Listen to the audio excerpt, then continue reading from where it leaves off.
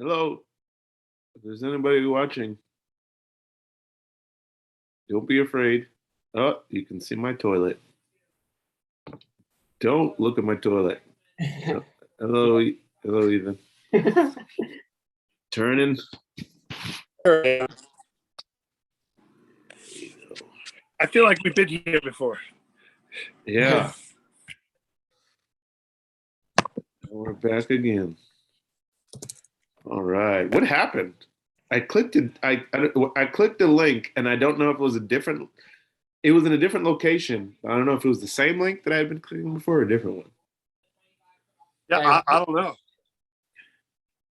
I imagine that wherever Sean is, he's doing all this stuff, managing the Zoom and everything, and the live feed just from one hand on his bed, just half asleep. Hey, be honest. Answer quickly. Are you guys droolers? Do you drool when you sleep? No. I definitely drool. Ethan, no. No, not really. Oh man, how does that happen? Whoa. Do you sleep on your stomach? Me? Yeah. No, I mean, I guess sometimes I am. I wake up in all kinds of positions, but I have to sleep on my side. I sleep in two positions, like either my side or the other side. That's it.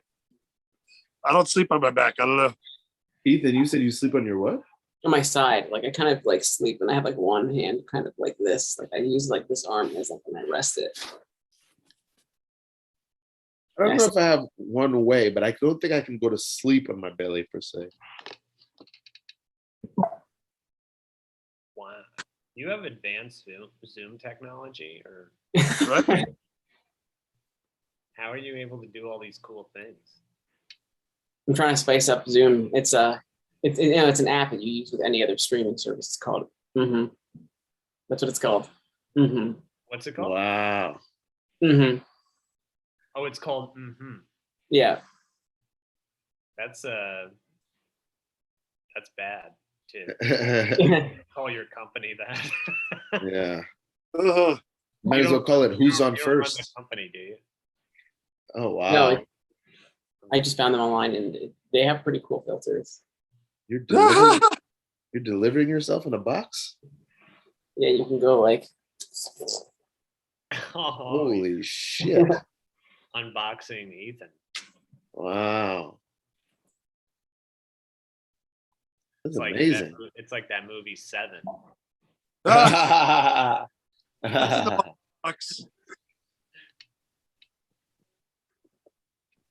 Well, I guess it's a good name for a company actually, because now I'll never forget it. Yeah, right? Yeah, that's actually really clever. Yeah, that's pretty smart. Hey, you guys know that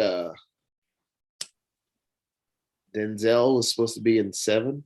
I don't know what role he was supposed to play. Probably Really? Brad Pitt's. Yeah. Really? Yeah, Brad Pitt's role? Maybe. I felt like he'd already be a little too old, right? When Seven came out? No, that was 96. Then they filmed that. Yeah, well, how old was Denzel at that point? Well, Denzel is now, I think, in his early 60s. So Damn. that was almost 30 years ago. So he would have been in his early 30s, mid 30s. Okay. He And probably would Brad have been. Pitt was like what? I feel like he was like the young hothead at the time. Like Oh, He's yeah, in his 66 right now. late 66. Oh, okay, so by then he would have already been like definitely probably almost 40. yeah. I had to use Wikipedia. I don't blame you. But Morgan Freeman. I mean, Morgan Freeman's first movie was with Cleopatra. Oh, I guess. I don't know what that means, but yeah, compared to Morgan Freeman, I don't know. Maybe it was the Morgan Freeman part. Maybe it's the Morgan Freeman. Denzel would be on my top 5. Or maybe, Actors? Yeah. He'd be for me too. Yeah. Wow. people love Denzel. I find it astonishing. I love Denzel. I love Denzel so much. I think I don't understand why Malcolm X didn't win Best Picture and Best Actor. It's a perfect movie. I think Denzel's so many perfect. Oh, Even that Man on Fire. Man on Fire. Awesome. here's my not my theory, but my thought, my opinion. Every movie after Training Day, I think, is Denzel's low point. Up until one movie that is my favorite Denzel movie. The Denzel movie that I think broke the streak of bad Denzel movies after Training Day is my favorite. Is that clear? Am I clear? What movie is it? Flight. Yeah, Flight's really good. Holy shit, dude. Yeah. Flight is so fucking good. But everything like Deja Vu, Man on Fire, what else was there? Even the Kung Fu movie he did was kind of weird. Remember he's the Bible guy? Kung Fu movie? Book of Eli. Oh, Book of Eli. Yeah. Yeah, Book of Eli. What else did he do? There's a bunch of movies, but I don't know. He says it. He says he was in a funk until he did Flight. I don't know. It was a weird time. It was a weird Denzel time. I don't know. Ethan, are you a Denzel guy? And if not, who's your guy? But yeah, I like the Denzel in terms of like just straight up like an actor. I mean, I think Bryan Cranston recently has become like pretty big, and he's a very good actor because I remember when I was a kid, well, not a kid, but a little older, watching him play the father of Malcolm in the Middle. But then when you see Breaking Bad, it's like, holy shit, that's the same guy. It's crazy just think to see that it's the same guy. Yeah, it's pretty versatile that he fits so well in both those roles so seamlessly. Yeah, wasn't he in Seinfeld too? Did he play like Jerry's dentist or something in Seinfeld? Oh yeah. He was. He was also great in the movie Drive. You guys remember that one? Yeah. I've been watching something on Stars recently. There's a show called Heels that just came out. It's about pro wrestling. It's like a drama about pro wrestling, and there's like a rival wrestling promoter in it, and it's played by Mike O'Malley, who I remember from Nickelodeon Guts. But he's like, it's crazy, and he's actually the producer of this show too, and it's crazy to see him as this like evil character because I just remember him being like the host of a Nickelodeon show. Who else came out of that Nickelodeon world and really? Because there's a lot of those Disney kids that did it. All right, Jason. A lot of those Disney kids that did it, but I mean, like Kenan Thompson is pretty big. Kenan Thompson, he's number one. Yeah. I want to Google this now. Yeah, because I can't think of anyone else. Yeah, he's like the main person. I remember watching like all that when I was a kid, like staying up to watch that because it was like the SNL for teenagers, I guess. Mm-hmm. Yeah, all that was a great show, dude. It was. I remember some of those sketches. Will, were you someone who were you trying to do comedy even as a kid? Yeah. Wow. Were you hoping to be one of those kids? Yeah, but I kind of chickened out after. What? I was like doing pretty good in like 6th grade, and then when middle school happened, I freaked out and couldn't do it anymore. Whoa, I did not know that about you, dude. Yeah. You're like auditioning and stuff? Got to stay present and not think about regrets, but I do have a lot of regrets of not doing performance stuff in like middle school and high school for sure. Wow.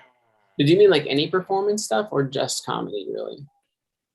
I mean, looking back on it, it's like I probably should have joined the drama department and stuff and done like the fun musical shit, but I was too scared. So I'm fascinated by the no, I don't think that brings the mood down at all. I'm fascinated by the quality of that, like what it means, what if you know what you were scared of, what that or what the nature of the freak out was, but we don't need to dwell on it. It's just a fascinating idea. I also want to say, so I got a list here of names. I'm gonna go. Ryan Reynolds, I think, did Disney and Nickelodeon. Holy shit. Really? Jessica Alba, Melissa Joan Hart is a name we forgot. Yeah. Oh yeah. We had Kenan Thompson, Melissa Joan Hart. She's been out here killing shit for years. I feel like she's rich, and I didn't even know how she's rich. What the hell did she do? Sabrina the Teenage Witch was a big one. The show? She seems like a mogul or something. She was on that show for a while. Yeah. Yeah. That was a big show, wasn't it? That's probably that may be the most quintessentially 90s show, huh? Yeah. There's actually, if you're, I was on a plane recently. I think it might be on Hulu, but I watched on the plane this documentary called The Orange Years, which was all about like the creation of Nickelodeon from like when it first started all through like the most popular era, like when it was like the orange, the orange and white logo. Wow. It's a really good documentary. Is it? I wonder if from Nickelodeon still is to this day. I mean, Adult Swim probably keeps it so relevant. I mean, I think there is still Nick, but I don't think it's the same as like when we were kids, probably. I mean, I haven't really watched it. That theme song lives in my mind. Nick, Nickelodeon. There is a new like Rugrats show now though, but it's like 3D and it's kind of strange. Yeah. I'm all Doug. Everybody loved all these shows. I only love Doug, and I love Doug. Yeah. I only liked Doug on Nickelodeon because I remember when they went to ABC and it was like brand spanking new Doug, but it was it wasn't as good. No, definitely wasn't as good. No. And that's interesting. It's like, what did they lose? Yeah. Well, I think like like one of the interesting things looking back through like Nickelodeon when they had like Ren and Stimpy and like those Nicktoons on, they had to kind of work around like the censors to like be, and it forced them to be more creative. Because I also remember when Ren and Stimpy in the early 2000s they rebooted on Spike TV, and they didn't have any like censorship to deal with because the Spike TV was like the real network for men, and it was like they were like trying to make it like, oh, it's going to be gross, and they made it like they weren't subtle anymore. And then it was called Ren and Stimpy Adult Party Cartoon, and it was not funny. It was not good at all. Whoa, I don't remember this. Yeah, Ren and Stimpy did a reboot, and it was in the early 2000s. And because they had no more like they didn't have to like be on a children's network. They just were like full on trying to be gross. Like they were just weren't. It just wasn't good. And even like Billy West, who did the voice of Stimpy, didn't do the show because he didn't think it was funny. And if he's backing out, it's not good because he's only involved with good things usually. Mm-hmm. It's so fascinating how I always think about how much people very much have an idea that you can just throw money at something and it's going to work. We're really committed to that idea, and it's like, but then you can see like, yeah, you move Doug from Nickelodeon to ABC, and I remember watching it and wanting to like it, and it just was wrong. Yeah, I remember being like disappointed. And you were probably a child. Kids know though. Kids know like when something sucks. Like there's no subtlety. That said, what made us? Were you guys like me, where you would run home to find out the identity of the Green Ranger? Oh yeah. I would be like, "Dad, we gotta get home. What are you doing? Let's go shopping later." Of course, I would never say that to my dad, but inside, he's doing whatever he's doing. I can't explain to him what's going on, why we have to rush home, but I'm inside, I'm like, internally, you're like, I can't miss this. What's crazy? Like, what's crazy right now is like nowadays, you wouldn't have to deal with that because we have like DVR and stuff. Like that just doesn't exist anymore. That whole like phenomenon. Like, gotta get home to watch this thing. It's like, oh, you can just set it for DVR if you had it. Do you guys still have cable and stuff or like regular TV? Oh, sorry. Do you guys have like cable and stuff going on? Regular TV? No, I don't. I haven't had cable in like over 10 years now. Holy shit. Anya, my girlfriend Anya bought YouTube TV, which is essentially like cable TV. So we don't have that many channels, but it is, I don't know if it's nostalgic, but it's nice to just turn it on and go, what's on right now? And watch that as opposed to just watching whatever you want on demand. There's something to that feed of like, okay, this is what we're offering right now, you know? Mhm. It's like being able to go to a restaurant and order anything you want as opposed to it having a menu. Mhm. It's kind of like, I only get that experience actually. I can see what you mean. I only get that experience when I'm like at my parents because they have still have cable, or like if I'm going on a flight like on JetBlue and they happen to have like TV, and I can like be like, oh, what's on TV right now? I end up watching like Modern Family every time I'm on Wow. JetBlue. It's like a show that I think is funny, but I always just watch it on like whenever. Like I don't go out of my way to watch it though.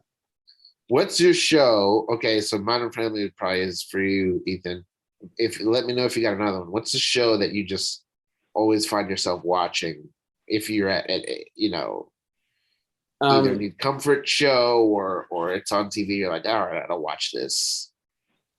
I'm probably like I'm not I don't really cook, but I like cooking shows. Like I like Top Chef. Like that show, I watch that show all the time, even though I'm like horrible at cooking. Those are fun to watch. What? Yeah. They're fun to watch. It's nice to see people enthusiastic about cooking food, making food. I don't know what it is that puts me off. Maybe it's because I know I can't taste what they're making and I can't get over that frustration. Yeah. Yeah. But Will, what do you got? Oh, okay. Yeah. Did you have a show before you go? I could, yeah, a show, just any show Just a show that you always find yourself watching. that I always find myself watching. I don't know. You know, I kind of listen to interviews a lot. Same. Yeah. Who's your favorite interviewer right now? Well, I would like sometimes I listen to like the old Dick Cavett show just to like Whoa. drown. It's just like nice to hear people talking and you can kind of, it's like soothing. I don't know. Yeah. Guess who shares a birthday with old Dick Cavett? You? This guy. Wow. Yeah. Cool. Nope. Yeah. Well, we appreciate you. We'll stop by again later if you would like. Yeah, thanks. Good luck with everything, and you're doing a great thing. And thanks for having me on. Ooh, yeah. Send that out to these boys. All right. You will. I'll see ya. Bye. Ethan, I'm gonna let this guy named Paul Pilata in. I don't know anything about him, but I'm gonna let him in. Yeah, cool. I'll probably have to pop up a little too. Thanks for being. I know I was supposed to be on later, but I wasn't sure I'd be online later. It's all right. Hello, Paul. Hey, what's up? Hey, I'm Ralph. Jason, Sean, and Johnny and Lex are all indisposed somewhere. So right now it's me. So yeah. Well, you know what y'all started, like y'all been going for a couple hours now, right? Yeah, they're at about the whole thing. We're at hour 14. Oh wow. Good for y'all. Yeah. Yeah, it's been going. I'm just here kind of I guess I'm the interim guy. I'm the relief, I guess. Oh, went to the bullpen, they called you up.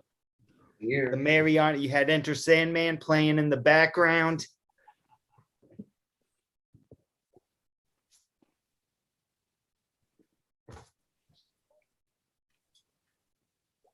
Oh, that's me. That's me. I have a bad hat. I have a microphone over here as I keep putting my hand over. Oh, I was like, oh shit, did my headphones go out? No, that's me. Where are you broadcasting in from?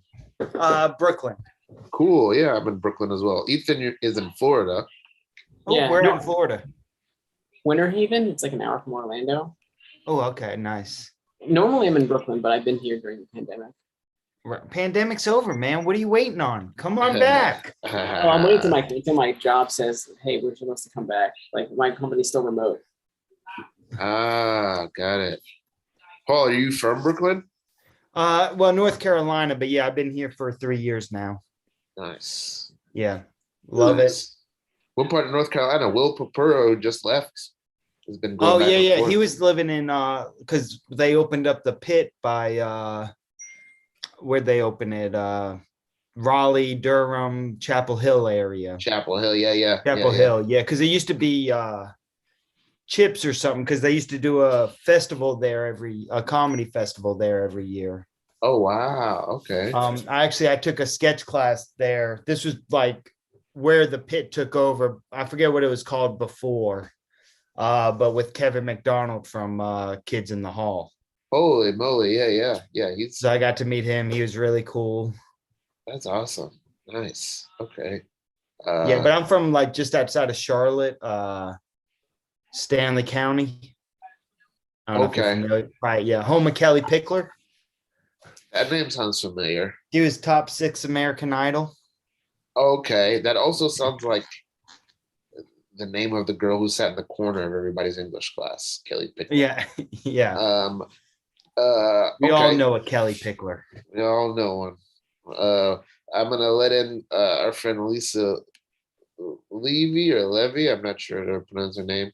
I'm gonna give you guys I want to give you a prompt because I'm gonna go hit the head, but I'm gonna give you guys a prompt and let's see what this prompt is. I think Lisa's also New York based. Hey, wait, there we go. Okay, take your time. There I am. I'm actually at this moment in LA because I'm house trading. Nice. Your house trading. Yeah, this friend of mine, Eric, he's a really good artist. He has a show in New York. So him and his wife are in my apartment in Bushwick, and I'm in a big house with a pool. Oh, an upgrade. Let's see if I can show you the pool. House trading. Amazing. House trading. I gotta drop out, but I'll try to come back later if I can. All right, Ethan. Thanks, man. Thank you for coming on. Yeah. So how's it been going? I'm the wrong person to ask. I guess the relief guy. I'm here in the interim. Hopefully Jason and Lex and Sean are all resting. Oh, They're all napping.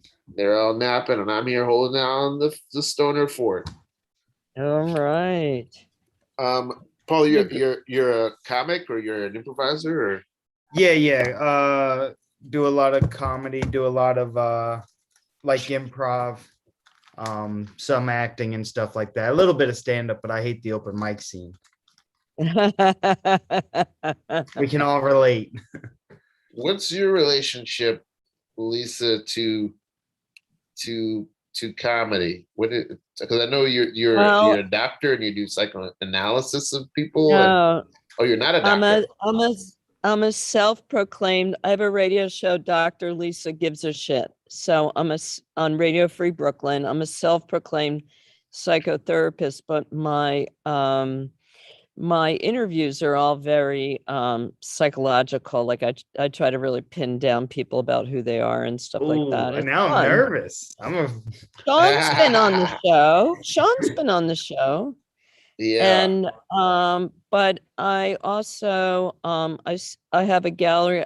I sell text paintings with words on them. Wow. So a couple of months ago, I started trying to put the whole thing together. So I started doing open mics. Oh, amazing! I'm doing some comedy out here, and I mean, I happen to be out in LA anyway. I went to a couple open mics, and I'm working on it. I'm getting better. That's awesome. Where's your gallery? In the city or in Brooklyn? It's in Greenport, Long Island, VSOP Projects. Cool. Yeah, it sounds cool, right? I'm really insecure, so mostly I just think I suck. That's the reality of my life, but it sounds good, doesn't it? I'm really pitching it. I'm pitching the highlights. I think it sounds awesome. I think it sounds awesome. I'll tell you, stand-up comedy. You do stand-up, right, Ralph? No, I did stand up briefly in like around 2010, 2011, very briefly. That's about it. Are there any jokes? Is there like a joke that you remember that you're like, I still really think this joke is funny? Okay, this is what I'll say. First, I did stand up because everything for me is about acting. I've done improv since I was 16, and I continue to do it because I think it makes me a better actor. Comedy has always been second to acting, even though I love comedy. I started doing stand up because the improv jams we used to do at the Oh, right. old pit, a comic used to come all the time and do improv, and he was such a great improviser. And his scenes were like sometimes really dramatic. And I remember asking him, don't you get nervous when people don't laugh all the time? And he and his buddy said, we don't care if people laugh, we're stand-ups. And so I started going and doing stand-up just because of that, because I wanted to get more, I don't want to say more confident, but have more resolve on stage to do exactly what I wanted. And Yeah. so I started going to do stand-up, but I never wrote any jokes. I would just go on stage and do one-man improv. And Oh, I see. Yeah. and then, but I did have this joke that a friend of mine who's a really pretty popular comic these days, his name is Charles Gould. So we started together, and he always reminds me of this joke I did once where I went up on stage and I was like, all right, y'all, it's spring break. DJ Scribble, MTV Spring Break. Yeah, all right. Everybody, next up to the stage, it's Aaliyah. Everybody give it up for Aaliyah. What? What?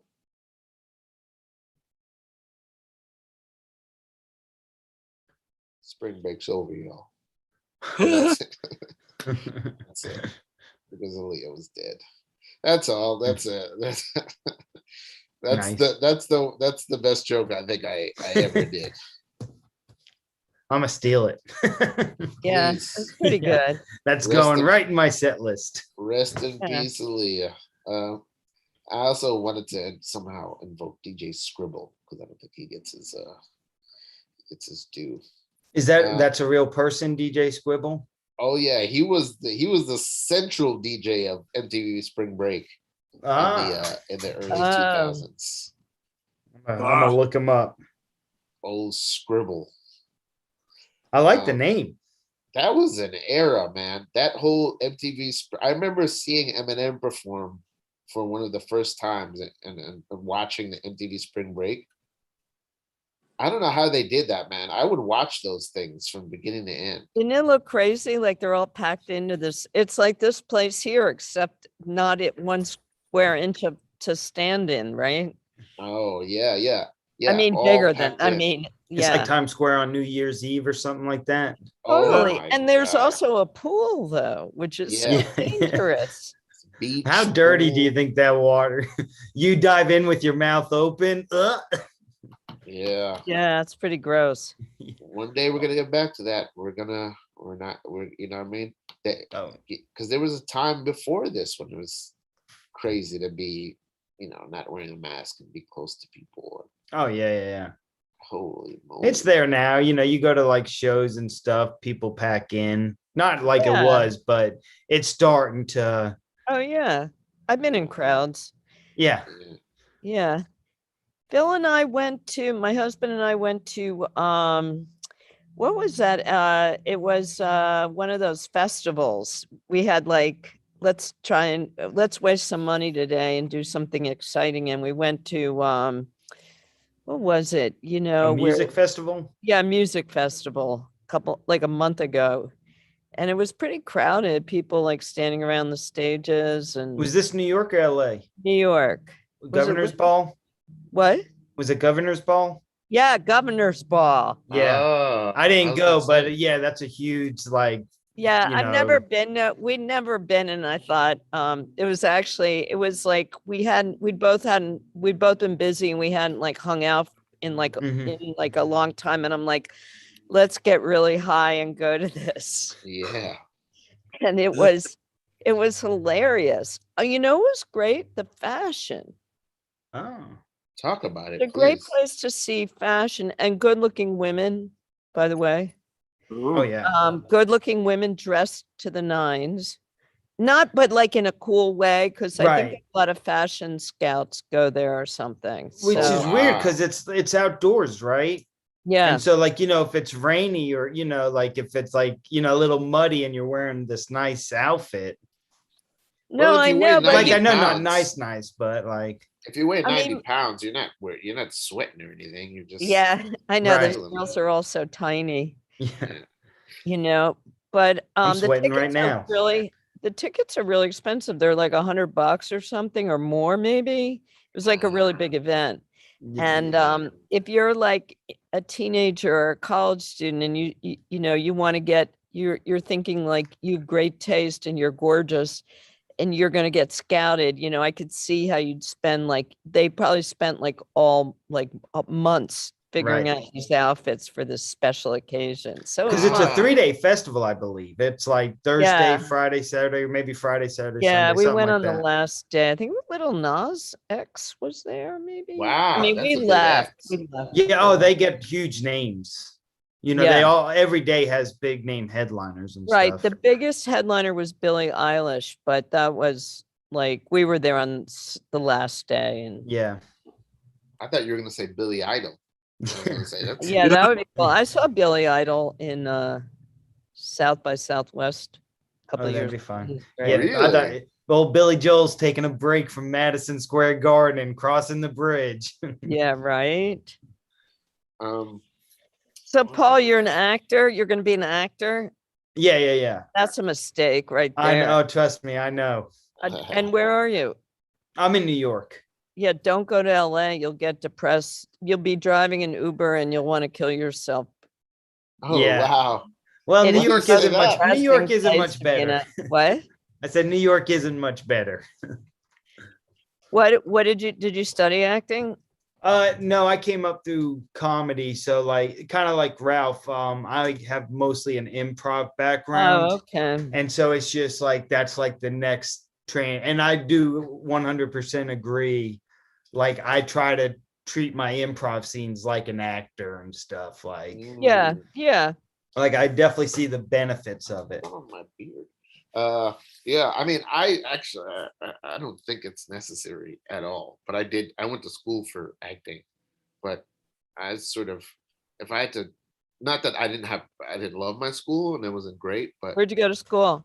I went to SCAD. Where? Uh, SCAD. Oh, that's a really good school, right?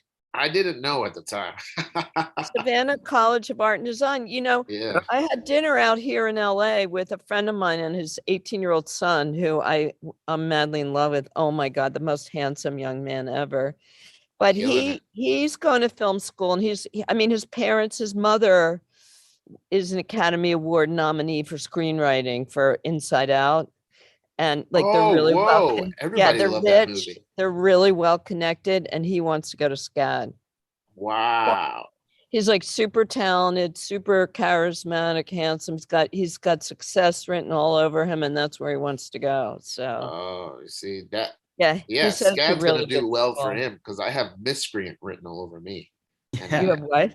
miscreant. Yeah. And they and I'm it was good for me. But Oh, I loved going to that school. Yeah, no, it's got a good reputation. When you're from a successful family and you're really handsome and you've got everything going for you, life is gonna beat you up at some point, and you're not prepared. Right. He is not prepared. Yeah. Yep. There's gonna be one day he wakes up. What? How did this happen? How did I Like- get here? Yeah. I was supposed to. Everything was supposed to go. There's some kids in Hollywood. Their lives are just like butter. Yeah. Why isn't Jason Cunnilingus saying anything? Cunnilingus. I'm Did just you hanging get it? out. He's Jason- just enjoying Yeah, the as a kid. conversation. Jason, I'll- do you get cunnilingus jokes made about you? Yes, all the time. How do you feel about them? I'm used to them by now. Ever since I was in kindergarten, I got that. you ever- Kindergartners know about cunnilingus. Yeah. Oh no. Did you ever get Jason grow up coming quick. us? Island. Did you ever get Jason Coming Us? Oh, that's an old one too. Ah, damn, I thought I had it. Did your parents, did you ever talk to your parents about your last name? They said, No, don't worry if I kids make. I was always told that it's cutest, which rhymes with cutest. Right. So I'm not- Who's the Cunis. cutest Cunis? Wow. Is that how you pronounce it though, Cunis? yes. Ah, Oh, okay. Cunis. Oh, okay. So that's how you. All my Good. friends call me JQ. JQ. Ooh, that's a cool. That's like a good nickname. Yeah, that's great. JQ. Yeah, you could be a rapper for sure. Yeah. Not at all. JQ on the mic. Some of this is random, but I just thought about are you born and raised in Long Island, Lisa? Me? Yeah. Are you born and raised?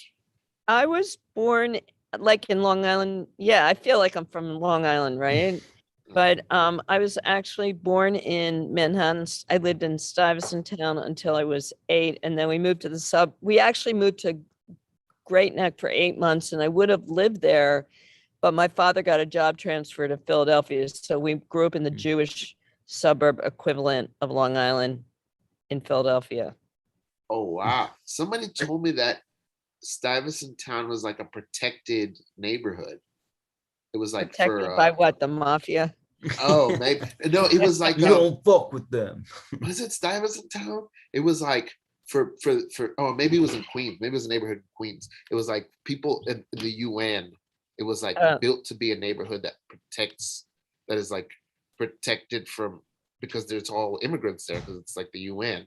There's like a bunch of Tudor City? That's Ju- right near the UN.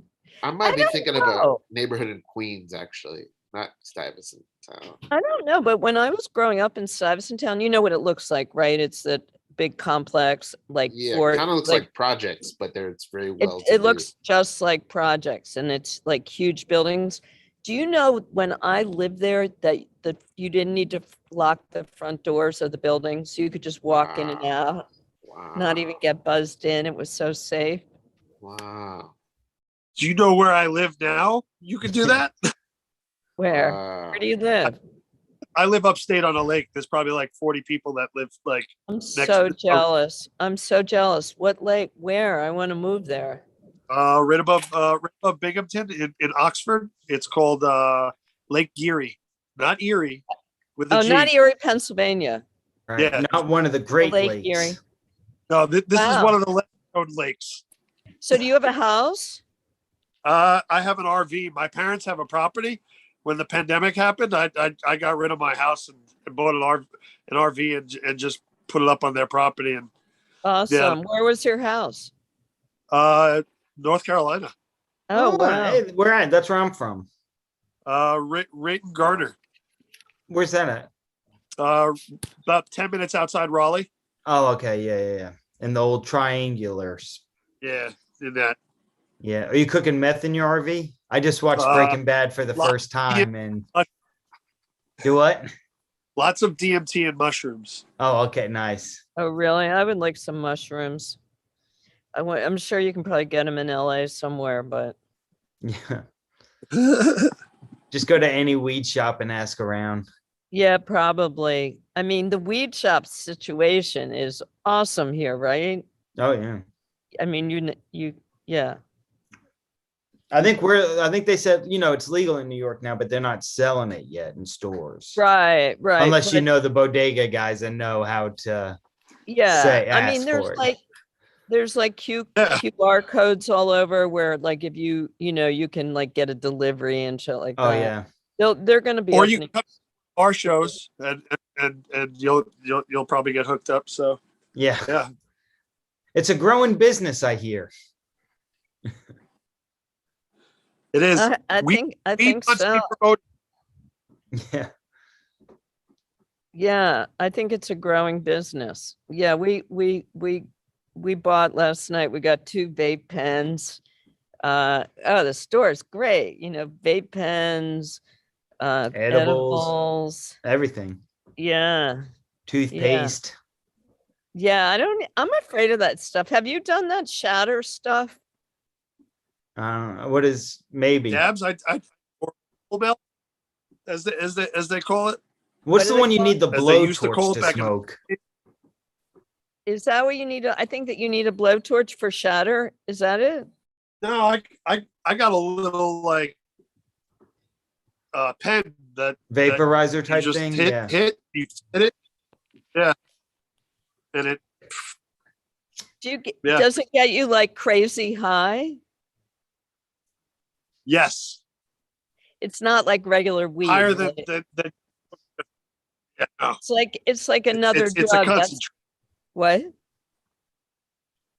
It's like a concentrate, basically. Right. And it gets you really, really high, right? So if you have a productive day ahead, you want to go ahead and smoke it in the morning so you could be at your peak performance. Yes, sure. Well, if you do strain specific, I mean, if you do all sativa, you're going to get much more of a speedy want to get up and do something as Right. indica. It all just Yeah. makes me want to go to sleep. It Yeah. all just Look at the book I'm reading right here. oh, It's a I good like book. that. Yeah. What's the biggest? Oh, gosh. I think you got My to life mute as a one. marijuana addict in the age of legal weed. Yep. Oh, I see. you guys know I just went to the New York State Harvest Festival, and I was on the winning team that won the New York State the cup. Sweet, The man, marijuana congrats. Really? Yeah, For growing marijuana? yeah. I work with a grower, so he's a really cool friend of mine, and I went with him to help him and help represent, his booth and everything at the Harvest Festival this year, and he took first place in the Cannabis Cup. It's the longest Cannabis Cup that's been running for in America since it's been going on for the last 25 years, since 1996. I want to say. Wow. What kind of operation does he have? Does he have like an indoor thing or hydroponic? All outdoor New York outdoor growing, in New York State? New York State. You can grow really good weed outdoors in New York State? My guy can. Holy moly, how's this guy do it? He's a genius. He's a genius when it comes to growing. Everybody's got their art, and growing. Yeah, like, that's an art. with a lot of plants is Sure. his art. Does he cover the plants at all? I mean, doesn't it get cold? So yep, I've heard him talk about when it gets to this time of year and everything, because he usually tries to let it go as long as possible. So if it's raining or something like that, or really cold or dewy in the morning, he'll cover the plants at night. So this way they don't get that dew in the morning until the sunlight's already out. And then he'll uncover them and everything. Yeah. Wow. It's a lot of work. It like is. for not just for him like doing it, but for just to grow it and stuff. It's a bunch of work. Yeah. Well, he probably loves it. He loves doing it, right? It's an art. It definitely is. He's always telling me anybody can grow weed, but it takes a really knowledgeable person to flower it, though. So, And it's funny. It's almost, it's becoming a thing where it's like people are moving to Colorado and places like that to get into the kind of like actors are going to LA or New York. Yeah, right. So it's becoming so competitive because everyone's probably just like, oh, I'll just go to Denver and grow weed and I'll live and it's like, yeah, but you now have 3 million people trying to do the same thing. Right. Well, yeah. I mean, I've heard that if you want to get into the marijuana business, it's already like you need money. It's You're too late almost. And now with celebrities, once you get a celebrity attached to it, Seth Rogen, Steve Urkel, I don't know his real name, Jaleel White or something. Yep. But all these celebrities are getting into it now, and Snoop Dogg, he has his own. So it's like, how is just an average man now supposed to stand out? Yeah. Yeah. Mike You know Tyson. what? Rolling Tyson. Stone. Rolling Stone has a Rolling Stone branded weed. I saw an ad for it. Oh yeah. Yeah, they all, Wow. it's if you're a good business person, I'm surprised Shaquille O'Neal don't have one. He's into everything, Yeah. But if you're, because there's so much money in it So that much. it's like, oh, I don't even have to do anything. I just have to attach my name to it. Yeah, it's like It's not like they're perfume. out there growing it. They have a team. Right. Like perfume. Right. Absolutely. What do you know what your angle would be if you could get into it? Would you specialize in? Money was no object. Hmm. The name is taken for an alarm clock, but I wanted to open a breakfast restaurant called Wake and Bacon. But if you look up Wake and Bacon, it's an alarm clock where you put in bacon and it starts cooking it. So like you're waking up, it's like you're waking up to the smell of bacon every morning. That's amazing. Yeah. Waken bacon. Wake and bacon. Happiness you can buy. Yeah. I would. That makes me want biscuits. Oh, With some gravy. Oh man, the greatest. When you're at your most stoned, what is the meal that you always want to have, whether you do have it or not? What's the thing that you always crave the most? Mm. Mm. You know what's weird? I don't love eating when I'm high. Oh shit! I feel like I get really charged, and I feel like if I eat a lot, it slows me down. It ruins the high. Oh, damn. Yeah. I try not to eat in like the first half an hour to an hour, because then I'm like, well, once you eat, if you smoke and then eat right away, I'm like, well, you're kind of just wasting the high. Yeah, that's how I Really? feel. So I'm like, if I smoke, yeah, I'll go like at least an hour before, I'll like drink water and stuff, but I'll go like at least an hour. That way I don't feel like I'm throwing it out the window. Yeah. Oh wow, Jason, you the same way? Yeah. If I'm really stoned, I won't eat a lot. But if I come home from like doing something and I smoke a little bit, and then like 10 minutes later, you're like, oh man, I'm so hungry, I want to eat something. Then it's usually like some sort of like pizza or something like that. Mhm. is just go to. Like some sort of bread cheese mixture is definitely toasted or warmed up. Just to,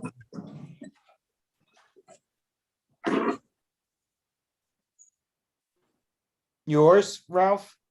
yeah. Oh, sorry about that. I was on an elevator. Well, I don't know. Actually, I don't know if many people know this, especially because I'm one of the hosts of Stern and Morning Show. But I don't do any weed. You don't? Oh, That's he's so probably weird. the most Why stoned is out of all that? of us. I think it's because I've been sober my whole life. I don't really know. I have a lot of addicts in my family, so I don't think I can handle it. It's like But don't even play around with it. It turns out that all the people I like the best are all stoners. It's just a good That's so fit. funny. Yeah. I had a boyfriend like that. His parents were alcoholics and he didn't drink at all. Yeah, it's not so. I'm definitely well, I can say I'm strict. Like I don't do anything. I don't drink, I don't smoke, I don't do anything. But I've also like You're not missing anything. Most of my adult life I've been in nightlife, and I do the Stern and Morning Show. It's never been a problem for me to be around it. But right. Because, and I also feel like, I guess I feel most at home with those people because there's sort of there's a freedom, there's like a looseness that I stoner strive people for. are cool people, right? Yeah, they're the coolest. Better than people. alcoholic drunk people in fights. Oh yeah, yeah. That's not good. Yeah, That's not good. people don't get angry like you see an angry drunk, but you don't think of an angry stone person. That would be. You'd have to really try to do that. You Yeah, have to make an effort. yeah. I could see an anxious stone person, but not an angry. So how was the beginning of this? Like this is an off hour. I know it's like 2 PM or 3 PM there. What was the beginning like last night? How'd that go? I think it went really fun. It was really fun. Oh, you were there? Cool. The pre-party before that, or Anya did. Oh, that Yeah, must Anya be did a fun. pre-show. You've met Anya, Lisa. Oh yeah, she's great. She was there. Yeah, at the show. Yeah. Where was the show at? Or was it all through Zoom? What's that? I said, was it a live show or it was all through Zoom? Yeah, Stoner Morning Show does a live show every Monday. Mm. There's the Saturday morning show, and then there's a Monday night show. Then I would Mhm. also like to, Jason, I would also like to figure out a way to tape that show, at least the audio of it. What The The live Sat- evening show. that sounds like a plan. I mean, We should just really need- be releasing 2 podcasts every week. Yeah, so y'all are podcasting too with it, or? No, we don't. We don't turn them in the podcast, which would Oh, seem yeah. be so simple. Are you guys podcast guys? I'm starting one. It's not out yet, but like I have a few episodes recorded. So You live in New York or in the area? You can always pitch shows to Radio Free Brooklyn. Really? Yeah, did you know that? I've told that to Sean a couple of times. Yeah. Yeah, they have if you go on the Radio Free Brooklyn website, they have like submissions and like you know, I'm a founding member. I'm like really good friends with everybody. I mean, just say, you know, if they ask if you know somebody, put me down and then I'll say something nice about you and probably, you know. No, I mean, you know, it's not that the only thing that's hard is that's, you know, you have to have a space to match up like the time that you want with the time that's available. Like if you They want have a very daytime strict, slot, that's easier. If you want, they also really they try to get more live shows. They have like a really nice studio in Bushwick. Oh, we'd So- love to do that. That's cool. Yeah. Sean was at the studio with me. Ask him about it. I mean, you could go on, want me to give you the link to the, I mean, you could go on the, just type in Sean Wickens on Radio Free Brooklyn and Dr. Lisa gives her shit. It'll probably come up. Are they very strict about their shows being just things that fit in the time slots? You would think that maybe they'd want like just content that they can just put their name on that leads people to their website. You know, Drop it. it's pretty, it's a very community oriented thing.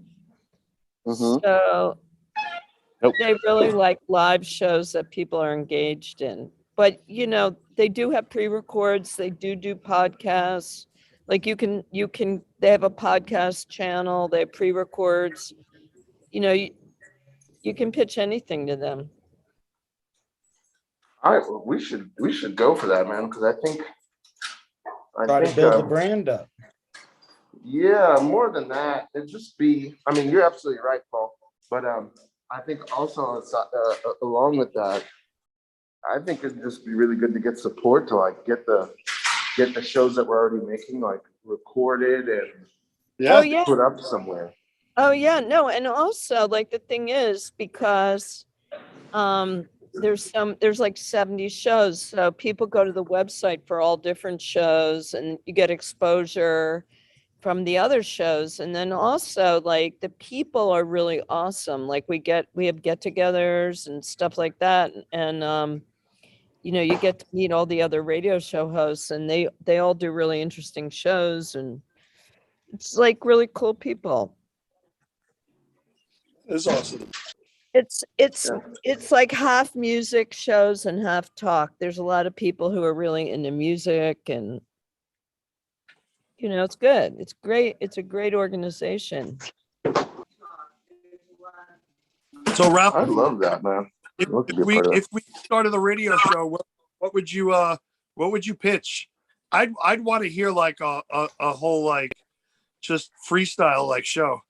Yeah, it's called I mean it's totally what free form radio. That's what the style of radio is. So I mean it's internet radio, but like so if you do a show, like you just do whatever you want as long as you're like a good community member. They don't like try to tell you what to do at all. And they don't, you know, they don't care like how many listeners you have, how much, you know, you've got to like follow the rules and do what you're supposed to do as far as like posting the, you know, as long as you're like a good community member, you can do whatever you want. There's no like, you can say whatever you want. I think somebody got a blowjob on the air once. All right. Wow. What show is that? I mean, All if right. that's what you want to do, if you really want to do that, no one's going to tell you can't. I was some There I am. in I didn't mean to be frozen. I don't know what happened. Hi, Lisa. in Charlotte. Oh Yo, my it God, froze. Good face. hi. Oh. I love it. How are you? It's good to see you. I'm good. I'm good. How are you? Are you in California? Yeah, I'm staying in I told you I'm house sitting. Look, can you see the Yeah. pool? Oh wow. Great. Nice. So portions of our show are restreamed on iHeartRadio thanks to a good friend of ours from Regular Cat Radio. He's been with us since the beginning, and he's seen like just the interaction between the four of us as friends, and he loved it. And he's like, I you know, once I get a platform, you know, to put you guys on, I'm gonna do that. And he held true to his whole gig. He put us up on iHeartRadio on his radio station. So every Cool. Monday from I do believe 10 a.m. Eastern Standard Time or 9 a.m. Eastern Standard Time to noon. No, it's the West Coast. It's on 9 a.m. West Coast time, and it's on 12 o'clock Eastern time for us, since we do it the opposite. What's your show? Stoner Jake- Morning Show. Oh, you're part of the morning show, right? Right. Yeah. I mean, technically, Yeah, it's all you a guys morning should do show. something with that. It's a good show. I mentioned it to Sean. There may be I don't know why. I don't know. I don't know if it fits with your whatever. Check it out. We're renegades. We're rebels. Yeah, you should like at least. Do you have like a YouTube channel and stuff? Oh yeah, Yeah. I'm gonna get all that. We were supposed to be watching that, but all the guys with the computers are Out. offline. Right. Usually we watch the YouTube stream and answer questions and everything. But I imagine they're still doing it. They're somewhere in a dark room with other computers around them. They're on, Yeah. and there's a green light on them, and they're typing very fast. And just switch They're it to not answering Cleveland. any of our questions. Yeah. Got problem in the control tower 6. I don't know. so check this. I was at the festival over last week, and Which festival? the New York Harvest Festival. Okay. It was like 4-day event. I was camping for 4 days up in Afton, New York. First night there, it's just like vendors and like the people setting up, all the production crew. So we're hanging out. I do mushrooms. I do a lot of mushrooms, and like, you know, I'm up till like 7 o'clock in the morning, and I finally come down and I'm out by my campsite all alone in the pitch dark, like just smoking a cigarette, coming down, getting ready for bed. And I see this couple like walk down, like past me, and I hear their conversation. And it's honestly the funniest, like weirdest conversation I've ever heard, because like the boyfriend, I guess, was like, but I walked in on you and you were just in your underwear, and the guy was laying down, with nothing on. And she's like, but I didn't do anything. She goes, she's like, you walked in already. And I'm just like, wow, this is like the weirdest thing to hear at 7:00 in the morning at a festival. So funny. It seems right on brand, really. Yeah, if I'm honest. I guess that there were, I'm sure there were lots of weird things that went on at that festival. It was really a fun festival. I do recommend anybody next year to check it out. No, it sounds great. That sounds like fun. There were probably, I think, 6,000 people over the stretch of 4 days. Wow. Yeah. Were y'all handing out, like, do booths hand out like little samples? Like, yeah, try our stuff, They were straight up selling too Yeah. for really good deals. You can get really good deals at these shows. So Was there a guest speaker or a guest artist that performed? yeah, Rick Naya. I got to meet Rick Naya. I don't know if you guys know who he is. He is he's the godfather of hybrid cannabis. He's basically the guy that started it all, like hybridizing like different strains. So Wow. I got him. He's a really cool guy. Very Did you get soft. a picture? Yeah, it's up on my Instagram. Yeah. So He's also a world-renowned clarinet player. really? Naya. No, I made that up. Yeah. I made up the part about clarinet. He could be, though. We don't know that he isn't. We don't know. Just because you're good at one thing doesn't mean you're not good at something else. Right. Just Some were thank blessed God, more right? than others. Anybody here have a hidden talent that nobody would know about them? That's a good question. I used to be a great cook. Not anymore though. What happened? No. Why did it stop? You couldn't have. Because I used to cook for my boyfriend when I was in my 20s. I got really, really into cooking, and I didn't use recipes. I was very creative with it. And then after that relationship ended, I was like, I don't want to get in that like thing where I'm cooking for somebody all the time and being taken for granted. And then also living on my own, I just wasn't that interested. And then I got really into like making my own other art projects and shit. And I just Right. don't do it. Went on the back burner. You just really wanted to be It's an like I artist. lost interest.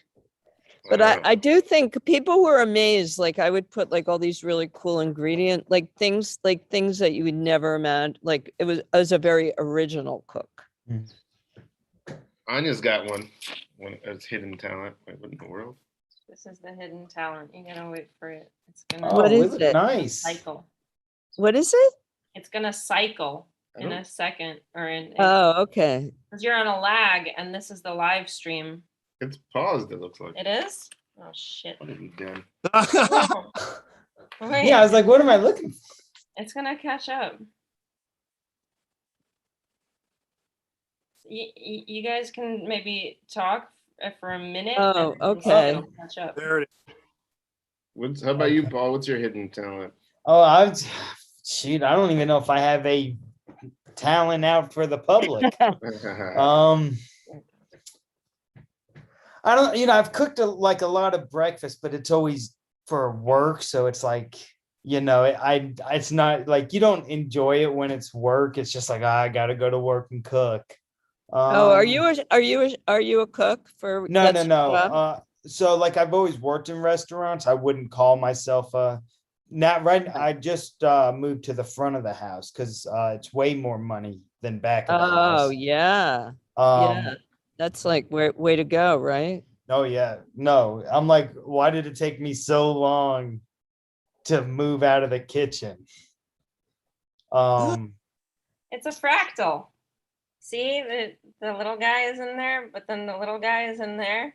It's Oh, an wait, endlessly- show me again. I couldn't see it. It's an endlessly recurring loop where you get smaller and smaller. So this is Ralph's screen. Oh yeah, Oh, look at that. Screen in the screen in the screen in the screen forever. It's a oh, fractal. wow. It's like one of those cool Ralph's mirror little shots. face is here, here, and here, and in there.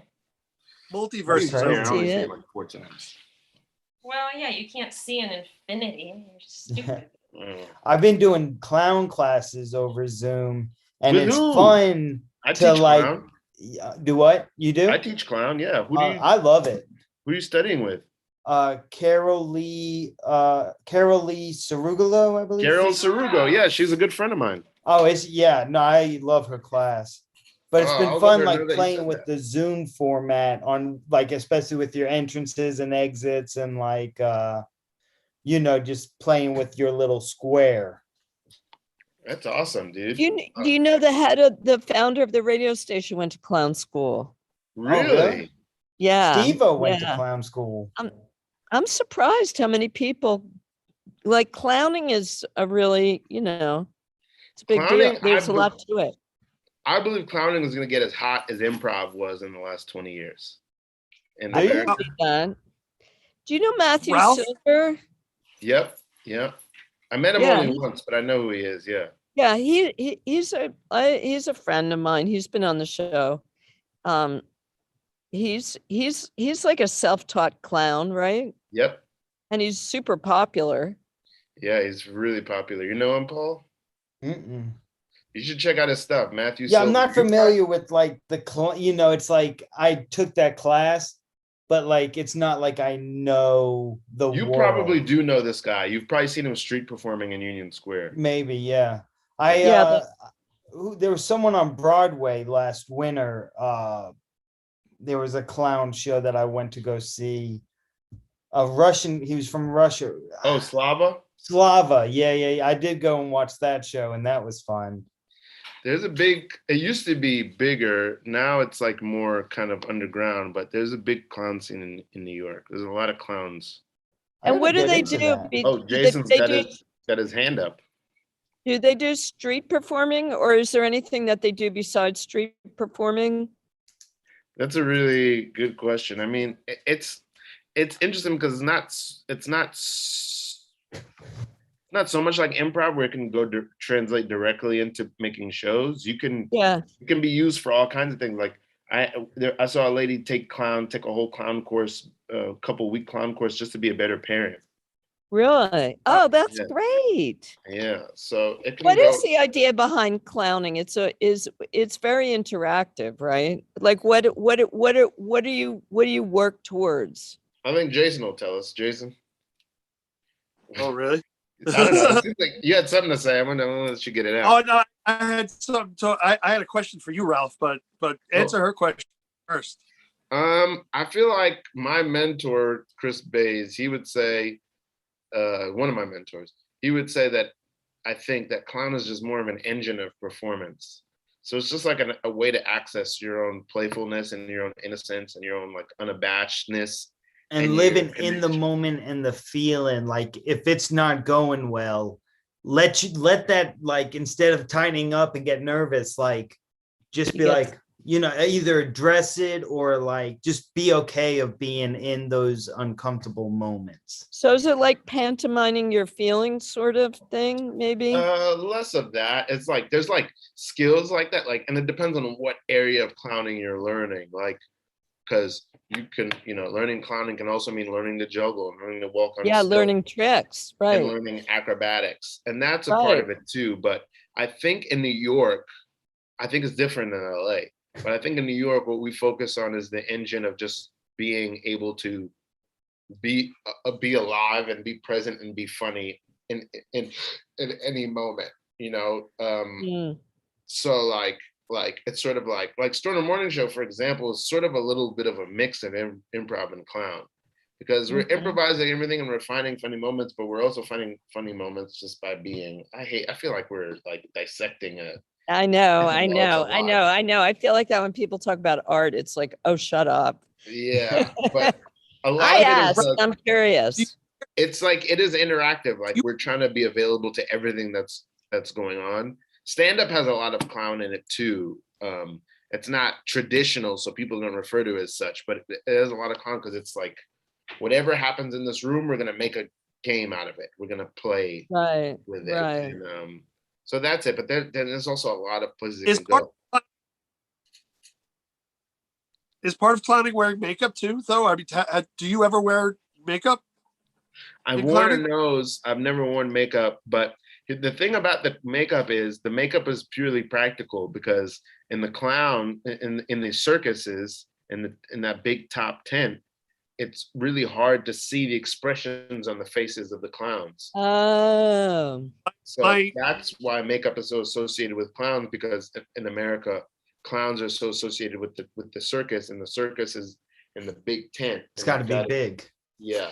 But aren't you also like as a clown, like you're supposed to seem like a character, right? Like, I mean, that's my impression. Is that true? Like, you don't want to give people the feeling, you want to give people a feeling of fantasy, like that they're not working with or experiencing just a regular guy, or You're larger than life. I think that's right, but there's many different ways to do that. Bugs Bunny is a clown. Mr. Bean is a clown. Right. Very often Will Ferrell is a clown. All these people are clowns. So it really depends on. Steve Urkel is a clown. Right. You know what I mean? Yeah, I've seen him. So all those, and those are all characters. So those don't depend on makeup. Makeup is just, I guess, the traditional way of indicating that. But once that tradition loses, once it stops being useful in its context, you could go away from it. Right. This used to mean that you were a rapper. Right. Right. You don't need to do that anymore. Right. Now that means you're a wannabe rapper. You're a rapper, though. I could see it. Yeah. But that used to mean that, and you don't need to do that anymore. So I think for clowns, like, yeah, that was what it was before, but we don't need to continue that now. I think there's a lot of like an anti-makeup, even anti-nose. I could see that because it signals circus, and clown is bigger. And people don't take it serious. So if you see someone with a red nose, you're just like, it's just gonna, like, in a bad way, a negative way. Oh, you're a joke. Yeah. They're going to, like, when people see clown makeup, they bring all Presume. all these presumptions, ideas with them. Like, it's also like this or that. It kind of, and it's so visual that it doesn't allow people to really notice your actions and your words or whatever. Yeah. It kind of gets in the way, right? Yeah. For a while, it's like I'm still like, serve a different purpose. When it comes to like talking and clowning, like part of me is still like, oh, like almost like a mime. I'm not allowed to talk. So it's like, oh wait, no, yeah, you are. Like, there's the difference between the miming and the clowning. Right. But there's sometimes I'll be more silent and be like, oh wait, no, I'm clown, like, Yeah, it's the weird thing about clown is I've been doing it for like probably how long now? Oh, I've been around it for like more than a decade, and I still really can't describe it. But it's just a way to be more alive and more fun. It's hard to put it in a box. Yeah, it really is. It's really an interesting thing. So I think for that reason, I think it'll become really popular. Yeah, because I guess it's a note that you can play in other things, right? Like, you can add it to a lot of different, you can play that in context of another act or another story. I think it's a way to access a note that some people do naturally. Right. I feel like I could name a bunch of people who naturally are clowns and have clown in them. But you don't need to just naturally have it in you to access it. You can learn to access it. Like, there's some people who are naturally comedians and then other people that if they were to get a little bit of instruction, probably have a great comedian in them too. Yeah, I agree. I And agree. a clown as a comedian. So like yeah. So I don't know. It's not something that needs to have a strict definition. It's just Yeah, very it's a cool thing amorphous. for performers. Yeah, it's really it makes you Interesting. powerful in a fun way. Interesting. Oh, Um, that's so cool, Paul, that you've been studying with Carol. Yeah, Did you ever take I it love in-person? it. Do what? Did you ever do an in-person class with her? I did one probably, I mean, now probably 2 or 3 years ago. I did one, I think it was just one class. But I've been pretty much for, I mean, I'm trying to think probably how long now, at least 8 months. Like I'm in the fourth, we've been doing 4-week classes and we just finished up the fourth one, I believe. So, I mean, 16 weeks of classes I've been since COVID. Oh, wow. So yeah, it's pretty much every Friday night. Got my little Art. My clown name is Art after Art Carney from the Honeymooners. Wow. And yeah, got my little outfit. oh, wow. Yeah. Little clown outfit. That's nice. Hey guys, I'm gonna have to go. I've got a husband. Did you hear that? You want to see my husband? Yeah. No way. That is a You nice guys- pool. Look I at like that. the Go- shark. I like that shark floaty. Yeah. The pool filter is broken right now, so we're Getting in. we're a little limited here, but I can't Yeah. complain. How long are you there for? I always complain. I'm here till the 24th. Oh, so you got another week to enjoy I it. know. I'm styling. I am Yeah. very grateful. I am styling. Anyway, I enjoyed all you guys. I Yeah. enjoyed chatting with you. And Ralph, always great to see you and Anya. I'm a huge Anya fan. I want her to know that. Oh, I'll let her know. Yeah. Huge Anya fan. Yeah. So yeah, I hope to check out Radio Free Brooklyn, and I hope to see you guys on the East Coast. By the way, all the comedians I've met out here at the open mics, I went to a couple open mics, they're all like, yeah, New York's the place to be if you're a comedian. Yeah. They I all feel say like if you want to do strictly stand up, come to New York. But if you want to do stand up to get into, like you're more worried about acting, you just using Yeah. stand up, then LA is where. Yeah, you definitely have like good credentials if you're like from New York though, out here. They come mean, impressed. you A hear that, little Jason? bit, not, I mean, just a little bit. Right. You still got to be funny. Yeah, but they're more set. It helps, everything helps. Anyway, great chatting with you guys. Really fun. And good luck. And let me know if you need more help fundraising. I'll make some posts anyway. Okay, thank Okay? you. If you don't get to your goal, let me know and I'll help out. Okay. Appreciate that. I'm sure. Yeah, Johnny for appreciates sure. that. I'll do what I can. Yeah. Thank you. Thank you. I'll promote it on my radio show. Woo! Let me Awesome. know. Okay, are you on Okay. today? It's every Thursday. Ah, beautiful. Okay. All right. All right. Thank you. All right, Lisa. guys. Great Have a meeting good you. one. Hang in there. You guys follow Enjoy. Dr. Lisa Levy. Is it Okay. Levy or Levy? Levy. Levy. Follow Dr. Lisa Levy. At All Dr. righty. Lisa Levy SP. Good, Thanks Doc. so much. All right. Bye-bye. Sweet. Um, How late is this going till? And 10?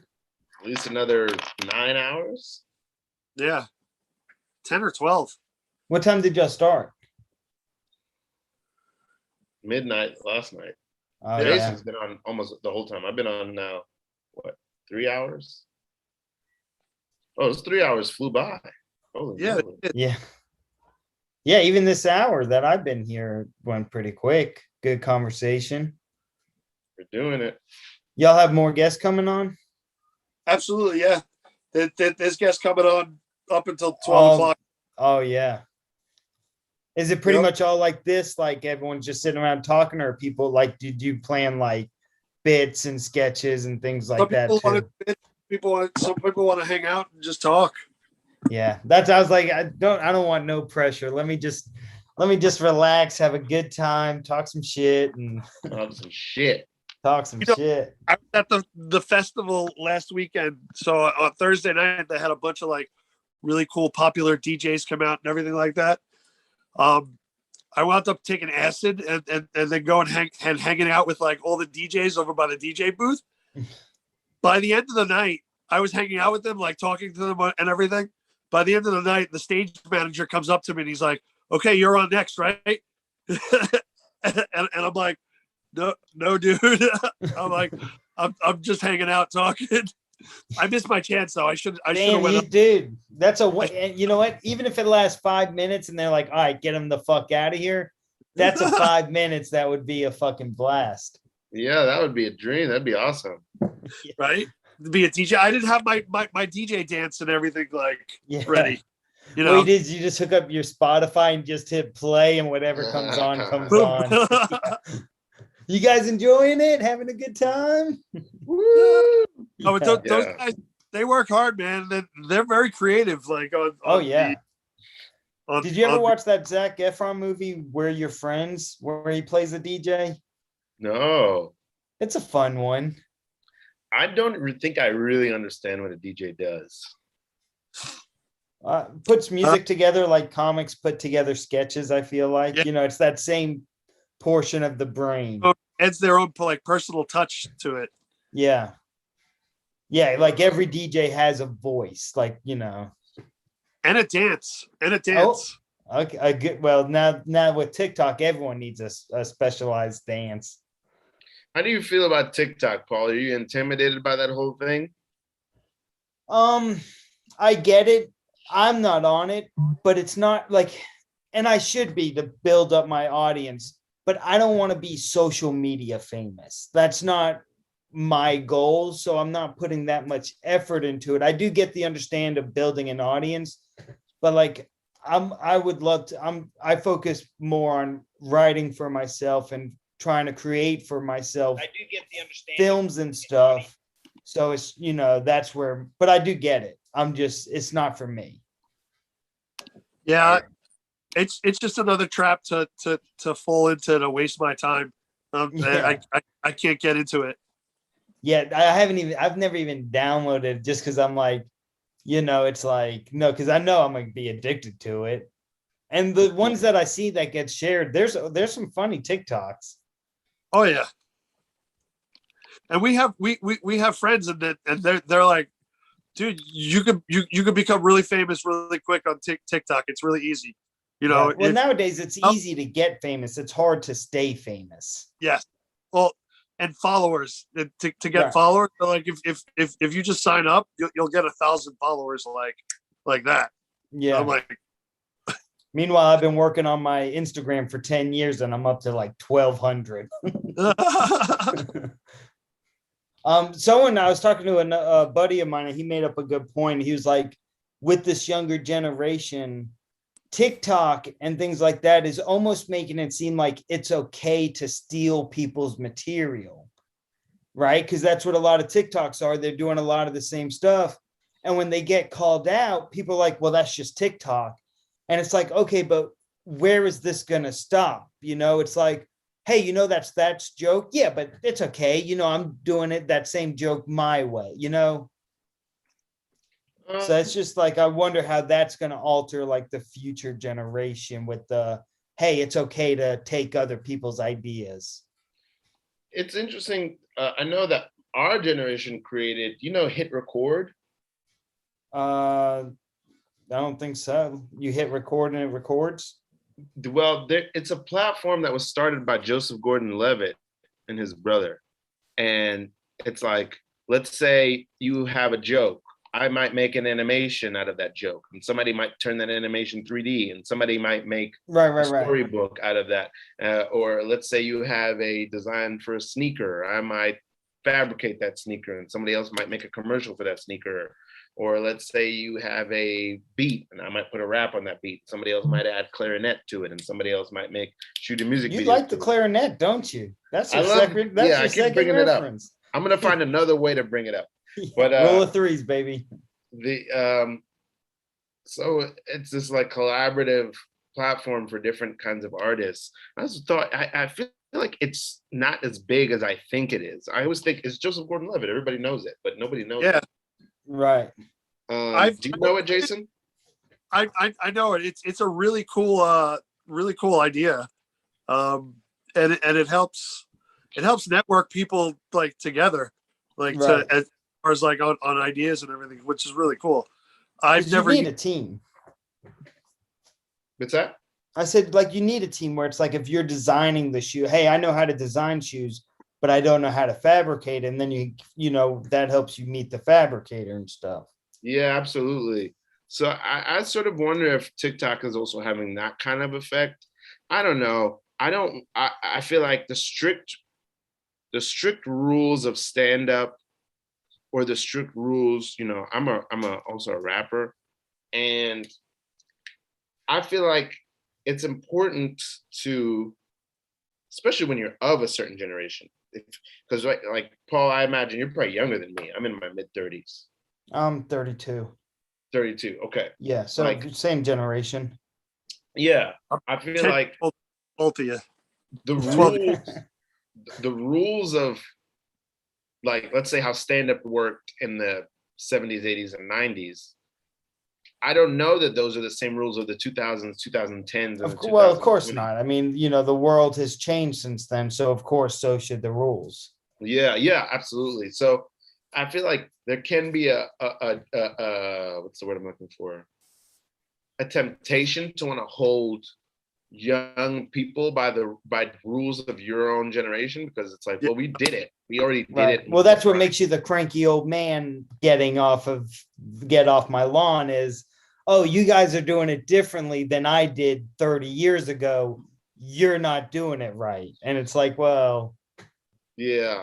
And I think there's a place for that. I think there's something that's good about that. And, you know, a keeper of the flame, somebody who keeps the stories and the legends of their generation and the lessons and the innovations.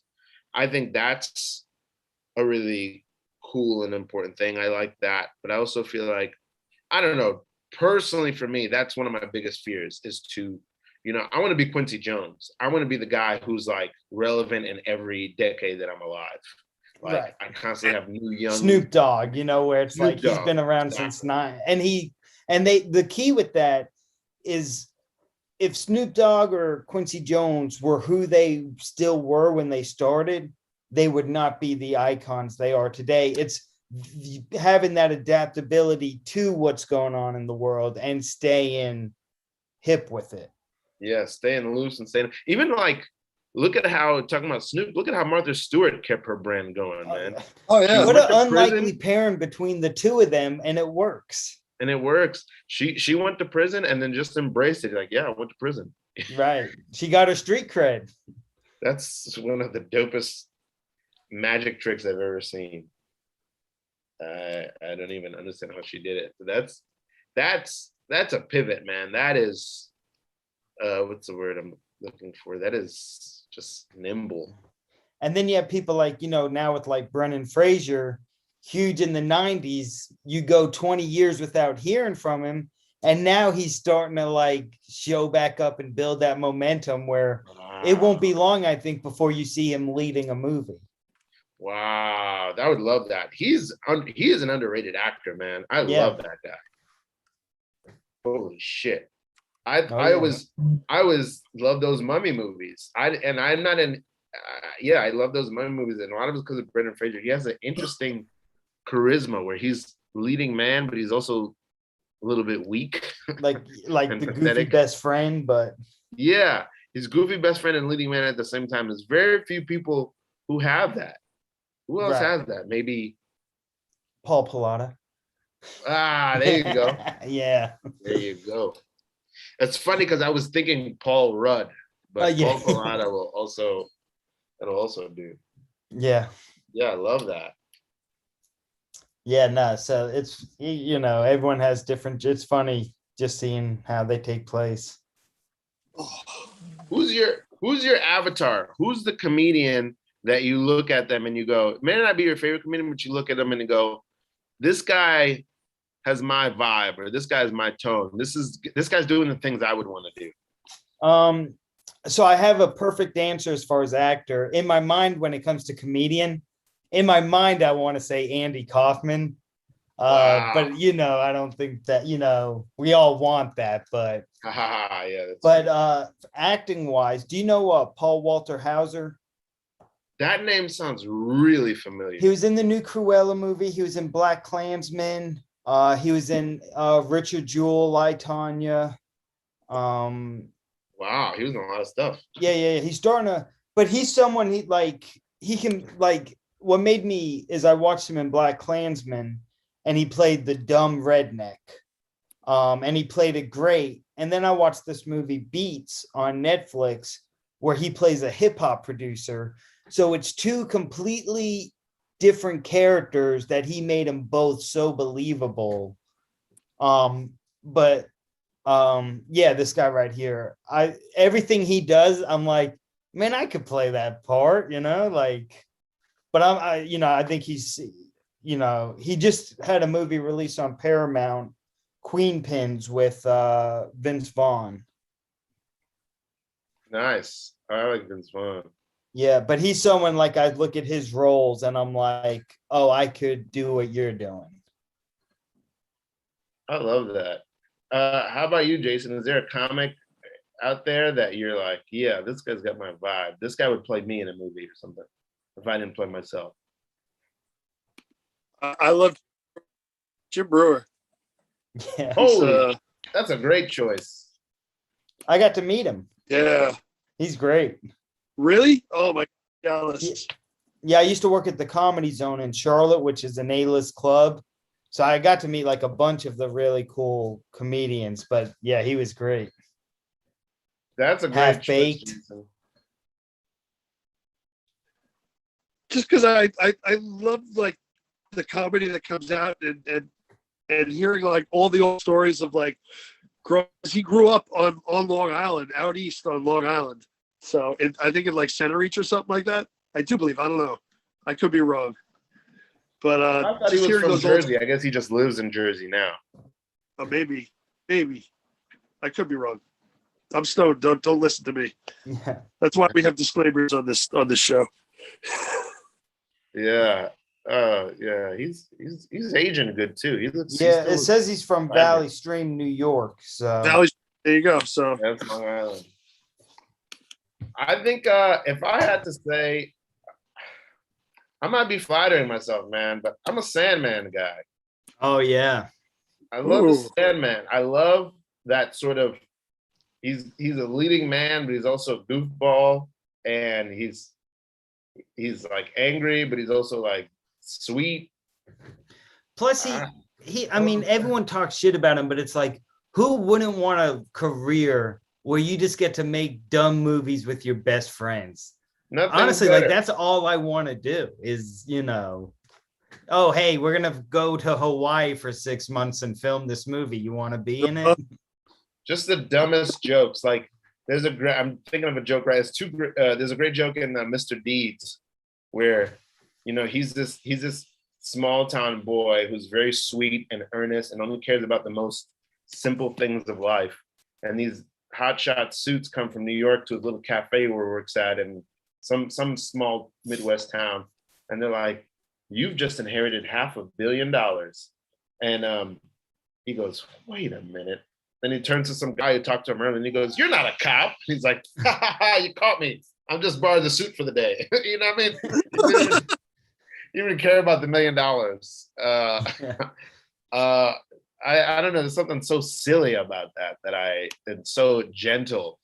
And, I just rewatched the other day Hubie Halloween. Man, I want to watch that again. I love that. Yeah, movie. It was right, so unexpectedly good. Right, just him riding the bike, dodging everything, and yeah. And I also love all his movies.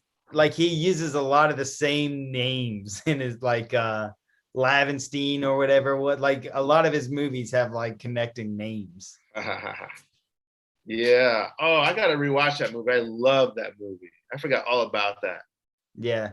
Well, I seen a tweet. It was I think it was Adam who tweeted it like, this is the 1 year anniversary of Hubie Halloween.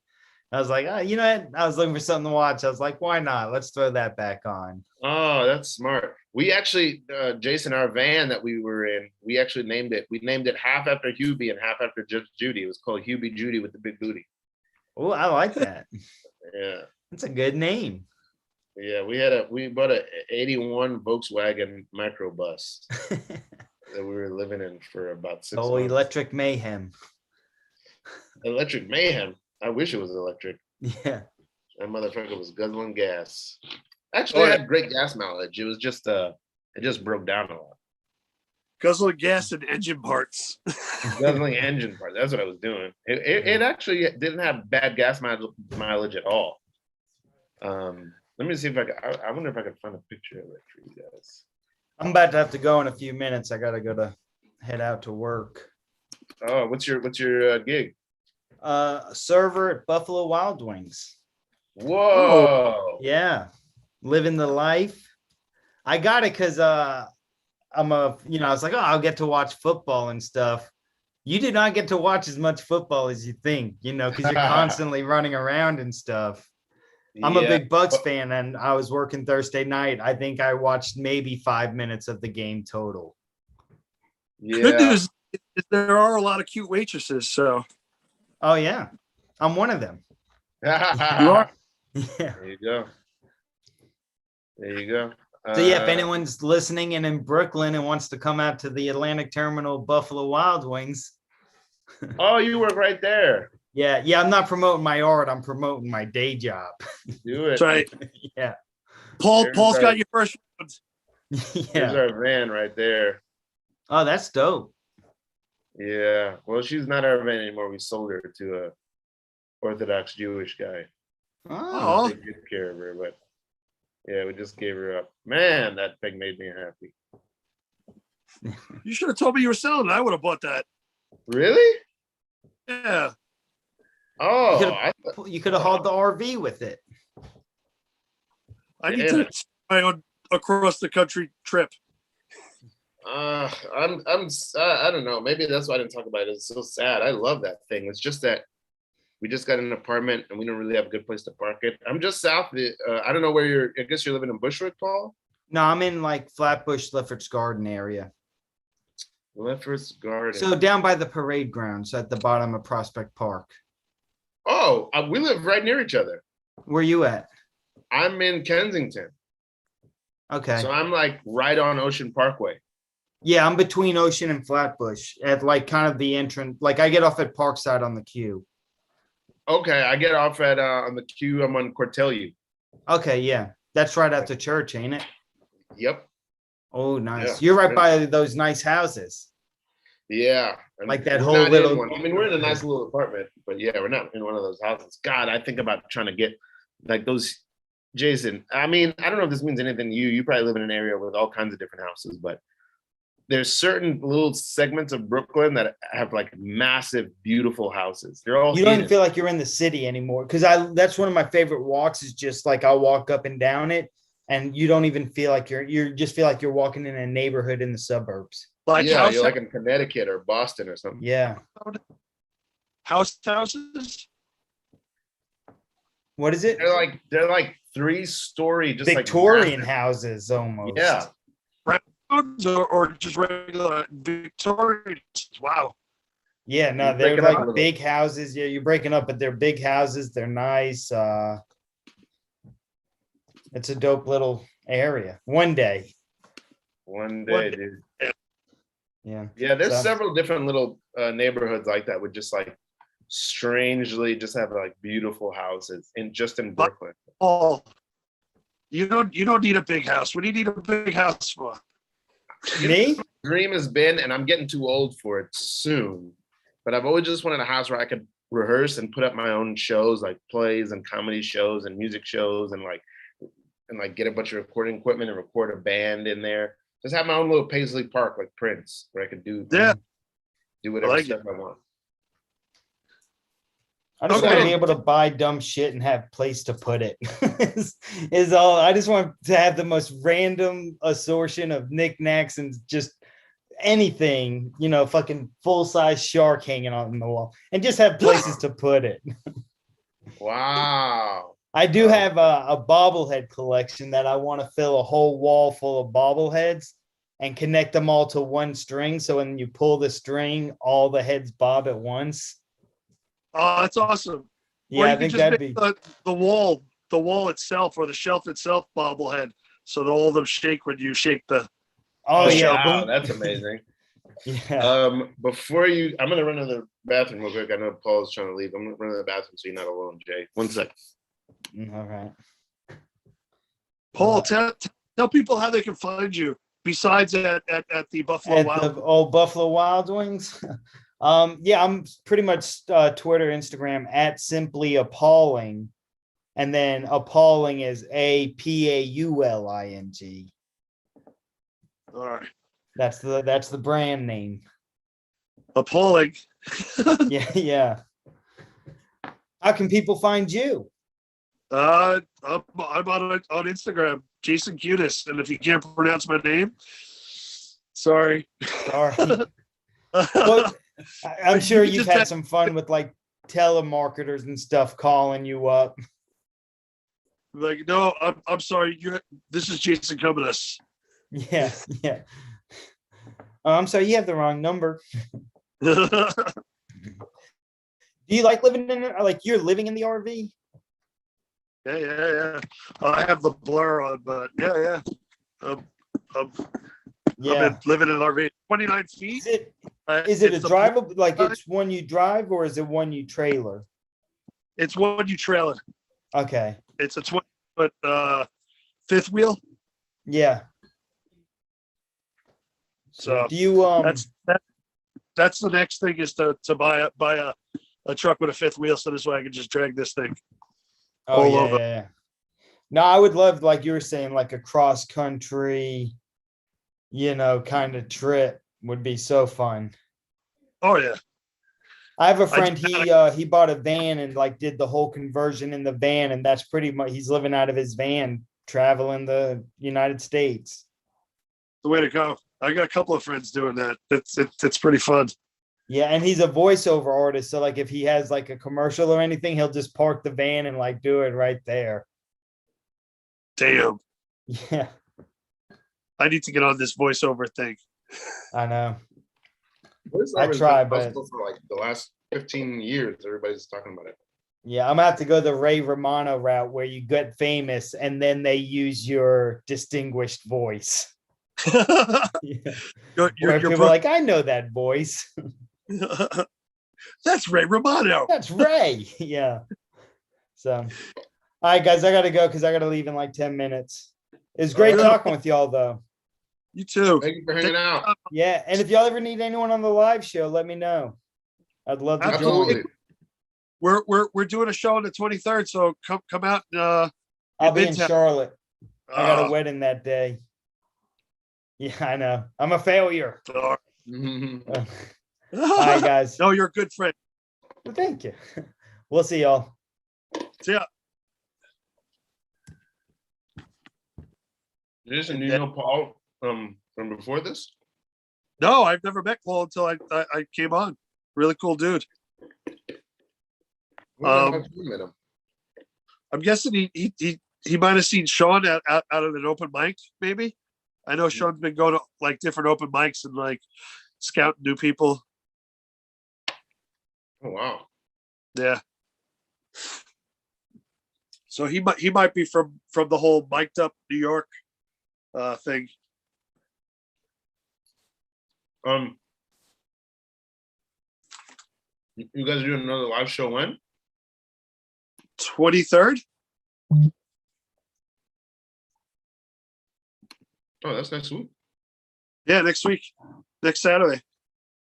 Oh, We're gonna do laughs, and then I'm gonna try to stay until Tuesday, so this way I can do the Tiny Cupboard Stoner Morning Show. Oh, fantastic! Yeah. Oh, I didn't know that. Yeah. I'll get your first time on it, huh?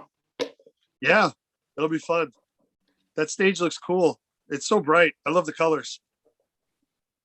Yeah, now I'm just thinking, why come you said to do it last time you were here? Last time I was here, I had to jet out on Sunday. What are you eating? Who was that? Oh, I forgot Jeremy's here with us. Oh my Let's- God. Jeremy, come What on are you in. eating? I was about to What's say, up, your guys? voice sounded different, Jason. Hey, Jeremy. Hey, what's up? I hope that this is a compliment for you. That shirt you're wearing looks reptilian. Oh no, that's actually just my chest. Skin Yeah. flakes. I'm kind of scaly. My God, are you doing CrossFit? What's going on? Yeah, it's like I sit in the sun and I get really ripped, and then I just sit there in one position, and then I let go, and then it all cracks. My God. It's kind of cool. I No, hope it's a it's Uniqlo cool. shirt. That's a really interesting pattern. Yeah, I see it on the TV. It's getting all weird. Wow. Jeremy, I'm sorry. I totally forgot. I let you in like 10 minutes ago, and then you sat there and we're like, Wait, I'm No, gonna wait it's totally patiently. okay. It was funny. I was waiting to try to find out when I could say something that would be funny, but there wasn't anything. So instead, I just creepily asked what you were eating. That was great. Anya's been making homemade granola. She hasn't been baking it, which I would prefer, but she's been frying it in coconut oil. She'll fry it with like the oats and then like pumpkin seeds, sunflower seeds, and pecans. And then we won't add any sugar, just raisins. And the raisins, strangely, are completely enough sweetener. oh yeah. Because usually I understand that granola is packed with sugar. You should. Instead of raisin, I like dates. I'm a big date person. Hmm. I like Dang. raisins. I'm gonna try dates. See what that is. Tell me, I always confuse dates with figs. Are they close together or no? Aren't they the same thing? I thought they Holy were the shit. same thing. Yeah. Is Could it be figs? Figs are the wet form, and dates are the dry form. Oh. What in the hell? Yeah, I think the fig is the wet fruit, and the date is the dried version. Yeah, yeah. Okay, I always thought I was dumb. I thought they had nothing to do with each other, and I was just dumb. They're just like twins that are from different families. So they're basically like raisins and grapes. Basically, I think so. Yeah, yeah. Figs by themselves when they're like wet off the tree. I don't know. They're kind of weird to me. But What's up, dates are PG? just yeah. PJ, it's good to see you. We've never met before, but do you know the difference off bat between figs and dates? Yeah. Yes and no. I worked in produce inventory. I worked in inventory period for like a warehouse, but with like a big ass grocery store, right? And we had figs and we had dates. And if I'm not correct, I think like one is a little bit more firm. I think. The wet. I think a little bit more firm. I'm not. I can't correct you because I have no idea. I think. Oh, we playing a guessing game? I'm trying to learn. Yes, I think they're firm. There's certain things that I can't think of them now that I've been confused about my whole life. Where I'm like, isn't this? Well, and also a fig is more of it looks more like purple, green kind of, and a fig is more of a darker color. I mean, and a date is a darker color. It's the dried out shrivelly fig. I got another question coming up here in a second. Hold on. I like your sunglasses, by the way. Oh my God, twins! Look at this. Let's rock these. Boom.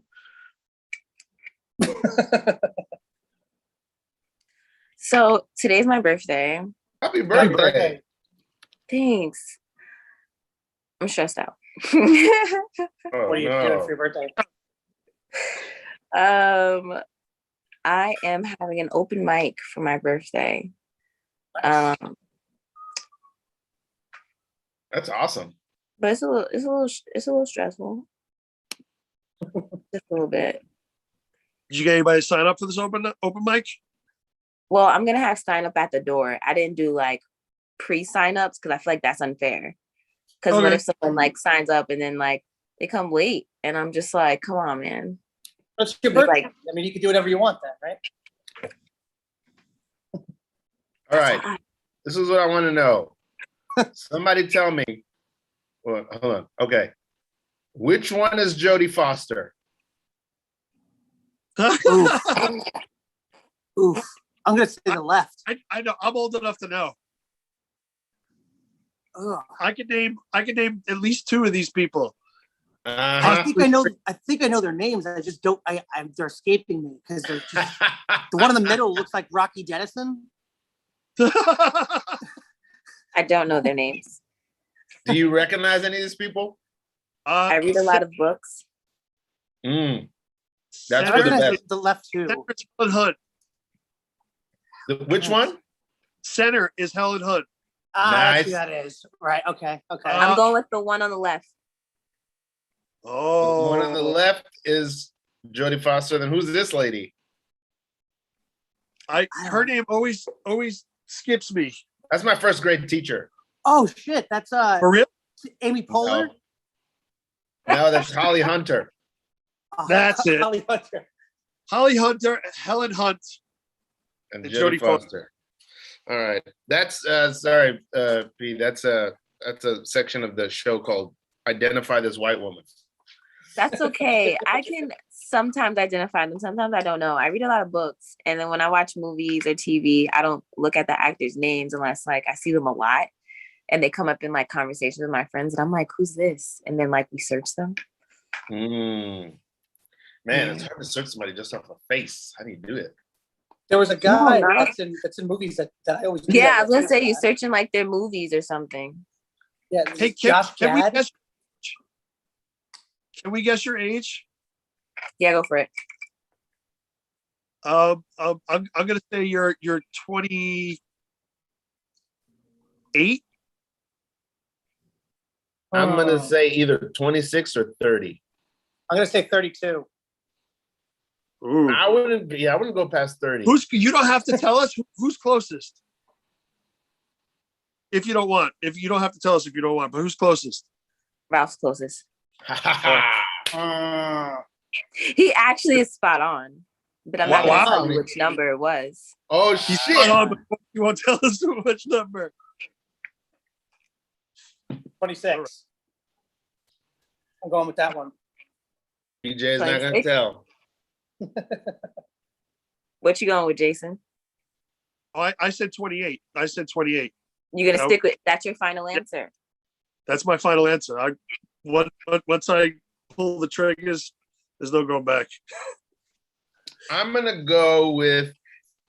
You see, because I'm going by energy and by feeling. I'm gonna go with 30. Feels like you have. She's got some wisdom. Poise.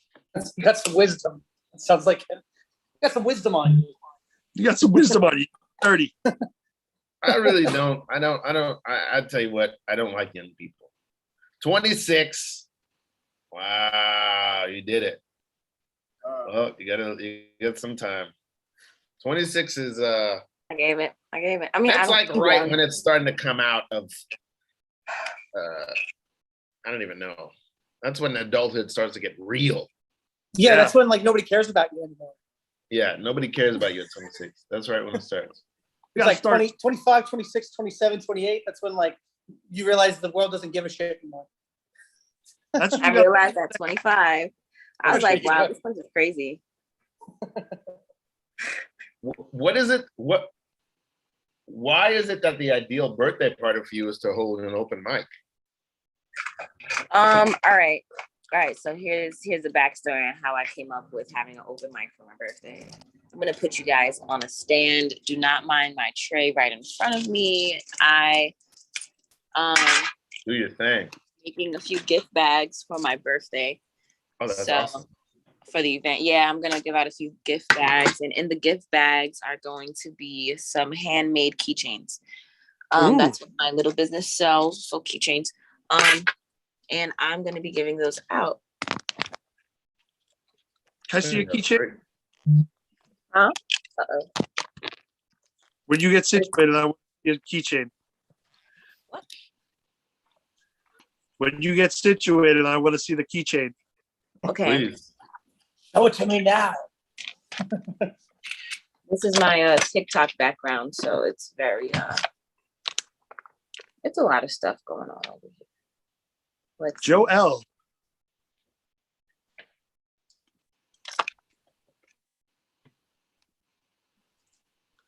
You live in a Mike. haunted house?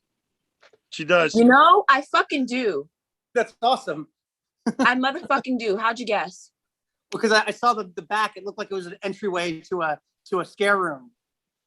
You know what's so funny about this back here? This is actually a wall that has Oh, a is it? hole in it, and this is covering a hole in a wall.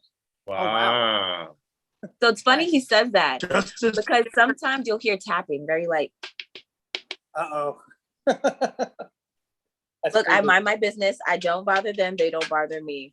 Mhm.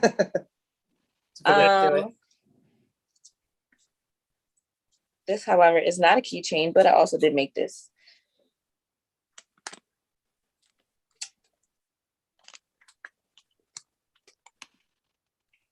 All right, don't ever get nails. Like, even if you're gonna try it, like as a try it out, don't get these. These are really long. They're really pretty. They look like they'd be like really good to scratch your back, though. I'm just saying. Extremely good to scratch your back. Yep.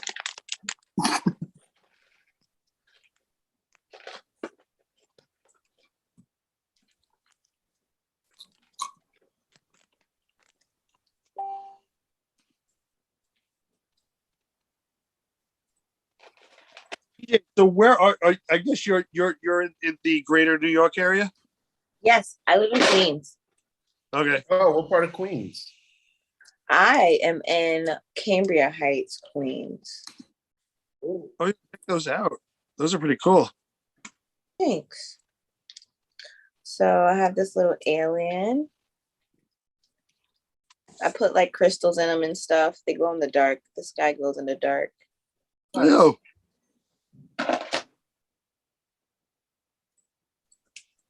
Ooh, I like me a skull. Wow. You make these? Yeah, I make these. They have crystals and they glow in the dark. Holy cow. And I made myself a birthday glass. So it's pretty cool, but it's not near me, so I'm not gonna show you.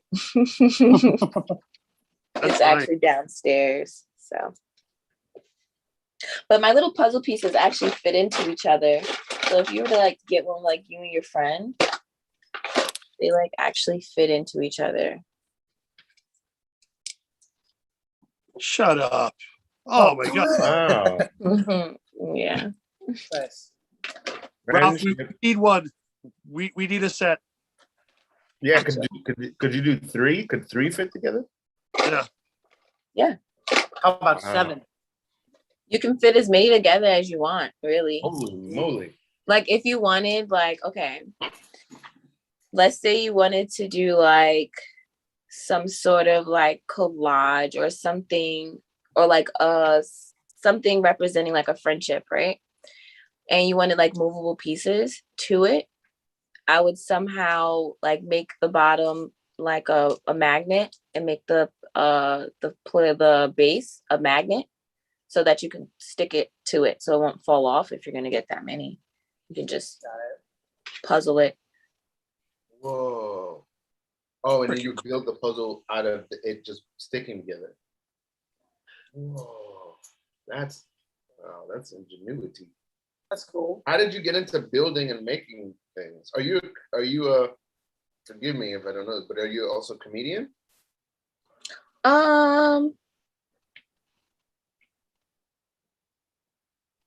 Not a Sounds professional like one. you are. Not a professional one. She's an all around funny girl. How do you, oh, are you from Queens? Native? Yeah. Yeah. Oh, wow. Yeah, I'm a Brooklyn native. Oh, snap. That's awesome. I would have guessed that you were from somewhere else. Really? That's because I'm wrong. It's just because I'm wrong. Where would you guess? I would have guessed like Maryland or like Cincinnati or something. I don't know. You just have an eclectic feel to you, but I guess Queens makes sense. We're in New York. I could see that. I was gonna say Jersey. I'm sorry. Oh, no. I didn't mean that in the bad I way. would not have said Jersey. So Jeremy, what do you make? What do I make? Oh, I make a bunch of weird stuff. Let's see. I make stickers. Oh, that's cool. I put out this sticker set. It's called "Piss Someone Off for Christmas." Holy shit! Yeah. And No. so this is what it comes with. It comes with. I don't have any open out near me, so it comes with this little card, and then it comes with 10 stickers. It comes with 2 versions of Ligma balls. I need that. Right? I need that. that one's important. There's also this I need one to that's stick it on also, people's presents. Yes, I agree. There's also a couple of small "fuck you" stickers. That's awesome. Then I also got I got a "Stalk Your Ex" this holiday season. Wow, how do you come up with these? Because I'm insane. I got "Shoot Me in the Fucking Face." Oh my God. Also got "We're Glad You're Dead." Oh. And then we got this "Hail Satan" one.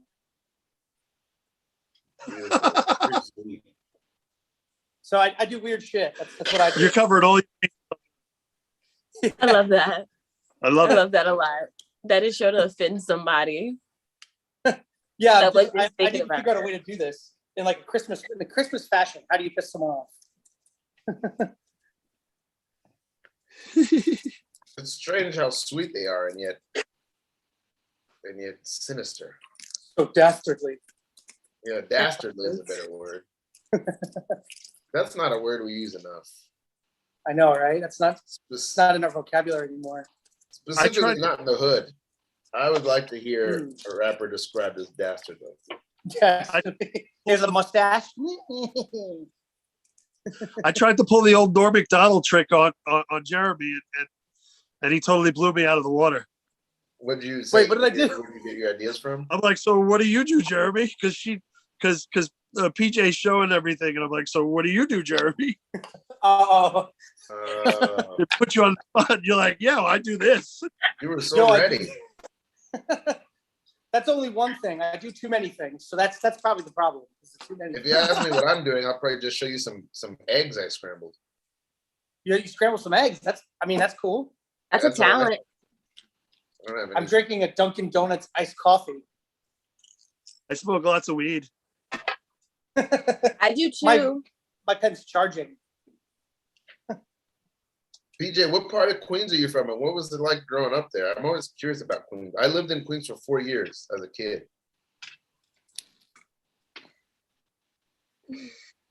It's an experience to live in Queens, because depending what part of Queens you live in influences kind of what you wind up getting into as a kid. Oh, talk about it. I want to hear about this. So I lived originally in Southside Jamaica, Queens, from like elementary just like to 50 6th, Cent. 7th grade, right? Wow. And when you live over there, you could get into so much shenanigans. It makes no sense. Like stupid shenanigans, like ding dong ditch, and like who can piss off the security guards, because we lived in like not a co-op, but like a apartment complex. like kind of a situation. So it was like different circles and stuff like that, right? So we got into really stupid stuff. But then I moved over to Cambria Heights, like North Side, Cambria Heights. And like when I was younger, we would be outside, you know, like typical kids till lights came on. But now no one's outside. It's quiet. Like it was always quiet after a certain time over here because, you know, we have to go inside. No one's houses is right, you know, right on top of each other. Like we have to go inside to our own houses unless you're going to your friend's house. Like it's quiet. But now it's like no one's really outside. It's not like kids running up and down the street the way we used to be. It's not like you hear them running and playing. It's like really silent and it's kind of creepy. So I've learned to enjoy silence as an adult. Oh, I love it. I live in upstate New York, so I get a lot of silence. I want to move up there. I live on a lake. That's beautiful. That sounds in the lake? What lake? It's called the community lake.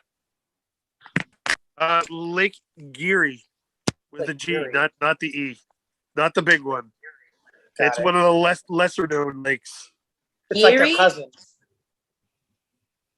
Yeah, like Richard Gere. Yeah. I'm up above.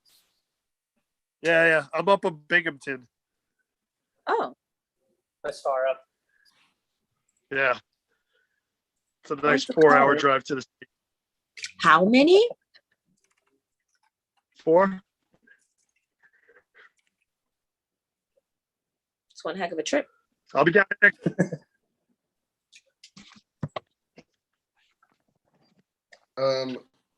What you know? The thing I always hear about Queens, I tend to follow a lot of people that come from Queens because I live there, but also because I love hip hop. I feel like the people from Queens are always talking about how much they saw like who like DJ Who Kid and Tribe Called Quest and Nori and LL and 50 Cent, and it's like seemed like they all knew each other.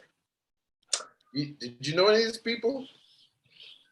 Not for real, because they're not really my generation. But I'm pretty sure if I was in their generation, I would know them. Who's in kind of thing? Because I realize now, like, I know a few people that's like in music, you know, and some of them are like doing things, and I'm like, wow, your career is going to be great. And it's cool because I can just say I know you. That's still amazing. So it's like, it's a generation thing. Like if you know them, if they're not like your uncle or something, or like your play uncle, because you know people call themselves cousins and know each other for so long. If that's not like your uncle or something like that, then no, you don't really know them. You just know they come to the hood, and they go to only the hood. Like they don't come to the suburbs, and it's really annoying. But they only go to like the hood. Oh, I see. Is the hood like a place, like a building you go to? No, it's called the hood, meaning like that's where you'll find a lot of the corner store, liquor store, church combos. That's where you'll find a lot of the stereotypical like project ghetto. Like I say ghetto because ghetto is not really a thing, right? You know, it's more especially of like it's not really a thing. Like it's like a financial thing, like the ghetto, but it's not really the ghetto because where we live at is really nice. Or where they live out now, it's really nice. So it's not the ghetto. But they go to the hood, where it's predominantly like lower class, low mid class. Yeah, it's about the people who are living there, because like in Brooklyn and let's say in Bed-Stuy, it's like depending on if you have a bunch of like, you know, kids, you know, white kids who go to NYU who are living in these cheap apartments, then no, it's not the hood, it's just the neighborhood. But the second those leave. Last time I was in Queens, I met Mayhem Loren. I was getting bubble tea, and he was in front of me. Who? Wow. Mayhem Loren. He was a rapper, was probably hot 2010, 11, 9. He does stuff with Action Bronson.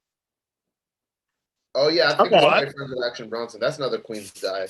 That's probably closer to your generation. Action Bronson, yeah. Yeah, 50 Cent is I don't like know in him, his though. 40s now, right? Yeah, 50 Cent is the generation before. Is like 50 Cent blew up in like 2003. Ah, okay. Action Bronson blew up. Action Bronson's kind of an older generation too. He blew up in 2010, 11. Yeah. Oh, it's. Are you experiencing it yet, P? As you get older, you sort of start to move away from pop culture. Like it's harder to maintain your grasp on it. Or are you right in the? You might be right in the thick of it right now, right in the middle of it. Explain that question a little bit. Like, you know, all the new hot models, the new hot rappers, the actors that are hot, the shows that are cool, the Yes, comedians yes. that everybody's interested in. Yes, I stopped caring. Like, I'm slowly stopping caring about like what's really like hot per se. Like, and it's more so not because I don't care. It's more so it's just I don't feel like keeping up.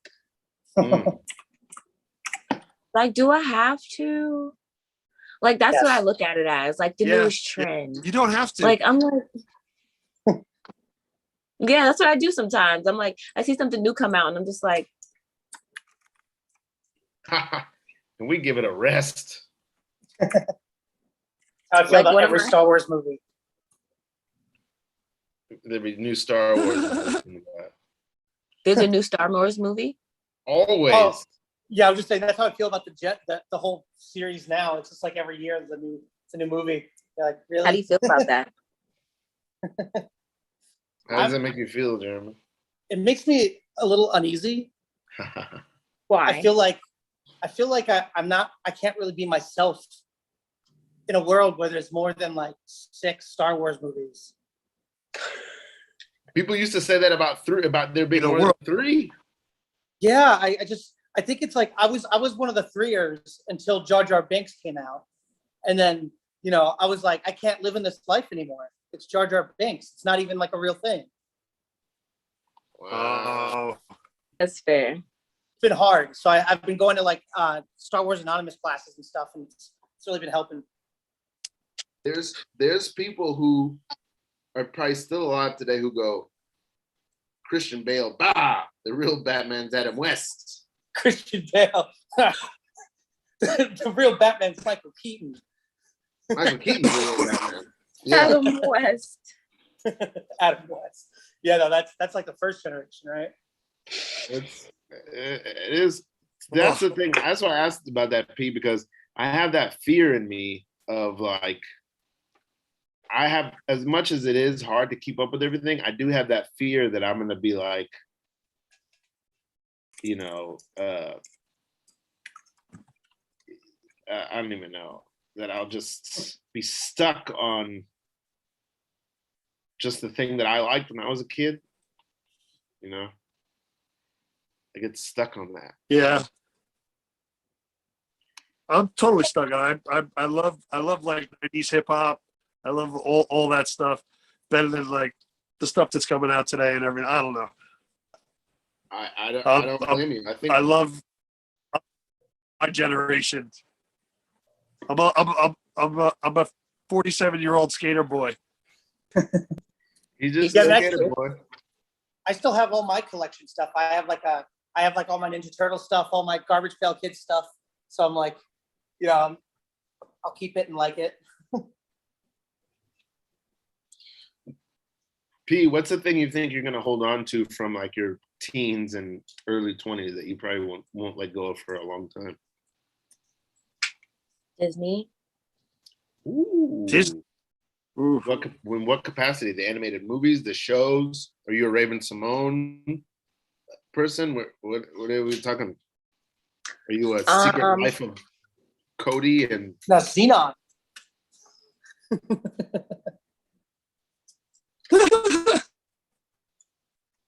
Disney from the Disney princesses and Disney from the 90s and early 2000s. And I will never let go of any of their musicals. They just won't. I just won't. What was that show? What was the show with the brother and sister? Ooh. That was big. Even Stevens. Even Stevens was a really good show. And Lizzie McGuire. There we go. That's an era. That's a special era. Brandy and Mr. Whiskers was, I think, on Discovery Kids, or like, oh no, it was on Disney. It was on Disney XD. Wow. Okay, you guys don't know what Disney XD is. Okay, so Disney XD was the. Disney I XD. see that Okay, I'm like Stream Disney Channel. XD is the comics. It's all the cartoons. Okay. I know kind of what it is, but I'm I not saw the X, so I'm like, wow, extreme. extreme. It's extreme Disney. Yeah, they had like little clips of people like on bikes and stuff sometimes in the summer. They were like, okay. My generation is a generation of literally like the advancement of technology, right? So we watched it go from bricks to almost not even almost to literally holograms, right? Right. Sure. They were telling us to go outside as kids. They were like, you guys need to go outside. Go outside. And we're like, nah. Like, no. You don't watch Disney. Run my show back right now. Run it back. It's on demand. Wait, does that mean that your generation grew up with DVR? Yes. Yeah. Ooh. It just that's started new technology. though. Like it just started. Like they were still like in beta phase. Got it. Okay. So that was TiVo time. Exactly. And it was like if you tried to record something, right? And then you didn't know that someone was recording something and you then record, now they're mad because you now cut their show in half and they're wondering where the rest of the show is. Do you So it remember couldn't that? record more than one. Right. Okay. I feel that because I mean we had a VCR that we would like record shit with, and it was sometimes you recorded over something that someone else wanted to watch. So it's all the same stuff. Yeah. Or if you have too many recordings, right, on your box, you had to delete some of the recordings. Because if you tried to record something and it wasn't enough space. Wow, that's interesting. It's funny because like my times, it's like you got to go out and buy another tape. You know, it's like you ran out of space. You got to go buy more space, and you're like, yeah, I could just delete it. No, don't delete it. Buy more space. You gotta buy more space. Yeah, exactly. PJ, did you grow up on any Kazam or LimeWire or Napster? Yeah, when they played the message and it was like, you're going to be tracked by the police or something crazy, like the FBI has all your information. Do you remember that? When they like, I remember that. I remember downloading stuff and it was like, you cannot download this because it's like illegal. They're going to come to your house. They're going to arrest you. I was like, delete it. They're going to arrest me. Tanya's back. Hey. What's up, Tanya? How's Tanya, everybody we're talking doing? about Napster and Kazam and LimeWire. I was listening. Man. Sitting here listening to you guys' conversation. How's everybody doing though? Not bad.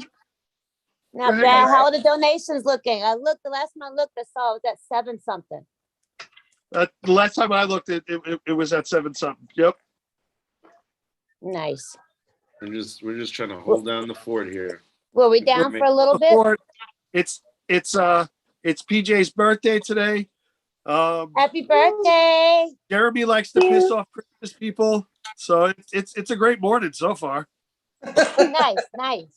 Sounds good. Jason, it looks like you have a massive cigar. That's my chillum. I thought it was that's nice. A car I like that. lighter. That is futuristic. Yeah, that's what's up. And it's got a bolt on it. Boom. You look like a magical mage. Well, I am. I make things happen. Tanya, you probably said this before, but where are you broadcasting in from? Say again? You probably said it before, but where are you broadcasting in from? Oh, Maryland. Maryland. I guess Yeah. that he goes from Maryland. I met Tanya at the Harvest Festival. and Oh, we yes. hit it off. She's really cool girl. She helped us out a lot. My team, her team won the New York State's best edibles. Oh wow! Yep. Congratulations. Hey, my team Thank won. you. Yeah, it was pretty dope, especially coming for the first time. And basically, that was like the first festival of that. I mean, with that many people and that many vendors and all that. It's our first time. So it was nice. I loved it. That's cool. That was just a couple weeks ago? That That was was just just this past just last week. weekend. yeah. Yeah. Oh, wow. It just happened. Okay. Yeah, 'cause 3 days. Ron was telling us. Do you think that like if somebody in like the weed industry made a chili, do you think that would go over well? Yes. Yeah, Yeah. especially out there. Just like a weed chili. Yes.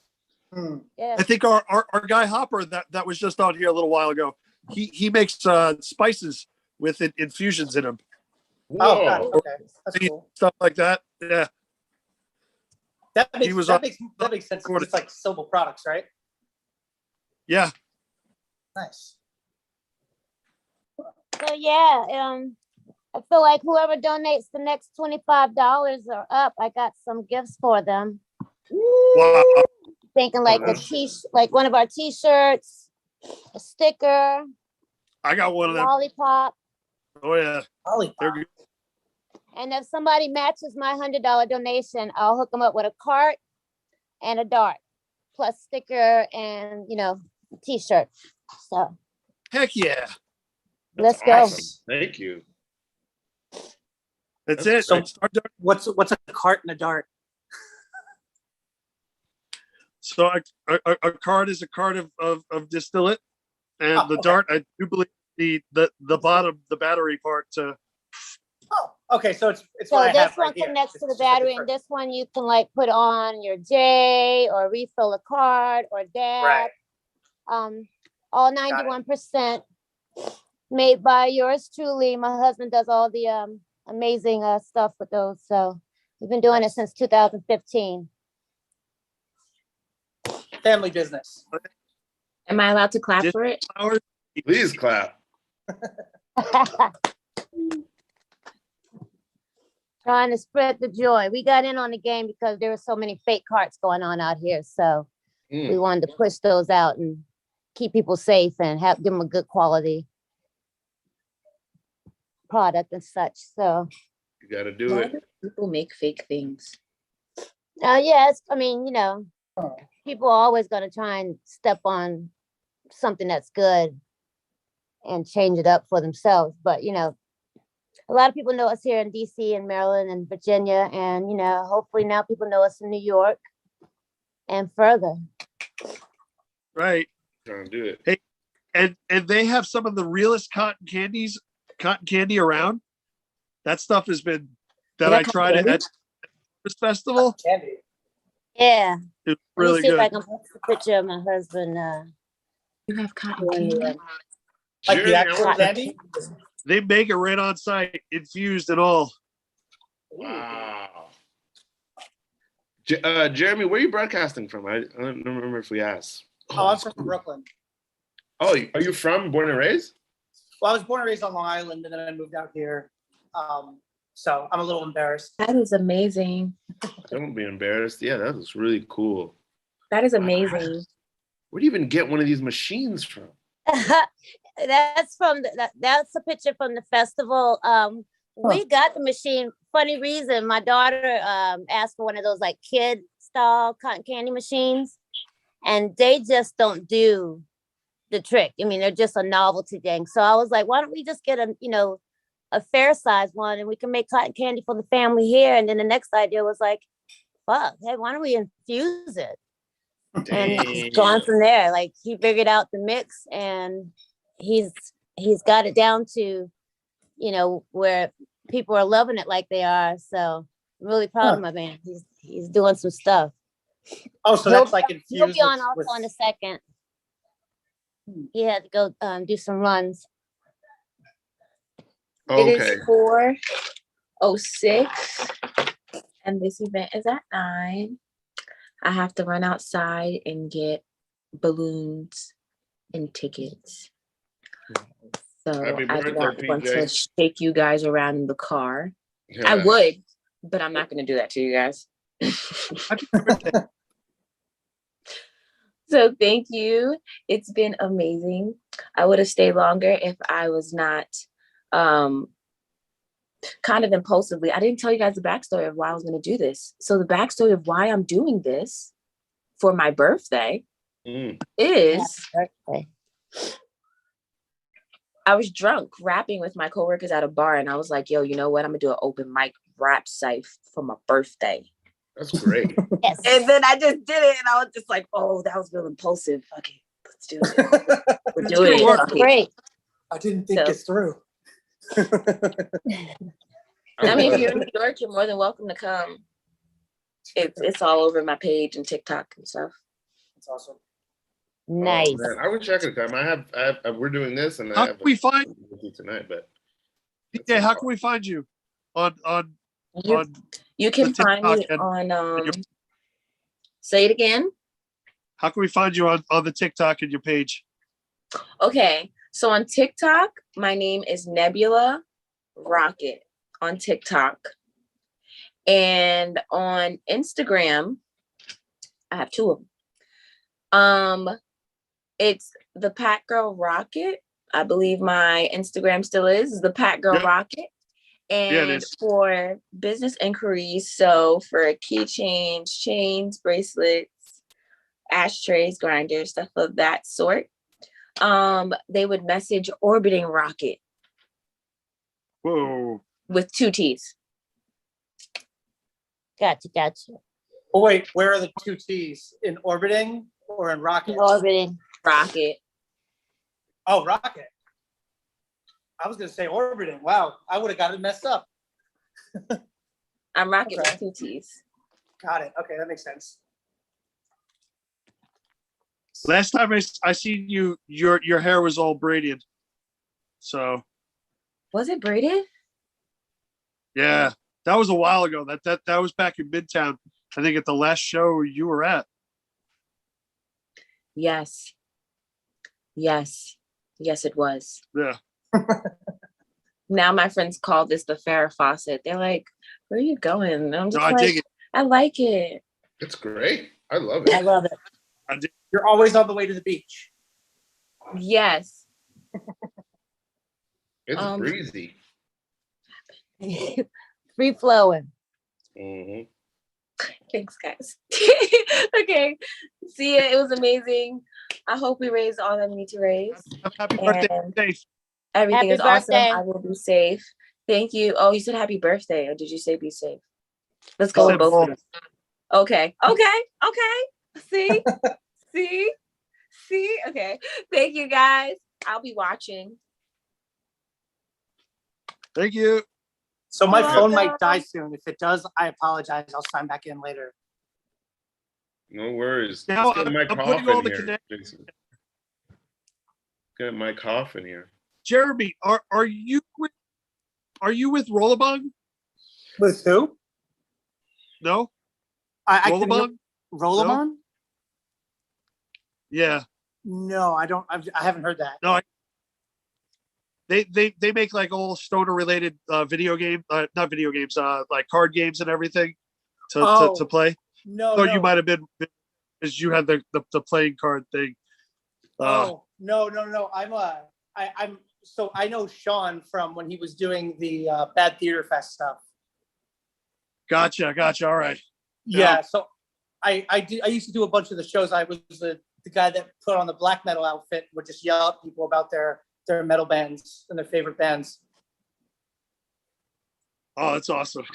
Yeah. So I did that for a while, and that's how I met Sean and Star. And then every year or so, Sean's like, "Hey, we should get lunch."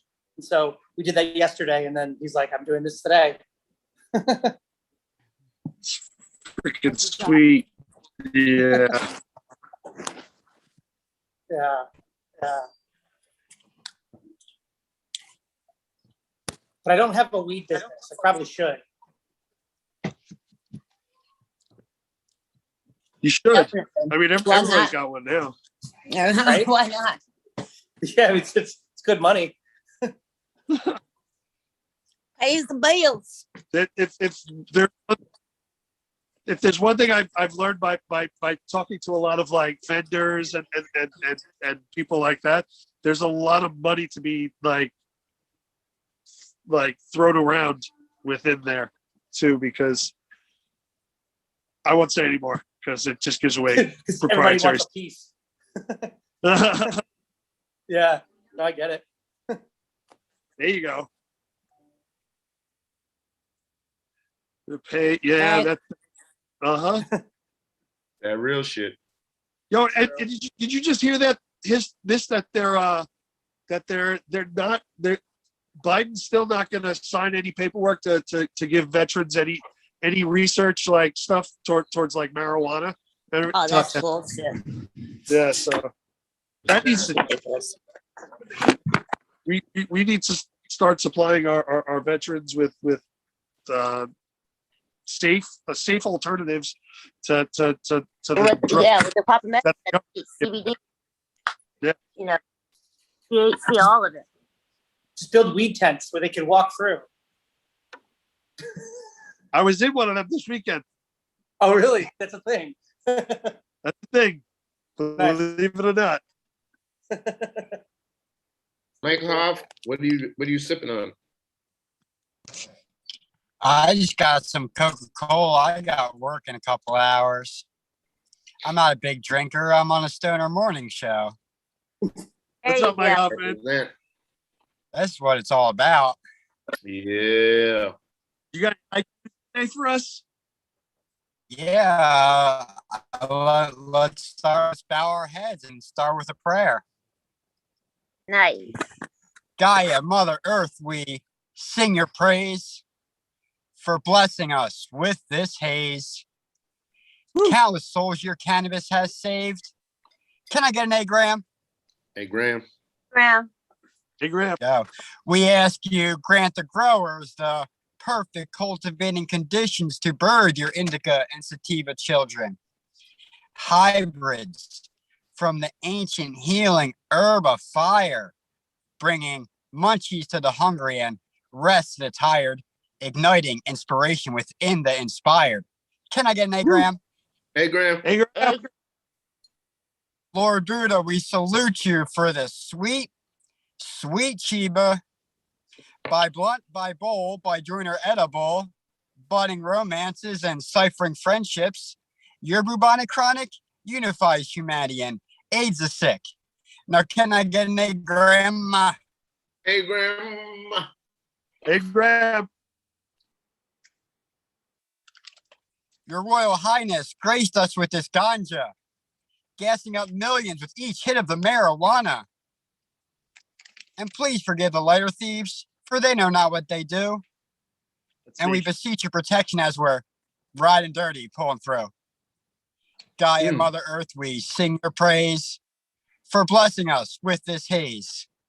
Countless souls your cannabis has saved, so we spark this in your name. Hey, Graham. Hey, Graham. Hey, Graham. Yes. That's nice. Thanks for letting me share that. That was great. It was awesome. I was checking out your Instagram yesterday. You got a lot of haiku on there. Yeah, I think I got one. I just thought of one before I came on, so let's see. Stoner Morning Show, that's 5. Comedy for a great cause, 7. Taking a village. Mm. It does. And there's your Stoner Show specific haiku. There we go. Woo! Bless Yes. us. I appreciate After you deliver one of those, Mike Hoff, you ever just go, bless them? that. I'm going to now. Can you record that and send it to me? I'll just put it at the end of every haiku I do. Yes. Bless. But drop a little Hey, bud. Grant. Make sure it lands on something, but drop a little bud too. You know, like the sprinkle thing. Bless them, but make sure you don't lose that bud.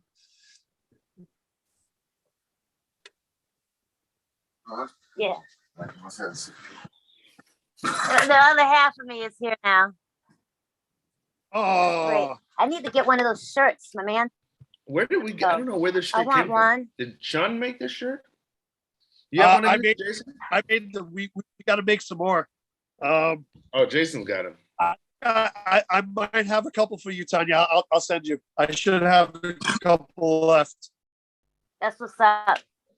You got any hats too with the Storm Morning Show on it yet? Not yet. I gave you guys a hat that somebody made for me. Oh. I had one hat. I think that'd look good on the baseball cap too. Yeah, I think you're right.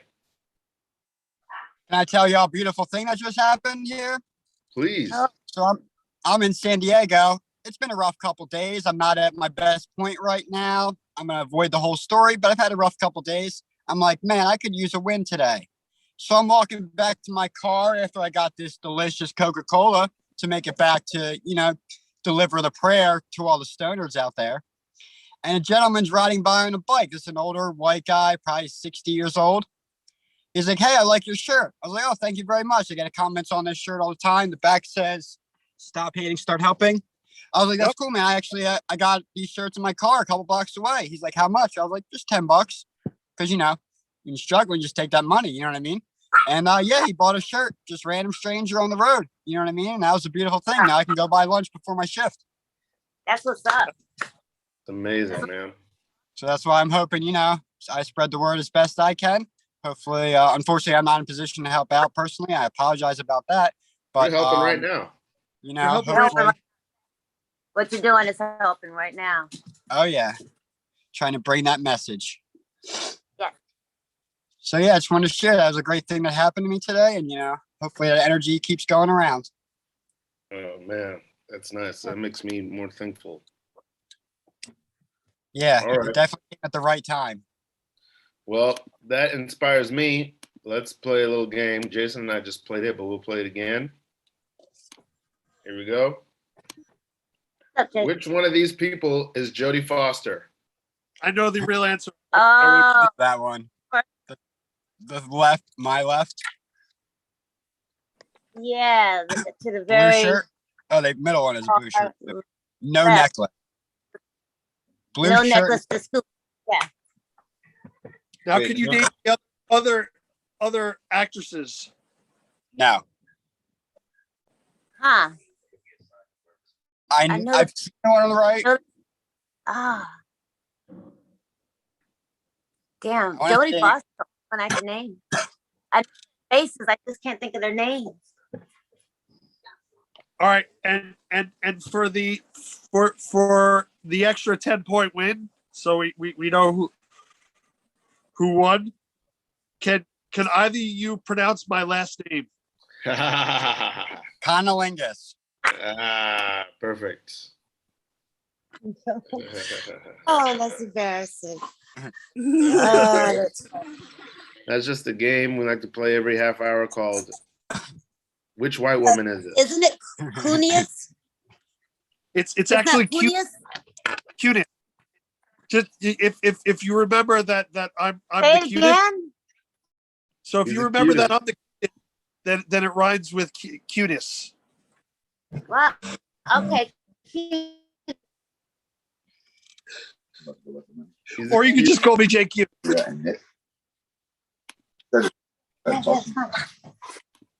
Sorry, talking to my husband here. Hey, yeah, why don't you come over here and roll that up, and I'll go downstairs. Nice. We'll switch Roll that places. up. Teamwork. Teamwork. Rolling. Let's see if I can sing Keep Rolling So- by what's the name of that band? You're Hey, what's going the distillate man. Now that's a bag right Yes, there. sir. How's it going? That was a bag. Good, sir. good. How's everything? Hey, thank you very much. I got to roll myself something real quick. I apologize. Hey, don't apologize at all. Did out you here. guys Got a little bit of did you guys pick that up at the show, or is that something you guys have? Actually, something we were dropping off at the show. Oh, this was if you were at our table, this was the Zookies. Oh, a little something pretty. Where's that I'm not at? sure Where y'all at? there, but I like the colors of it. Beautiful. How's everybody doing? Just chilling. but it's a rainy day up here in New York right now. It's been pouring I all was going morning. to say the same thing. Good day to be on this. That's right. It definitely is. It's beautiful out here. Yeah, it's pretty bad out there right now. Kind of gloomy. Sunny in San Diego right now? Yeah, it's got good weather. It's rained like 3 times the month I've been here, and that's like for a total of 7 minutes. Wow. Oh, wow. Yeah, apparently their winter is rain. Yeah. That's winter.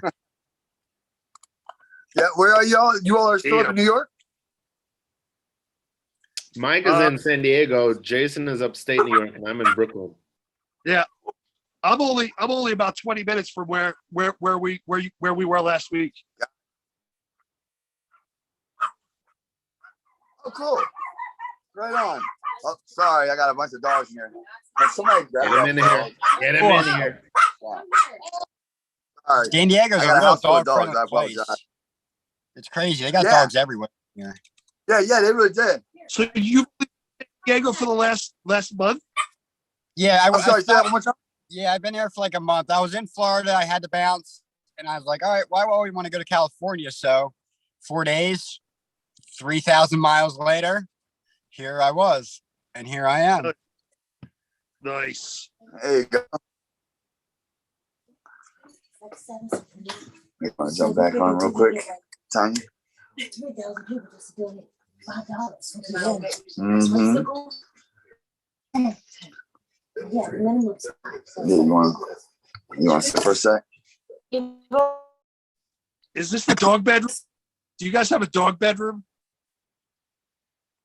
I'll put the Wi-Fi closer.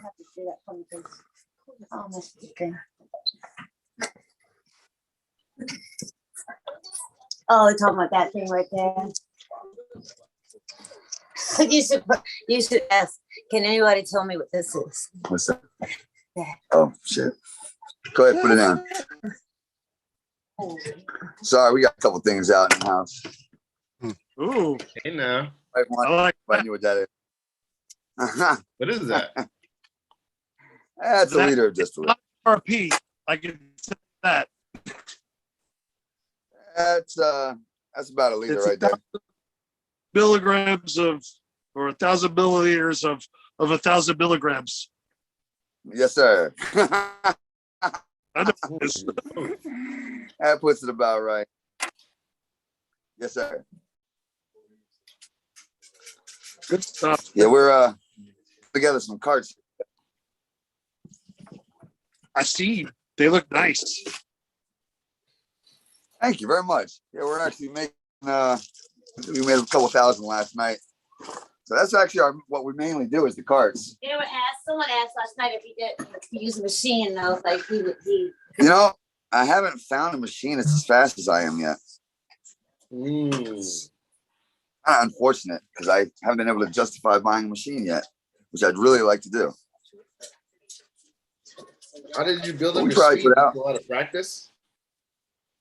Yeah, a lot of trial and error. I'll be honest. I lost a lot of money spilling stuff.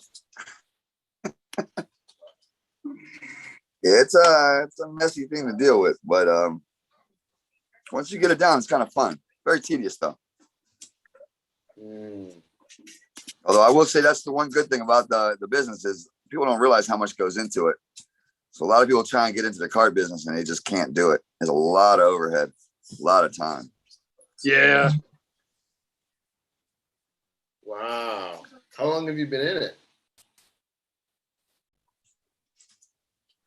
Or around it, at least. So we are trying to get $1,000 up. Is it moved up yet? Anybody donate? Anybody do anything? So I'll tell you what. I apologize. Who's Yeah, I was gonna say, who's the person that this is for? They're gonna be Johnny back in a little bit. I'll tell you what. How much has been raised so far, if you don't mind me asking? I do, but that's what I was trying to find out. Let me text him and see, because I know they were driving, and I think they're almost to Scranton or something, or they are in Scranton. They went from New York to Scranton. But it's $1,000. Let me see. Mom and kids with Arby's. Yeah, I think we're just closing in on the first 1,000. We were trying to get to 10. Nice. Well, we'll definitely you can definitely include us in that as well. We'll see what everybody throws in, and we'll. All right, we'll throw some more in. That's kind. Trying to get it. But maybe we could actually do something else depending on how much is actually raised. Maybe there's something that we can do down here as well as some kind of fundraiser. Oh, that'd be cool. I'm willing to do any kind of raffle down here and stuff like that. We can do as well. We have about 15 vendors across the city that we use and that use our products, so we can absolutely put something out depending on what's needed and what's left over. It's awesome. So we can do a second. Yeah, we'll do a secondary one. Depending on what, how much is missed and what needs to be, whatever's left over. So we can all definitely get together. 60, and I know if someone matches her $100 donation, you guys are gonna throw a cart in a spike or whatever, or a cart in a thing.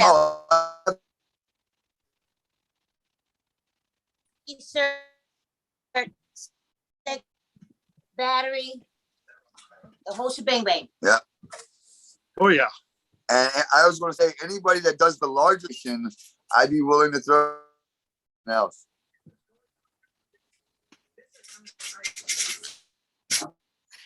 So generous. The more they donate, the back. Absolutely. Yeah. I'm trying to quit out of some stuff because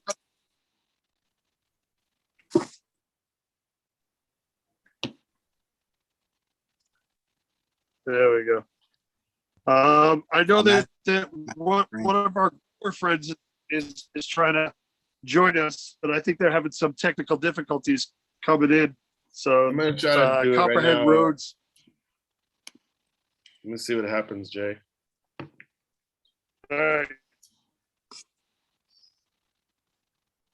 Don, nice. Thank you. With the Don for the clutch. 7 tickets raised so far.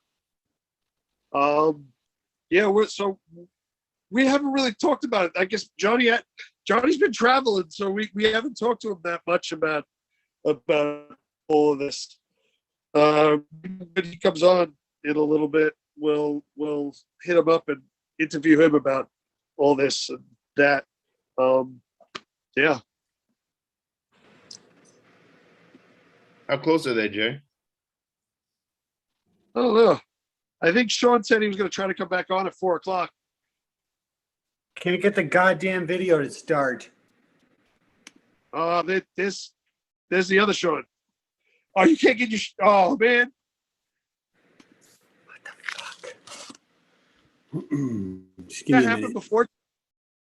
I was having all sorts of problems before. How about now? You guys see and hear me? Oh yeah, I can see you.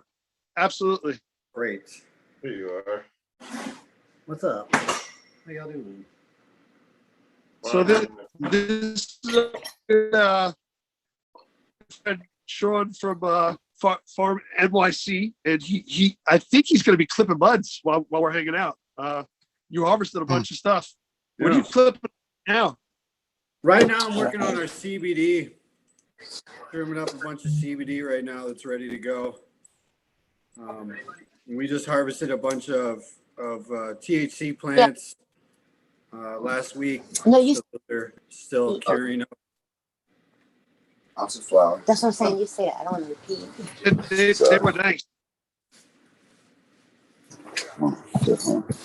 As you guys take it out to the Harvest Festival. Yeah, we were really trying to push that, but we're working with a limited window. It came upon us really quick, and so we weren't necessarily all the way prepared, but we're hoping for next year that we'll have everything really lined up and ready to go for it. That'd be awesome. Yeah. Because I've seen your down in NYC at Harlem Farms when you were showing it off that time, and it looked pretty nice, pretty dense for outdoor. But yeah, I mean our outdoor is. Hello. Sometimes our sun grown it comes out better than most indoor. I'll just come down and get you. Sun grown fucking pot. How long have you been growing? I've been working on it for about 5 years, cannabis, but I've been in agriculture and permaculture and urban farming for about 10 years now. So it's just something that I've always been really interested working outside and working with the land and growing things that are good for our bodies. And so it was a pretty easy transition. I mean, granted, marijuana is a very finicky lady. Yeah, she is, especially this year in upstate New York. I mean, it was fucking wet as shit, yo. It was a really hard year to be a cultivator outside. I mean, thank God we got greenhouses. So we're able to really, stave off a lot of that extra shit that people have to go through.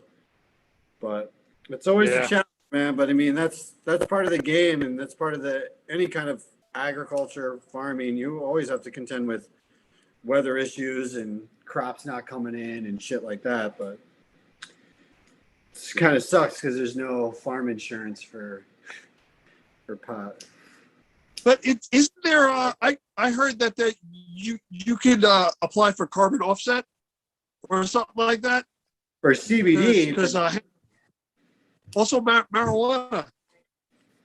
I didn't know cannabis both like what is it? Chloroform, whatever carbons out of the atmosphere, right, and out of the ground when they're grown, right? Something like that. It pulls a bunch of fucking fluorocarbons. That shit it is.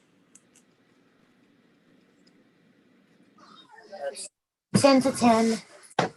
How long have you been doing this? Off and on. I've watched more so than been I on. appreciate y'all having me on. I got to bounce out now. It was a pleasure meeting y'all. Thanks for letting me do my thing. Mike, thank you so much for the haikus. Stay in touch. It was a pleasure, man. Take it easy, everybody. Best of luck. Mark. Thank you for the prayer.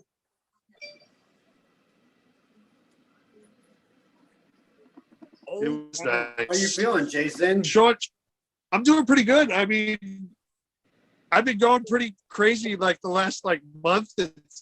We've been doing shows all over the place. So I've been running around. We had a road festival at the beginning of at the end of September, and that went awesome. It was small, but it was big for us. It's the biggest we've ever done. So right. I mean, that was awesome. That was up in the Finger Lakes, and we had 475 people come out. Dude, that's fucking great. Yeah, that's great, dude. That was awesome, and now I mean, I'm gonna be starting to plan my own stuff, doing my own pop-up stuff, shows up here with a good friend of mine, and we're hoping to get that started and going by December. I mean, we're already renting out a space for December to do it. Nice. So that'll be up in Binghamton, and then it's just going to travel all around New York, and the hopes is to bring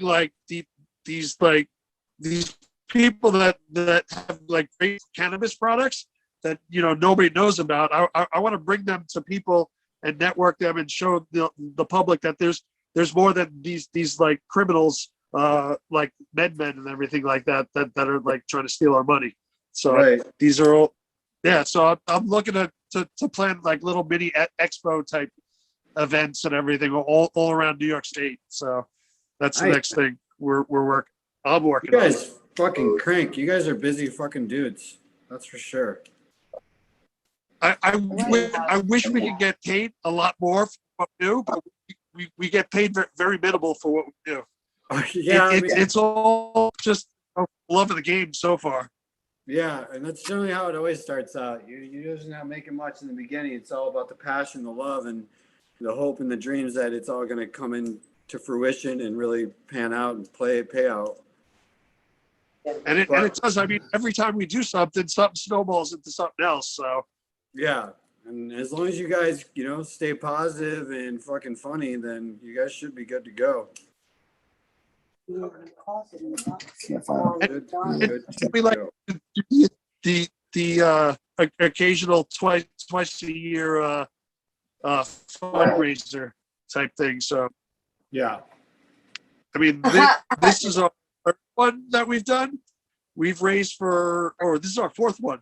We've raised for Ronald McDonald House. We've raised for the Brooklyn Bell Fund. I got the quarter. Also, maybe this is our third one we've done. So yeah, it's just all interesting. I mean, it's a new way to like reach out to people and have fun with our friends and network all of my good friends with like the world, because I mean I love my friends and I love promoting my friends. Right. So yeah, it's always good to build a network. Baby's laid out. You know and love. A little puppy. Woo!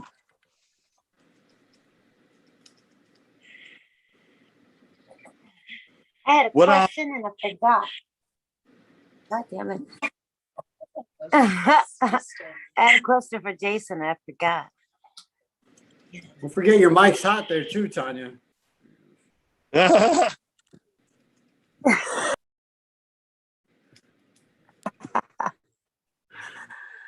Oh my God. Anything incriminating? I know, right? Like next year, like I know you wanted to plan the whole like trim thing. Next year, I mean, now that we have time, we start like planning this ahead of time. For sure, So, like, for sure. Just give me a moment. I gotta take a call real quick. Yeah, go for it. Yeah, definitely. Oh, go ahead. As soon as it's January hits and that thing pops up, I'm trying to be in. Start getting ready all this year for it. For the I festival? can't wait for the next. It was amazing. You ready for the next one? Oh. It was the best of the best of the best of the hillbillies, the hippies, the rooks. It was everything. It was a good night. It was such a great. There was such a beautiful mix of people there, and it was awesome. I had fans come out that went to my last festival, and they're like, "Oh, we heard you were going to be here, so we wanted to come." And I was like, "Oh, really? That's awesome. Thanks, man. You're a cool guy."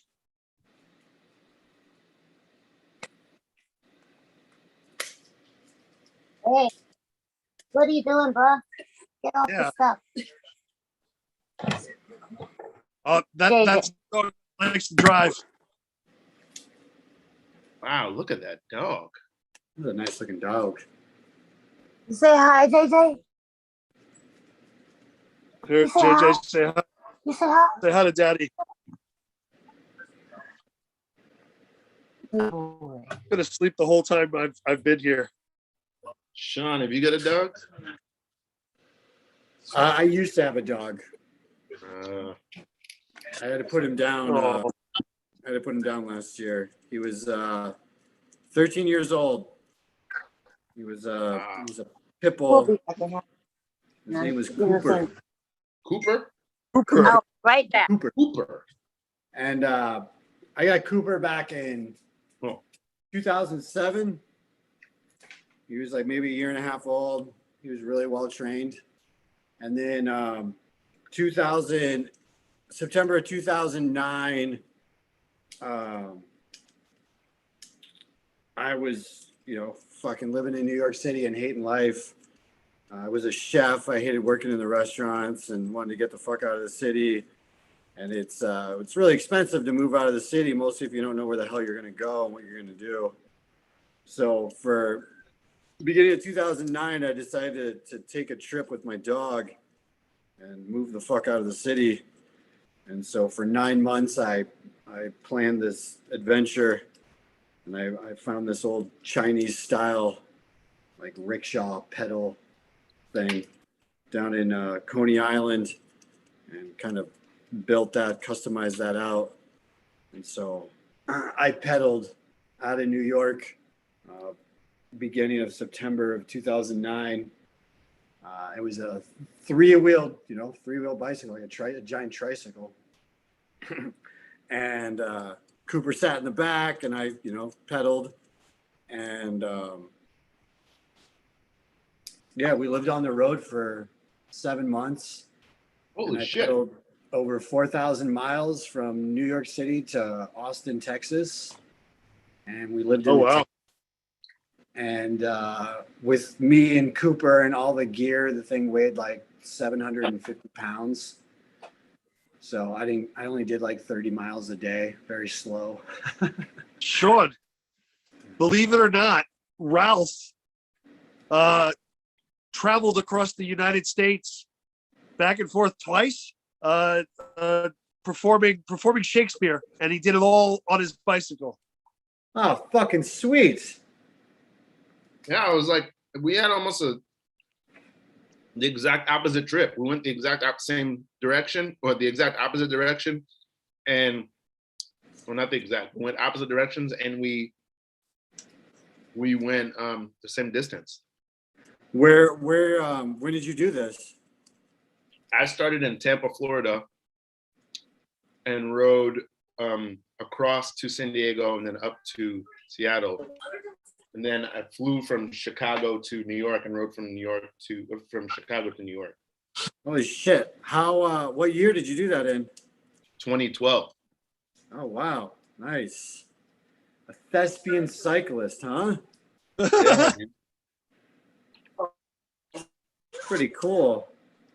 Yeah, my whole goal That's awesome. was you don't meet a lot of people who have done that.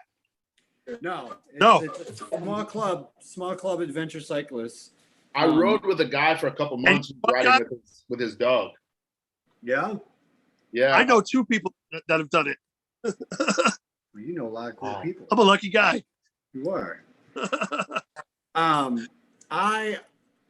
whole plan was to go around like the whole perimeter of the United States. Mm-hmm. And be in the South during the wintertime, go across the desert during the wintertime, and then head up the West Coast during the spring, and then take across the northern tier during the summer. But that would have been a fire rat. That would have been a really fast trip, and I was not moving that fast. And I felt, I was missing out because I was trying to make all these goals of trying to make it so far by this point, and I was just like, finally, it was just like, fuck this. Like, I'm just gonna go however fucking far and fast I need to go, and when I want to stop is when I stop. And I had never been to Austin before, but when I get to Mobile, Alabama, everyone kept telling me, like, you're gonna love Austin. You're gonna love Austin. Yeah. And when I got there, man, the velvet rut gets stuck, but it feels so good. And I really liked Austin when I got there. It was really a lot different than what it is now, for sure. Mm-hmm. But it was. What year was this again? I got to Austin in the spring of 2010. Yep. So then 2012, South by Southwest is when everybody from Brooklyn moved to Austin and made it shitty. Yeah. So Thanks. You get ready? You guys drive up Thursday? Yeah. Yeah, 12, I'm gonna say, is like the year it was like probably peak. I'm excited for next year. 2012 was a Really like- transitional period for this country, big time. Big. A lot happened in 2012.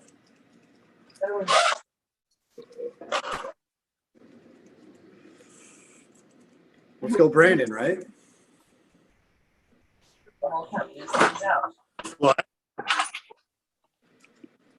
Oh, it's all right.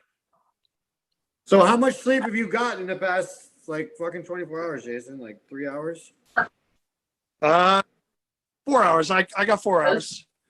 Sean, let me go to sleep for a little while. Oh, what a nice So job. because they were gonna be driving up from New York to Scranton, so because they're gonna finish the show off in Scranton. Oh shit. Dang. So Oh. I think he said like 20 minutes, 30 minutes ago. So they should be there. Oh, they're almost there? Yeah. Yo, so I grew up in Iowa. Ooh. Yeah, right. And when I got out of the army, I moved back to Iowa for a couple of years before I moved to New York. And when I first moved back, I was living in my parents' basement, and that it sucks for anybody who's over 18. And I finally was able to get a place of my own. It was really, really good rent. It was only $200 a month. But it was a single wide trailer that they turned into a duplex. So I lived in half a single wide. And from the bathroom through the living room and into the bedroom was only 5 steps. Very compact living space. But it was only $200 a month, and my utilities was like $15 a month. It was fucking great. This was in Iowa? That's what I'm doing right now. This is like my my neighbor was a giant soybean field, so it was really nice when I would eat mushrooms. I would just go out there and stare at all the green and bursting up into the blue sky. Pretty amazing. But this trailer, it's a single wide, so Oh, yay! it's made of sheet metal and cardboard. And I had the other person that lived on the other side of the duplex. After living there for a month, I finally kind of got to know her. And, I asked her like, when I come home late, am I too loud or whatever, And she said, no, like the only problem is that I can't have anything hanging on my walls, or I can't have, pictures up or anything on the shelves. I was like, what the fuck is that all about? And I guess apparently when I would fuck, I would shake the whole goddamn trailer and knock all the shit off of her fucking walls. That's the downfall of living in a duplex single wide. Cool.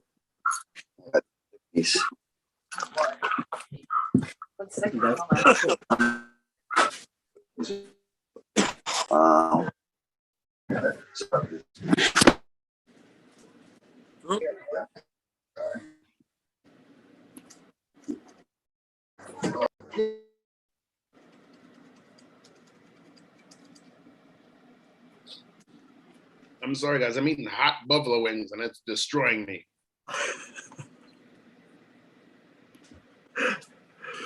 It's like the hot ones.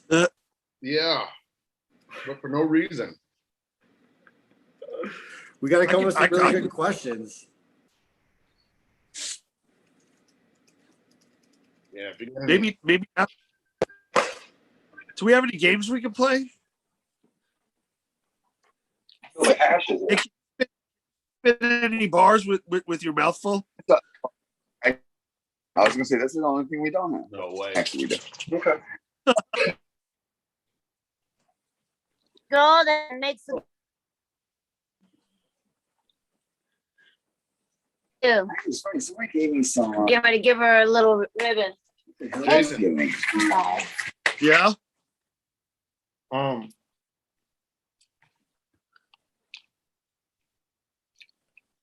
Is your connection really spotty?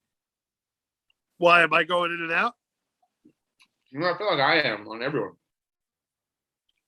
Oh, really? No, you're good. Because this thing. There we go. Sorry, I'm just gonna jar. I'm just trying to check. That's my stuff. It's not cured all the way. It's Pink Russ is about 3 weeks in, and the other 2 are But they still got to secure. I've been smoking it anyway. It smells good. Usually when I used to rotate it, I've been having that much because I didn't patiently start smoking it. Why after White's Curie? Uh-huh. The truffle monkey came out. Ooh, I want some.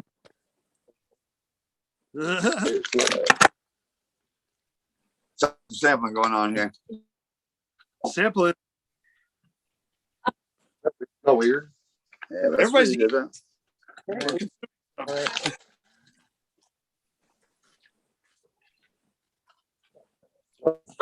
Ooh. Is that some mood rocks? Oh, good. This was Mac one. What are those? Mac moth. I can't. Thing is bad. Can you turn that light on for me? Oh my God. Chew it. That bad. So, I'm not really sure what's happening. This is the Mac one. Whatever they call it. I got a dinner party. He's not harrying me up. Well, black. My white pit bull. He's going to sneeze and get you dirty. Ooh. Hello. Hey, Jason. Do we know what's the schedule? Who else is coming on later? We got somebody coming in. I can let him in. We got Goldberg Comic. Oh, he's back. Goldberg comic. Nice. He signed up before. Very cool. Is that Ethan? I think it might be. Hey, everyone. Hello. Hello. How are you? Huh? How are you? I am good. Great to be here. Woo! Helping Jerry's kids. Yeah, basically, that's what we're doing. Yeah. So who's been up for 24 hours? I've been up for most of it. Wow. So have I. I mean, I tried to sleep, but I've gone, I keep going to the bathroom, so. What's happening? I really don't get any good sleep. Where are you calling in from? I am calling in from New Jersey. Oh. Yeah, though I don't like to admit it, I'm calling in from New Jersey. Suburb of New York City. Be true to your school. They're starting to move like crazy wildfire. Everything. That's perfect. So I was Hey. You were an ounce left of the diamonds. That's fine. That's all I wanted. Cool. And it is the nice and clear. Ooh. No. Sampling already? Sampling. Clear ones. I like that. Yes, sample. Being at the show right now, passing around. So check this out. Okay, I'll take that too then. Check this out. Yes. I didn't know how to rush you guys. Yes, I was getting ready to jar it for you. If you're interested, we have some stickers you can buy.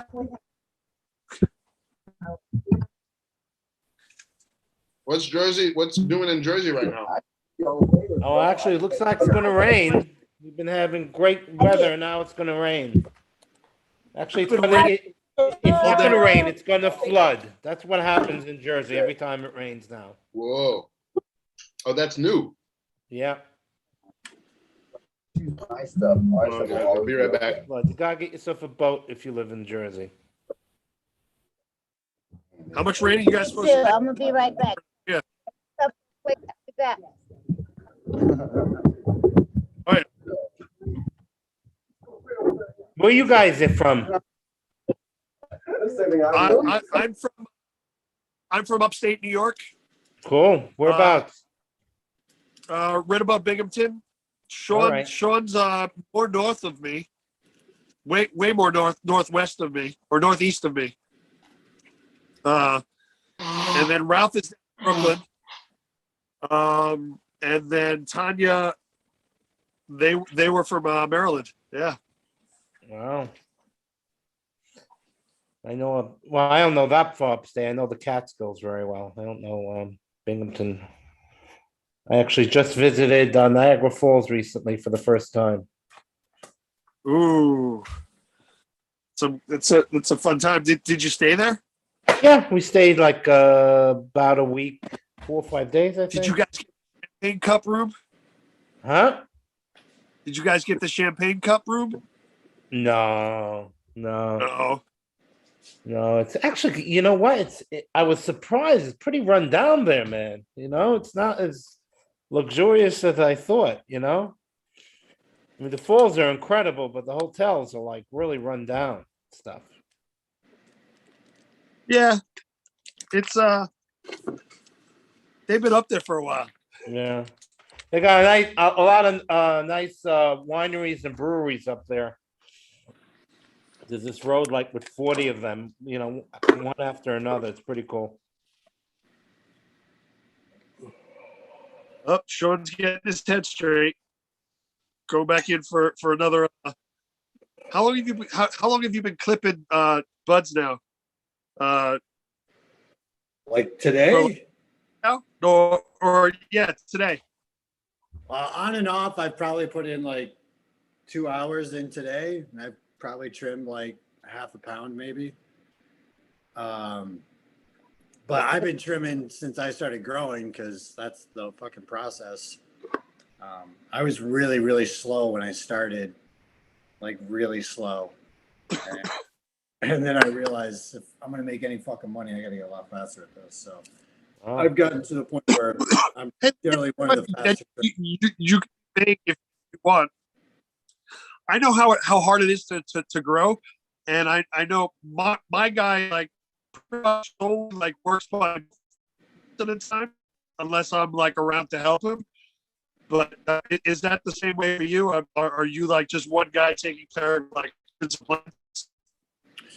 I have a partner that I grow with, which helps a lot for us to be able to balance our lives and have time off. Because pretty much every day, mostly when it comes to indoor, like you have to be checking on those ladies every day. And we have multiple houses that we have situations at, so we're constantly, you know, making the rounds and having to check on things.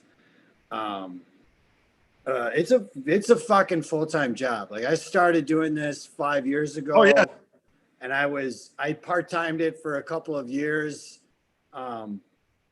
But once we started doing multiple indoors and having a big, you know, 100 plus plants outdoors, I was just like, this is my career. This is my job now. I love it, man. I love helping people. Like that's the end of the day. That's what it really all comes down to me is me just being able to try to help people move around their lives in a better place. And you know, fucking everybody loves the weed man. Nobody hates the weed man. So it's always good to be liked wherever you go. This is true. This is true. What does it come down to for you at the end of the day, Goldberg comic? What do you mean? What does it come down to at the end of the day? I'm sweating from buffalo wings. What does it come down to? I don't know. Making people laugh, getting people to smile. Really enjoy that. Amen. Making people smile. Entertaining people, not offending people. I don't know. You got to offend people. Like yeah, once in a while you gotta offend. That is a very cool CPAP machine you got there, man. Very cool. I've never seen anyone like that. You know, that's pretty cool. I love it. It's very cool. Beautiful. It's stainless steel. Wow. Whoa. The whole thing? The whole thing. It's a water bottle company that decided they wanted to get into the bong game. And so they make all stainless steel. So it's dishwasher and freezer safe. Really easy to clean, and it's you can switch out your fucking tubes and chambers. That's going on QVC soon. It's, I think the company's called, I think it's Jillum, I believe. Jum, Jum.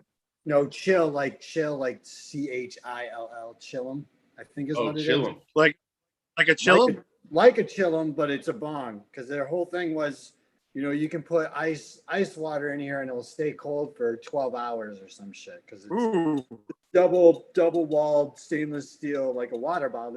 It was a water bottle, like stainless steel water bottle company who was like, fuck, we want to get into the game. Like, how the fuck can we get into the game? And they're like, oh, let's Yeah, make that's bongs. important that it stays, because if you're ever like in the desert and you want to get high and you're trapped in the desert for 12 hours, and Want to take a nice cool hit? you want to, rather than try and get rescued, you want to get high. Should the bong water be cold? Yeah. It makes it nice and smooth. Whoa. You should definitely try it out. I mean, they used to make graphics bongs where it was glass and they would blow in these like little nipples in the bottom of the tube, and you could put ice cubes in this chamber, and so the smoke would just roll over those ice cubes. It's fucking really nice. All right. So at some point this winter, I want to produce a show where we have an ice sculpture and I do you're allowed to do dab hits or something out of an ice sculpture. That's all I'm going to say about that. At some point, I want to produce a show. I'm putting it out there now. Winter Wonderland. Mr. Goldberg comic. Did you have one to perform or you just want to hang out? Yeah, we'd love to hear some jokes if you want to tell them. If you don't, you can chill. Thank you for them. What do you want me to do? Give us a routine. You don't have to. Give us your best routine. We'll spotlight you. Goldberg the comic, the wrestler. That's not Goldberg the wrestler, right? Because you expected to see the wrestler.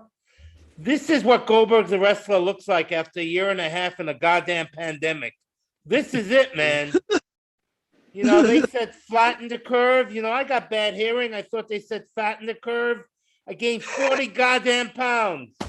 Ridiculous. It's so goddamn ridiculous. And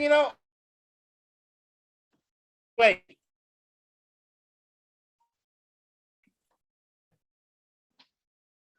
The best way, a personal trainer who tells me best way to lose weight.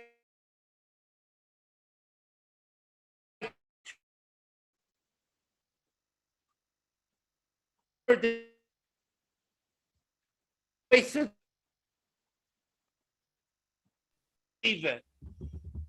This really sucks. They say this came from China. No way. There is no way this was made in China, man. Nothing made in China lasts this long. I'm sorry. And look at this. It's all ass backwards. It's all ass backwards. Essential workers, right? My neighbor is a nuclear physicist. He talks about how important it is to be a nuclear physicist. 2 days into the pandemic, I see this guy on the stoop. I said, Leon, what are you doing home? He goes, I'm a non-essential worker. The nuclear physicist is non-essential, but the barista at Starbucks is essential? How crazy is that? And let me tell you something. Everyone thinks they're an expert. Everyone thinks they're an expert in this, right? Everyone is like giving you advice because they know this and they know that. Everyone, like, especially on social media, is an expert. I'm married to a doctor. I asked my wife all these questions about COVID. You know what she says? I don't know, man. I don't know. It's a new disease. I don't know. I'm like, the doctor doesn't know, but the barista at Starbucks has all the answers. But listen, people, and whoever's listening to this, because this may save your life, because she did give me one piece of advice. It's so important. I didn't know what type of mask to wear. Do I wear an N95 mask? Do I wear a surgical mask? Do I wear one of those gaiters? She said, and you want to write this down and don't forget it, wear a Jets mask. Jets. Because if you're wearing that, you're not catching a goddamn thing. Oh my God. It's crazy. And even they say animals are getting COVID. Animals. bears, lions, tigers. So stay 6 feet away from bears, lions, and tigers. You don't want to get COVID. But listen, people, if you're out there, get yourself vaccinated. I have my vaccine on my phone. It's so important. You know, I read all the scientific journals. I read all the articles. Then I finally read something that really pushed me over the edge, that really made me get vaccinated. I can get Krispy Kreme donuts every day when I show this. And the side effects, man, the side effects aren't bad. They really are not bad. I am such a better parallel parker with the eyes and back of my head. Let me tell you, but it's so nice getting back to normal. We're getting back to normal finally. I actually went to a Grateful Dead show. Any Grateful Dead heads out there? Oh yeah, I just went to Yeah. I went to a Grateful Dead show. 40 years ago, I used to go to Dead shows. I used to go with my drugs, with my pot, my acid. Now I still brought my drugs, my Motrin, my Maalox, my children's aspirin, just in case. Doctor says, "Oh, you're at the age now. We have to take children's aspirin just in case you're having a heart attack." I'm 60. I have children. I'm married. I take a goddamn bottle of this every day in the pandemic. But listen, I know what you're thinking. I know what you're thinking. You're saying, like, why is this guy, man? He's been in comedy so long. Why is he on this telethon? You know? Let me tell you, 40 years ago, I had a dream. I was going to be on Saturday Night Live. Now I have a very similar dream. Now I dream to stay awake to watch Saturday Night Live and pee only once. You know, I like I said, I have this problem with peeing. You know, when you get older, you pee a lot, and sometimes you miss. You hit the carpet. You know, it's embarrassing. But I found a cure. I really found a cure. And for those people who are suffering, you may want to get this. Get yourself a dog. I got myself a dog. I'm cured. Now every time they see pee on the carpet, they think it's the poor dog. You know, it's. And I work with big time comics. I used to work with Louis C.K. Remember Louis C.K.? Everyone knows Louis C.K., right? And for all these years, man, I've been mad at him. I said, Louis, you're funny. I'm funny. Why don't we collaborate together? Why don't we collaborate?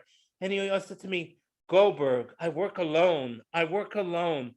All these years, I've been mad at him. And now I realize, you know what? He was telling the truth. He does work alone. Actually, DC had this big problem. They had a real big problem. They were going to name a street after him. And then he got caught up with the masturbation scandal and they hemming and they hawing. Should they name the street? Should they not name the street? But they decided to name the street after him.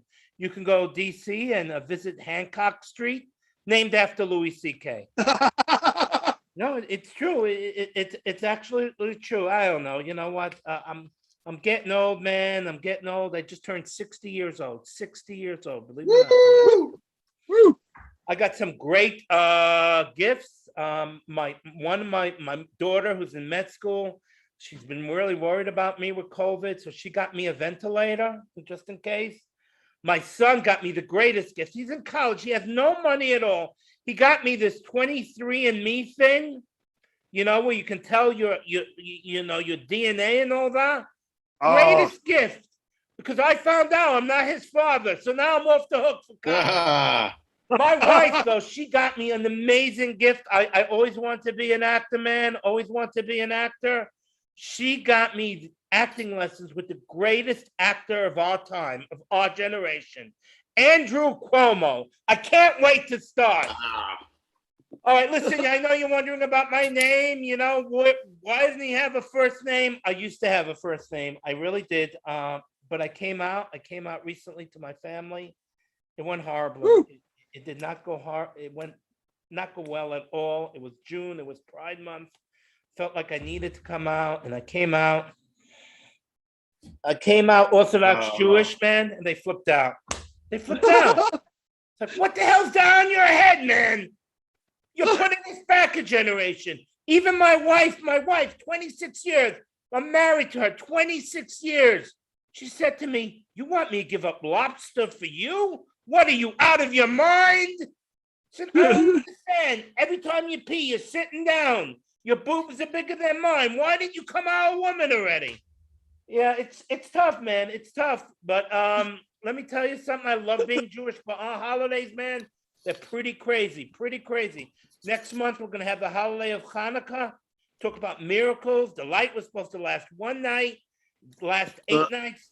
You call that a miracle? Keith Richards is still alive. That's a miracle.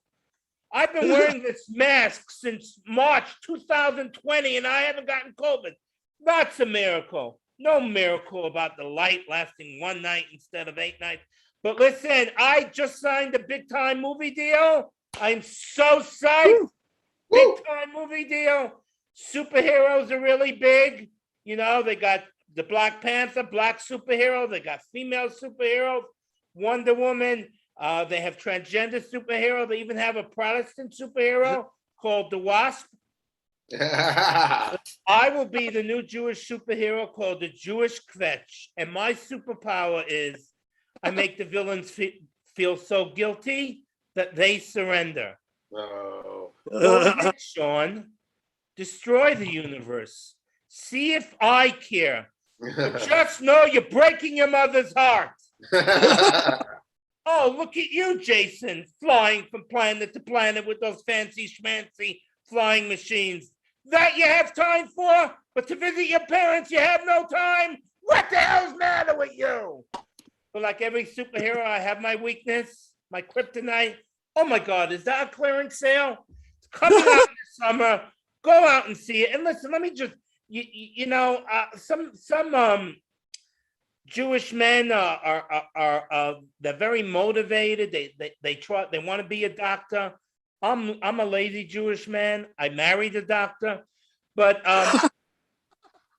you can do amazing things when you say my wife is a doctor. You may want to take this because I was ordering a fridge the other day, and they said to me, "We can't get it to you till 3 weeks from now."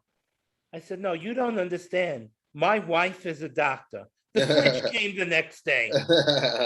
I needed to book a plane to Vegas. They said there's no seats available. I said, "You don't understand. My wife is a doctor." They say first class of business. I never told you. I just sent my thing in an email, and I said my wife is a doctor, and here I am. They gave me a spot. I'll tell you. But listen. Everyone is so mean to people lately. I just want to tell you a story, and maybe we can be kinder and nicer to each other. I want to tell you a story that happened to me. It's so uplifting, and I hope it uplifts the listeners here. Everyone's like I said, they're so mean. They're arguing. Everyone's arguing with each other. I parked my car at a Stop and Shop, a supermarket. I parked it all the way in back because that's how I park. And I got to the front, and I didn't have a mask. I didn't have a mask. And I don't know, maybe it was COVID, maybe I didn't get enough sleep, but I literally broke down outside the store and started to cry. Because I didn't want to go back in the sleet to get the mask. I just didn't know what to do. This guy comes out of the Stop and Shop. He says, "What's the matter, man?" I said, "I forgot my mask. And now I have to go all the way back to my car in the sleet and the rain to get my mask." He said, "No problem." You know what this guy did? He took his own mask off his face and gave it to me to wear. That's what he did. Be kind. Be like that guy. Thank you.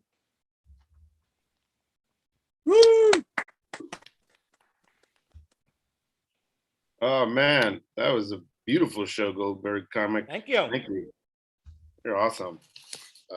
How did we? Can you tell us the story? Because how did we find you? You can find me on Twitter at Goldberg_comic.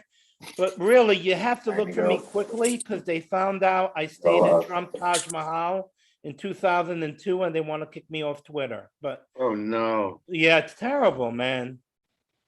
You gotta sleep. Yeah, and I want money, and they still say I'm a lawyer, so I don't know what to do. Well, everybody follow at Goldberg_comic. Please help this guy out. He just came out to his family as Jewish. Come on now. Yeah, and donate to this cause. Yes. Goldberg, I can't believe you're 60 years old. You look my age. Really? You need glasses, man. Oh my God. Yeah, I'm 60. I actually just got last week I had cataract surgery. True story. On my left eye. Couldn't see on my left eye. I'm really gonna sue the doctor because ever since I got cataract surgery, I'm twice as fat than I was before. So Oh no. yeah, I got That's what got a happened. lawsuit going on, man. Malpractice. Oh my God. How old are you? I'm 36. Wow. That is a compliment. I'm finally not the oldest guy in the room again. This is awesome. I gotta relish this for a second. Who's that? Sean? Sean? Who said that? That was Jason. Oh. Usually I'm the oldest guy in the room. Sean's got a beard, but I have a feeling he's younger than me. It's the beard that's making him look old. What's the have you just been doing Zoom shows all this time, or have you been getting up and doing shows outside? No, it's actually opening up a lot more. I just did Broadway Comedy Club for the Big Apple Comedy Festival. Oh yeah. I'm actually doing this is pretty cool. On Dave and Buster's, they have these football watch parties where I MC football games in Wayne, New Jersey. So if anyone wants to, pretty cool. No connection. Huh? No connection. There you go. right. So and Monday I'm actually doing my first nursing home. I'm very excited about that. Whoa. Yeah, I'm gonna check it out. You know, maybe I'll get, you know, reserve a room for myself. We'll see.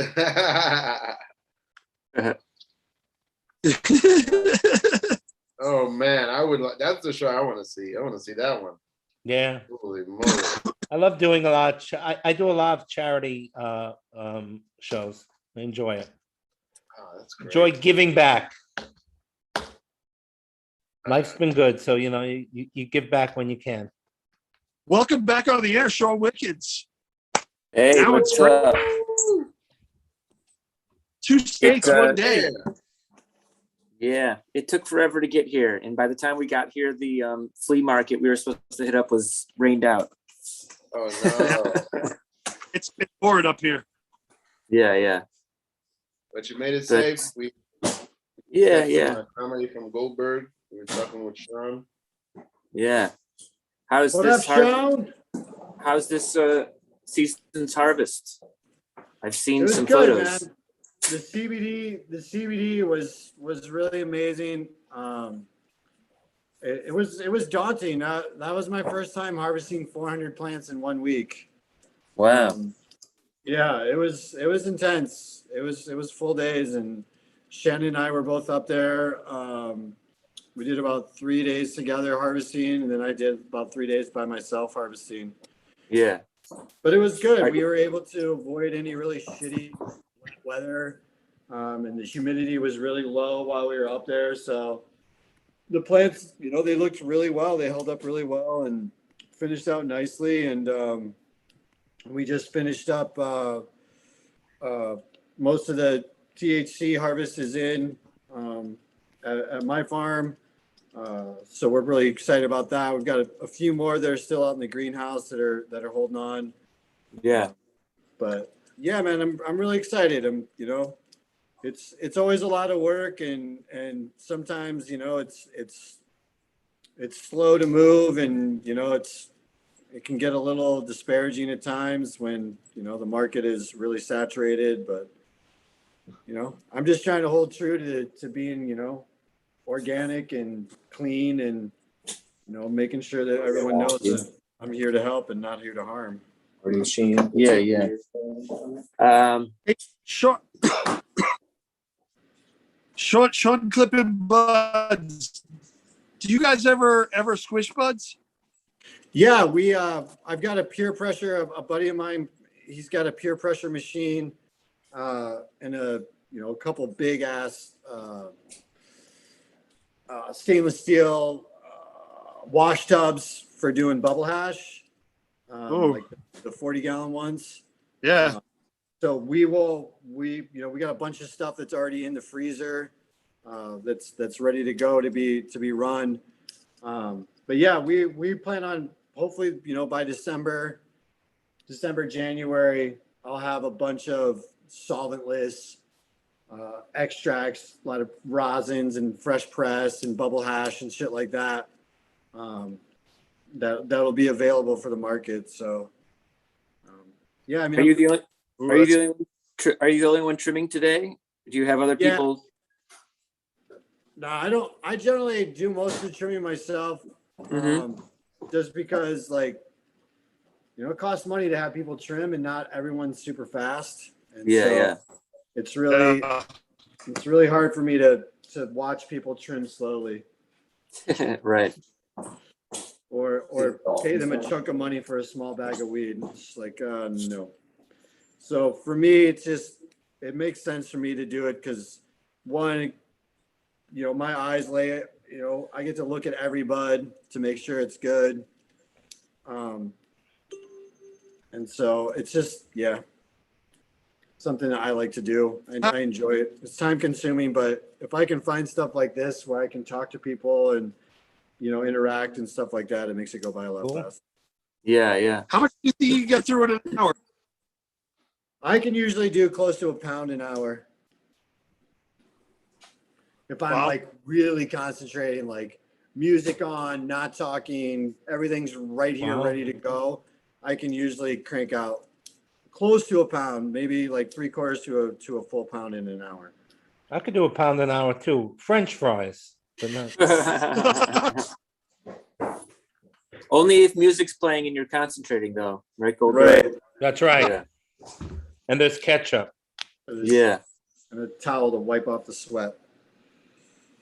So has this been a good season for growing? Has this been a good year, or? It was wet as shit. With all that rain Horrible. that we got in July, like that's like when your buds start developing is in July. So if you have a really wet July, you're gonna have a lot of problems with mold and mildew and stuff like that, because as this develops, because it just starts out with just like a couple of hairs, and then it just slowly evolves into this whole thing. So if you got a really dense bud that just has a little bit of moisture in there, that's eventually just going to turn into mold and bud rot. And if the roots of the plant aren't really ever able to dry out properly and get dry before they get wet again, so you just continually, like every other day it's raining and the roots don't ever get to really dry out, and you're going to get they're going to get waterlogged and you're going to get root rot. There's just all sorts of variables when growing out in the Northeast that you have to deal with. So that's why we've moved a lot of our stuff into greenhouses, that the stuff that's going to go to the end of the year. And we, for the past couple of years, we've been really trying to figure out like, how can we really monetize more during the middle of the summer. And so, with the greenhouses, that's helped us a lot. But we did some autoflower this year, which autoflower is it only comes from seed. You can't clone an autoflower, and you plant the seed, and within 60 days of germination, that plant will automatically start to produce flower. You don't have to change the light cycle, which that's generally what sets a plant into flowering, is when you change the light cycle. So when you're growing indoors, you generally have your vegetative plant that isn't producing flower. You have that on like a 16, 18-hour light, and the rest of the time is in dark. Some people do 24 hours, but that can stress the plant out and kind of make it a little bit weaker. So it's good to give it like 6 hours of rest. But once you switch your light cycle to 12-12, 12 on, 12 off, that's when you start producing buds. And so with the autoflowers, you don't have to flip the switch. And actually, the more light they get, the bigger the buds they'll do. So our whole plan was like, let's plant stuff in the spring that we will eventually, we'll be harvesting midsummer. And so we did a few just to see how it worked. And there's some strains that we liked. There's some strains that we didn't like. But I think next year we're definitely going to do a lot of autoflower, just so that we're pulling in stuff kind of spaced out through the whole summer, which lessens our harvest at the end of the year, so we're not so overwhelmed with the end of the year harvest. And it continues to feed the people throughout the summer, because generally by the end of the summer, right before harvest, I'm out. Like it's really hard for me to find product. It's like our grows, we don't do a lot of indoor grow during the summertime because it just costs so much with keeping the environment cool and everything, with the lights and the AC and everything. So we, with that autoflower, is able to hold on to a little bit, we'll have a little bit more throughout the fall, but it's still a little thin, a little lean, but is what it is. Better to be lean than be flush in this world. Yeah, I don't know anything about being lean, but yeah, I would agree.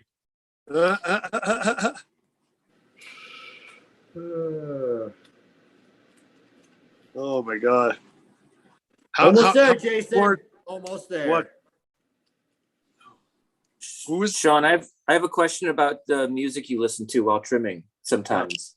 Yeah. Have you stumbled onto some music that you didn't think would help you get in the zone that did? Was there any surprising genres or bands or artists that you stumbled on that I really like world music, with a lot of drums, driving beats, and horns, and all of that, all those instruments coming together in a very high energy, like that. Yeah. I like trimming to that. It really helps with staying motivated, and it's a lot better than I used to listen to Clutch or Pantera, even just high energy, but that was too much, oh yeah. But with that, it's just it keeps you happy, it keeps you kind of moving in your seat and wiggling around. So I definitely enjoy to trim with world music for sure. Yeah. Brazilian and shit like that, some South American, Caribbean shit where there's lots of vibrations happening. Yeah. Oh, love it. Does anybody here listen to binaural beats when they sleep? Sometimes I do that. Yes. Last time I was there, we did it at your house. I was sleeping, and you put on binary beats. Yeah. I don't even know what they're supposed to do. Supposedly I don't know, there's different frequencies that it triggers. I mean, who knows but it's just chill music that helps me zone out at night, I have not looked into it, but it's something I should, huh? I don't think it would help for trimming, but it's droning low sort of quiet stuff. Actually, I don't know why you would listen to it other than you're trying to sleep. To try it. I listen to or drive. Sometimes you want to relax when you're driving. What? I think it would put you out. Yeah, I don't know. That's a joke.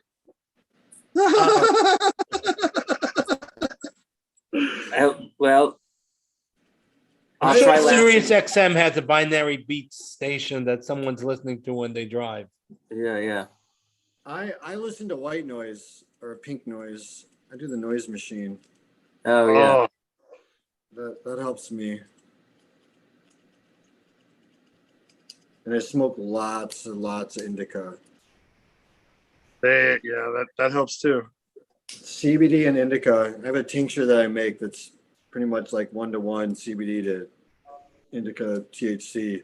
Mm-hmm. I take a couple dropperfuls of that, and I'm good night Irene in 15 minutes. It's really nice. Ooh. All right. Did any of you grow up near train tracks? I grew up 100 yards from train tracks, and I would hear a train whistle at night, and I love that noise at the nighttime. We in our town we have a train track that goes through our town. It's a small fucking town. It's 1,800 people. No stop.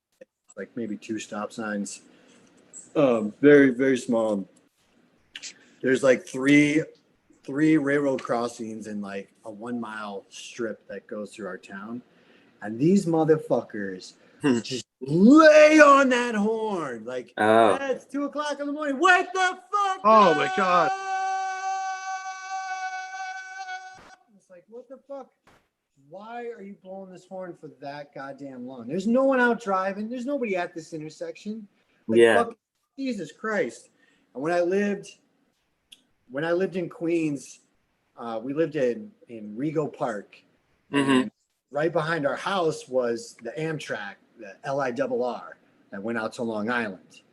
And it was our first winter living there. And we had gotten a really bad, not really bad snowstorm, but we got maybe 4 or 5 inches of snow during the overnight. And it was probably like 4 or 5 o'clock in the morning. It was the first train of the morning running from Long Island back to the city. And those things go screaming down the track when they're between stations. Like they're hauling ass. Those trains are fast. And all of a sudden I just hear just pop, pop, pop, pop, pop, pop, pop. And I see these really, really bright flashes of light like through our bedroom window. And our bedroom was at the back of the house, and the train tracks was maybe like 25 yards away from our house. Yeah. And I just hear this pop, pop, pop sound getting louder and louder. I see these lights flashing, getting brighter and brighter. And I'm like, what the fuck? And I shoot out of bed and I rip back the curtain because it feels like this fucking train is about ready to drive through our house. Turns out when there's snow on the tracks, it's an electric system, that the wheels of the train will separate from the track because of the snow, and it arcs. The electricity will arc from the track to the wheel, and so it makes this big, like, loud sound and explosion of light. And that's what it was. And it does it the whole way that it's traveling down the track until they plow that snow all the way off. So the whole time, just small explosions the whole way into the city. God damn, man. We lived there for 2 winters, and every time that happened, I would shoot out of bed because it just sounded so terrible, like it was coming right for our house. So that's my train story. I love taking those old-fashioned steam engine rides. You ever take those? Mm-hmm. Like in Scranton, Pennsylvania and stuff. They're so cool. Yeah. The old-fashioned trains where you can sit. In Lancaster, you can sit on either side. Your chair flips around. It's very cool. Runs on coal, I think. Yeah, steam engines. Yeah, my family's got, they're into all the steam tractors. So my brother-in-law's got, I think he's probably up to like 12 or so of these big, giant steam engine tractors. Just enormous. Oh, wow. It's really amazing to watch these things and these guys operate them, and just how fucking strong they are. Like, these things are 100+ years old, and they're just so strong. They're slow, but damn, they're strong. They last forever. Yeah. Jason and I walked around the train museum when we were in Scranton together once. That's right. Although it was closed, it was closed. So we walked around the outside of the train museum, where all the trains are. We didn't walk inside the museum. We walked by the trains. Walk by the trains. Yeah. All right, listen, guys, I have another show, so I gotta run, but it's been great chatting with you. Oh yeah, man. Actually, if anyone wants, I'm on No Line to Cross comedy show tomorrow night on Facebook, so you can check it out. Awesome. All right. Good luck. Nice meeting you, Goldberg. Same here. Take Nice care. meeting you, bud. Take care. All the Enjoy best. Jersey. Bye-bye. Jason, is Ralph out walking the dog? Is that why he has stepped away? That's just my guess. Oh, I think I see him talking on you or something like that. Then he just was the phone, so I didn't want to. Got it. The hot wings, so he's probably getting his guts out. Probably on the. Did he share more Masha getting surgery stories? Their dog just had surgery this week. Did she? For what? Oh, she got neutered. that whole I- thing. Jeez. Yeah. But Johnny and I helped pick her up from the veterinarian because Anya didn't know how like erratic she would be, but she was chill. She was all drugged up. But I mean, it's got to be weird for a dog to not know what's going on. Like, you know what I mean? Like a dog doesn't know what's going on in its life most of the time. You know what I mean? Like when a family moves, like it's not like the dog knows that the move is coming up. It's just like everything is just happening. You know what I mean? Yeah. Or if there's like a divorce and all of a sudden it's just like, where's the dad? You know what I mean? Like dogs just don't know anything about what's going on ever. So, but they seem to be fine with it. I know that some dogs are like stressed and have anxiety, but it's such a weird superpower to not know what life is going to throw at you and just be like in the moment and fine. There's a dog right now. There's a dog right now. Yeah.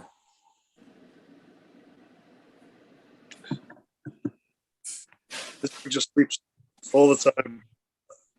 Yeah. Oh wow. Wow, it's a nonstop pile. Does the pile you're reaching from look any smaller than it did like an hour ago? A Not little really. bit. Yeah. Yeah, it's sometimes it's you don't think you put a dent into it sometimes for sure. Yeah. I mean, this is gonna be like months worth. That's crazy. I had a weird job in high school where I was working in the mailroom of a video production facility, and all they were doing was mailing out like it was like advertisements to businesses, like hire us to shoot your in-house commercial and stuff like that. And it was just for 4 hours a day after school. It was just like folding envelopes, or you know, taking these trifold brochures and then putting a sticker on it and then putting a mailing label on it. It just always felt like I was working with 3 other students and we got pretty good at the routine, but it always felt like this is such a pointless job. Like we never saw the fruits of our labor ever. Right. Like we never got to help out with a video shoot or we never met clients. It was just like we were in the mailroom, and we all had a crush on our boss. Our boss was like a woman in her late 20s, early 30s, and I went to an all guys high school. Oh. So there was always just a dearth of like femininity around. So as soon as like my fellow students and I got around, you know, a woman who was older and who was our boss and like showing us how to fold envelopes. We were like, oh, Beth. Oh, Beth. Oh, Beth, where have you been? Yeah. I have another weird memory of that job. It's that, and it was like a nice TV studio that we worked in near the high school, but we were in the basement in the shittiest part of the building. It was like they renovated the building except the mailroom. But if we needed to go into the storage room to get boxes of brochures, there was a metal pull chain for the light bulb, and it was the metal somehow always conducted electricity. There was like a loose wire inside of it, and you always forgot. So you always were shocked when you turned on the light, but you always forgot about it for some reason. That was my one of my high school jobs. Nice. I worked at a grocery store in high school. Oh, grocery stores got to be fun. It was. I got to eat a lot of food because, you know, as soon as, you know, anything, you would just be like, I'm hungry. You just walk down the fucking aisle like, I want to eat this box of crackers. And you just kind of damage the box a little bit and be like, it's damaged. I got to take it in the back. And you can open it and eat it. Yeah. And eat it. And yeah. Loopholes. Right. And then it was like one of those that they had the deli department and the produce department. Everything was kind of positioned in the back of the store where all the loading docks and shit were. And they had one of those doors that if you hit the bar and push it open, the alarm goes off. but they left. They would leave the key for the alarm in the deli department, and after like 8 o'clock on a Friday or Saturday, the deli and the produce department were closed, and those people were all gone. And I, being the carton can and bathroom guy, was there until fucking 10 o'clock. Yeah. So from 8 until 10 o'clock, my friends would roll up to the back, and they kept all of the beer in the produce cooler. So it was always fucking nice and cold. And there wasn't any accountability at all at this place. It was great. I would just load up everyone's cars Friday and Saturday night. People would just pull up, and we'd just be like humping 30 packs of Keystones into the back of the car. It was great, and I got away with so much shit in high school. It was amazing.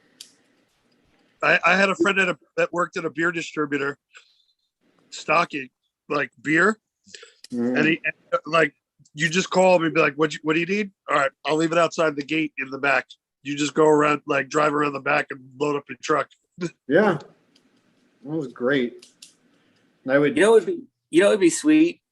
This is because earlier in the day, Jason, I think you were sleeping for this. Sean, you weren't signed in yet, but somebody was talking about Medieval Times, that theme restaurant, Medieval Times. I was watching you guys. Yeah. Oh yeah, man, that would be great. That would be great if there was like, I mean, this is somewhat inspired by Medieval Times, but also maybe Westworld a little bit. It'd be cool if there was like a town you could go to where it was like you were in high school again, but it was just like, you know what I mean? You could like hang out and party in people's backyards, jump over fences, swim in people's pools, like steal beer from your friend's supermarket where he works at. I don't know, just like teenage hijinks. Right. That would be nice. Relive the glory days. Yeah. I mean, I guess this is a different kind of glory, you know?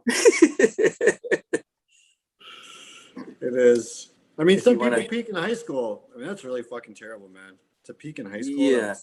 Fuck. That would suck. I hope that when I'm older and I look back on my life, I can be like, I peaked in my 50s and a little bit my 60s. Yeah. But then in the 60s and 70s, I was like, I didn't need to peak anymore. I was like, I'll take a break from peaking. Yes.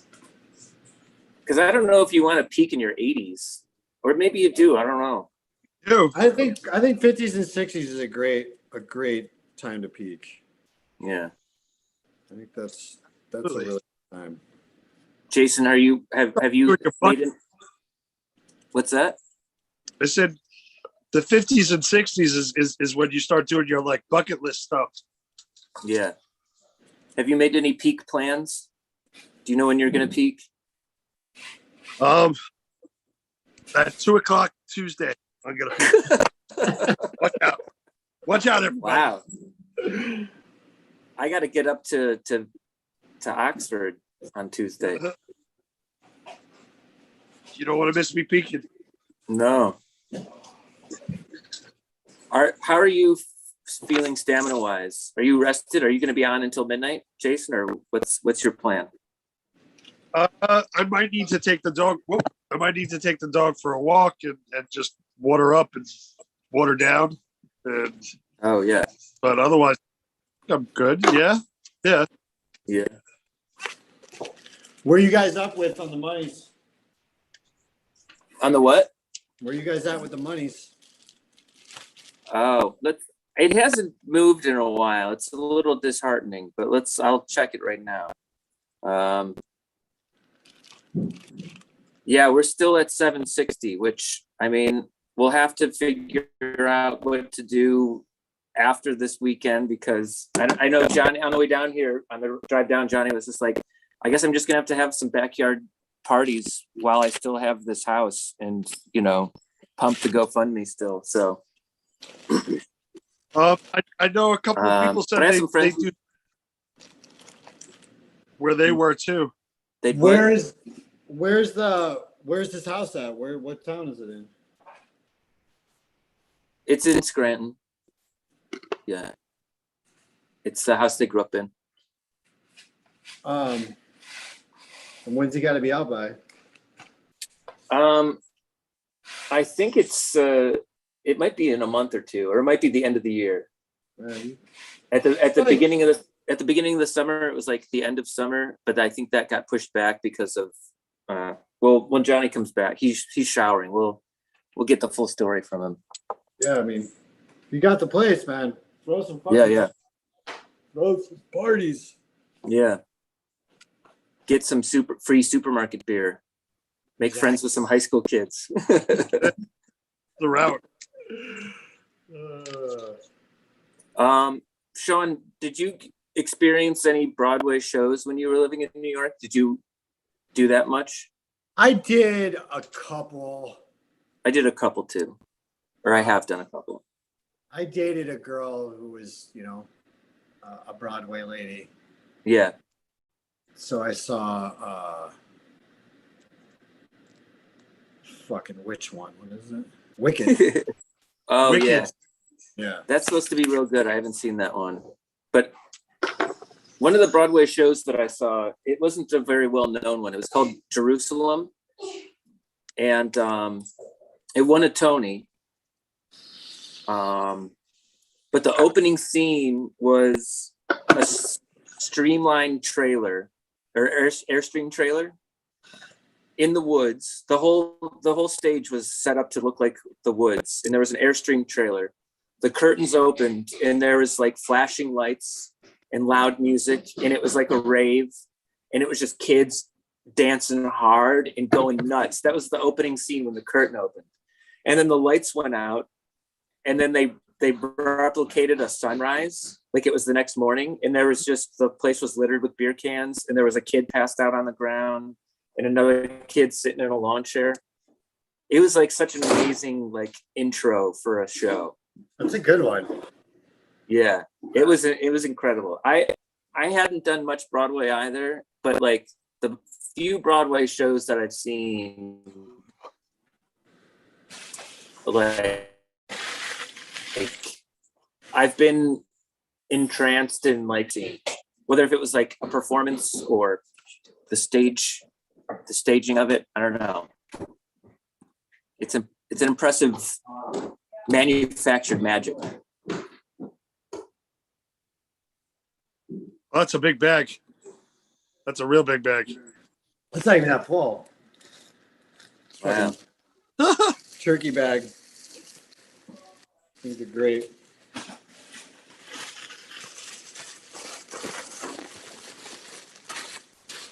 Another big bag.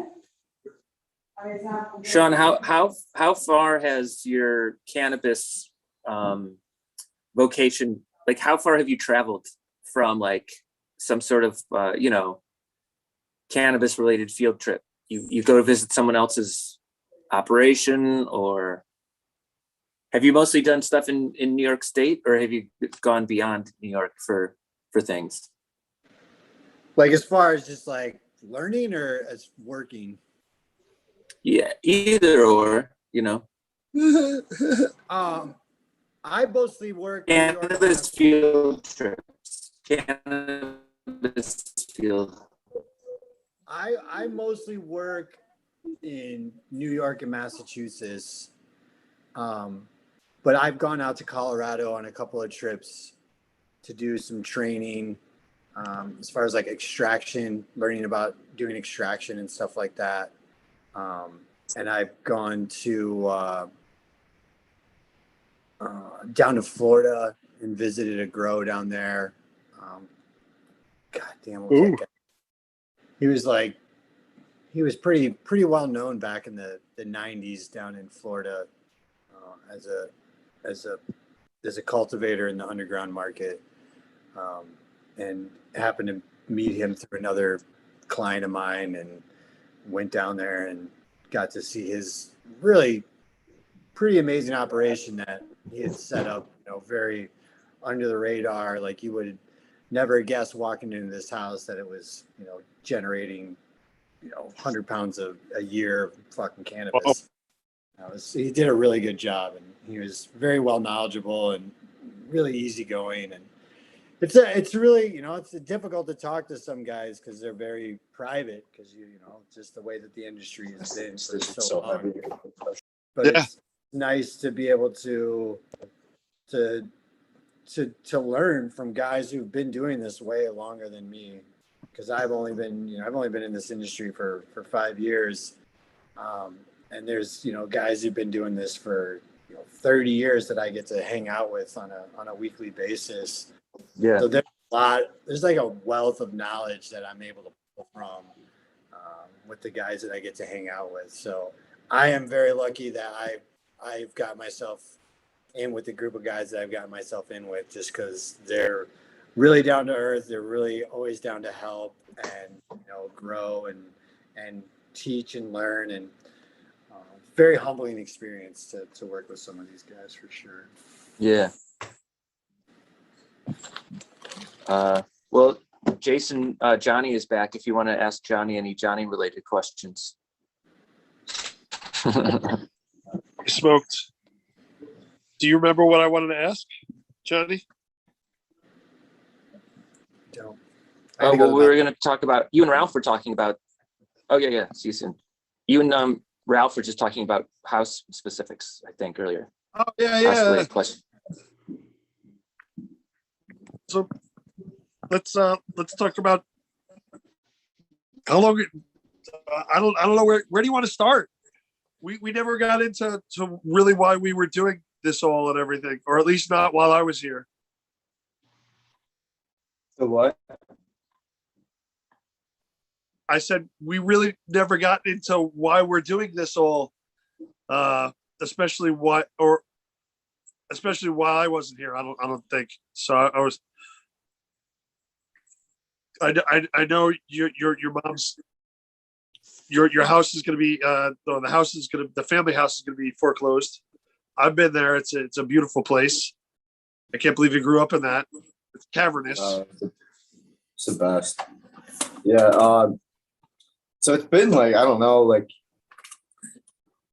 she said 7 years in foreclosure, technically.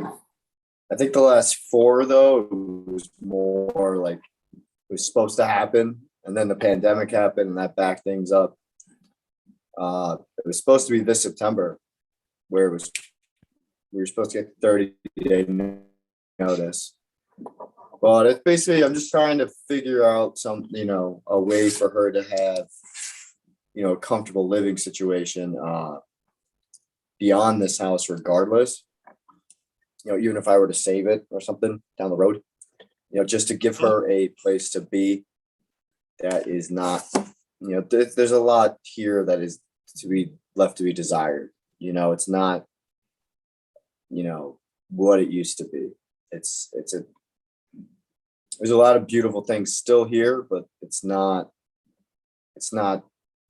up to snuff, I think, for, you know, a plausible living situation. And, you know, what if we get to 30 days tomorrow type situation? So I'm just trying to be proactive and set her up so that she could, you know, thrive and not just survive, you know. Now, are you still living?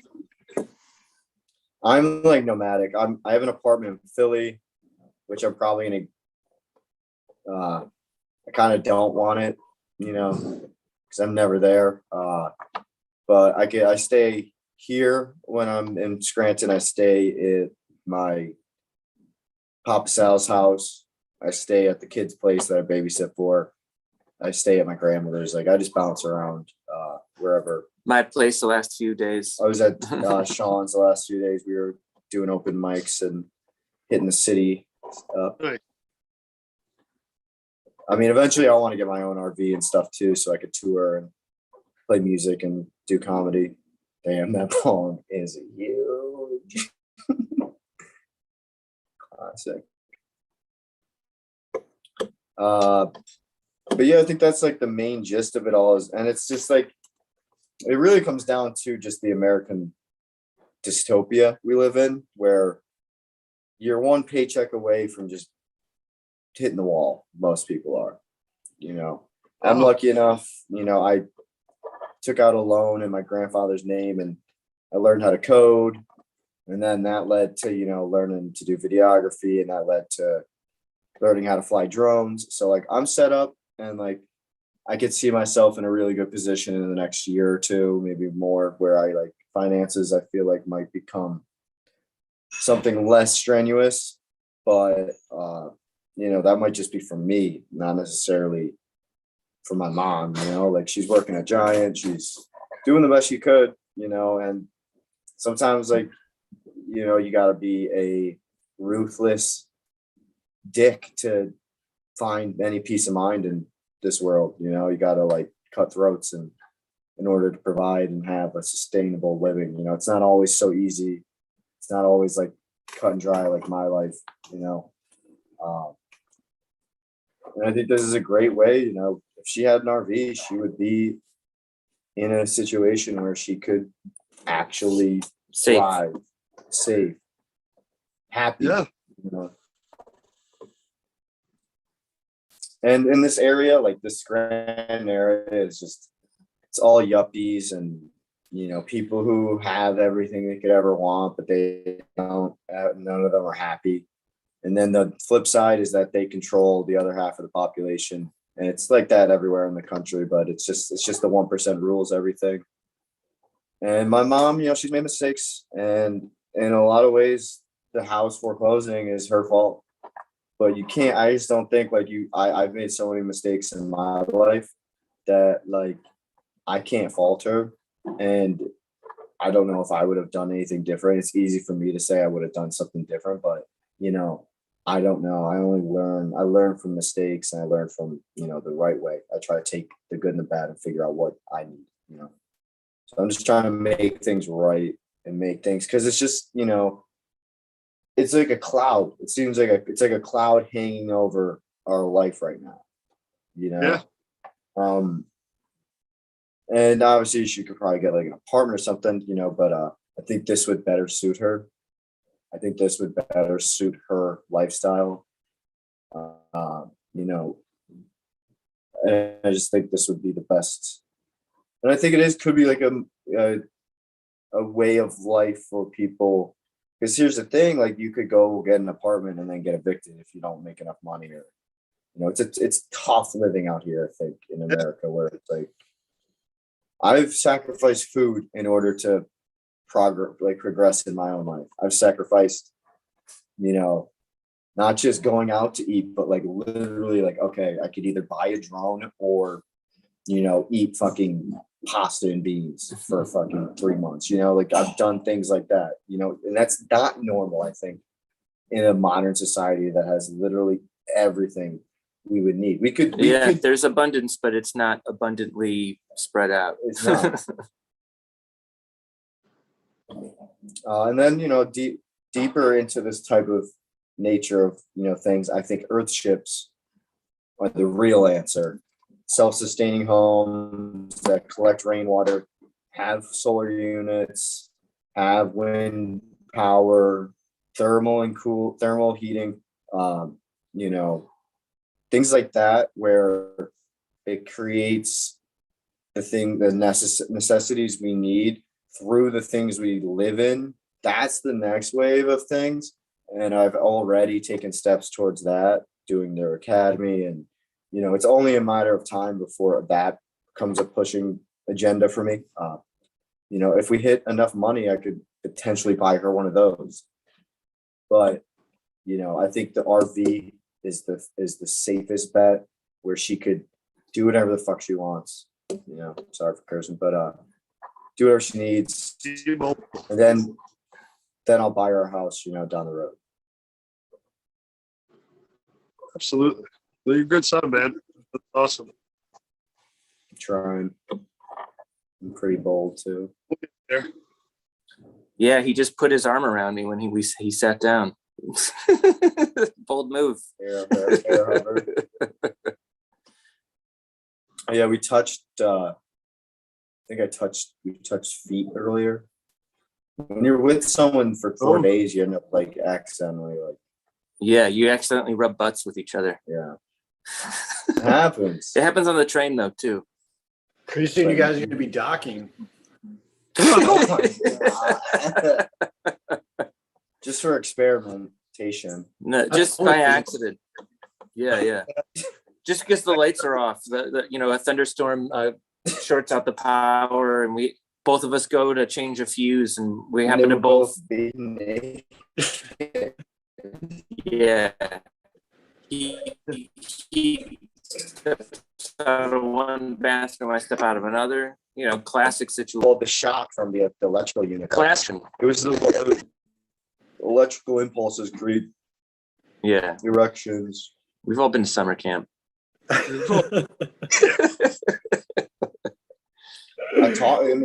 Talk about a summer camp game actually at this house. Me and a few friends. I guess this is kind of like a homoerotic experience. Getting into, but it was more of a chivalrous, like Roman game. We played this game, Michael Jackson. This was like right when Michael Jackson was kind of, getting in those old cobwebby accusations. And we got so bored at the pool that we started playing Michael Jackson. And the person that was Michael Jackson, and they were naked, and they had to win the game, they had to hump somebody. And like it was so weird. Like my one friend, like we tried to introduce him to it, and he got so uncomfortable. He's like, "This is gay." I'm like, "Dude, you're gay. Like, this is a game. This is sportsmanship." I think the only homoerotic situation I was in when I was a kid is a friend of mine found his uncle's Playboy, and we were looking at it together, and then he told me he had an erection. That's pretty homoerotic, but also like understandable. Sure. Because he didn't get a boner from you. Like, you're talking yourself off that much, Sean. I don't know where the boner came from. I think we all know where the boner came from. I don't know. It's a Playboy magazine. It wasn't explicitly stated. Jamie, you can tell us and then leave. Okay, I'm gonna go get something to eat. Yeah. All right. He chatted that he was gonna go get something to eat, but he can tell us. Yeah, that's fine. He's a big guy. He needs nummies. Yeah. So who else you guys got coming on today? Later on today, we have my friend Jared Wilder. He's a New York comedian. Samantha James. She's a California-based musician. Keith Burr is a guy that we know from Kentucky who's a pretty funny dude. I think he's gone at the 11 o'clock hour. So nice. Yeah. My friend Cheesy Bread, he's a rapper. I'm gonna see if he can come on to spit some bars. Oh, Cheesy Bread might be here. Cheesy Bread. I like that. Yeah. It's like a rap name. Cheesy Bread. Yeah. Well, he was inspired by Young Gravy. He was like, "We're just doing fucking food now." He was like, "Fuck it, I'm gonna be the best food out there." Cheesy Bread. I like it. He's got like 900 Noam Nagaras though. Olaf Jansen, which I think is like is that like a Snoopy thing? I don't know. Olaf Jansen. Mood. His last name's Moody, so he's Mellow Mood, Cheesy, Marcus. If you know. Food-based rap multiple names. Multiple personality rap.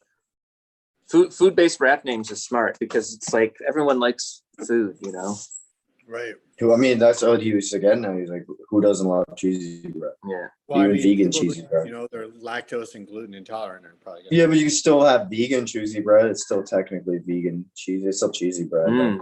True, which I've had a few that have been good. Maybe that's vegan cheese is fucking disgusting. Yeah, I mean, I was put that vegan for out 2 there years. Boldly and aggressively. If anybody offers me 100%. vegan cheese pizza, I'm gonna punch them in the fucking face. It's not. I mean, there's this one cauliflower one. I've had a few good ones. So I was vegan for like 2 years, but I don't know if have you ever seen Parks and Recreation? Yeah. Have you ever seen the episode where Ron and Chris Traeger have like a cook-off? Yes. That was when I first ate meat again. That was my when Chris is like, "How could it be? I spent years dedicating my life to this turkey burger, and you just come in with a hamburger and everyone." Just try it, and he's just like, "Oh, this is better." Like that was like when I ate a piece of chicken, I was like, "Oh, that was better than any food I've had in the last 3 years." I was a vegetarian, not a vegan, but just a vegetarian. for maybe 2 years, but I used to be a chef here in the city, and I worked in a bunch of different restaurants and stuff like that. And bacon is what brought me back to the meat. Fair. There was I worked a vegetable station at I love bacon.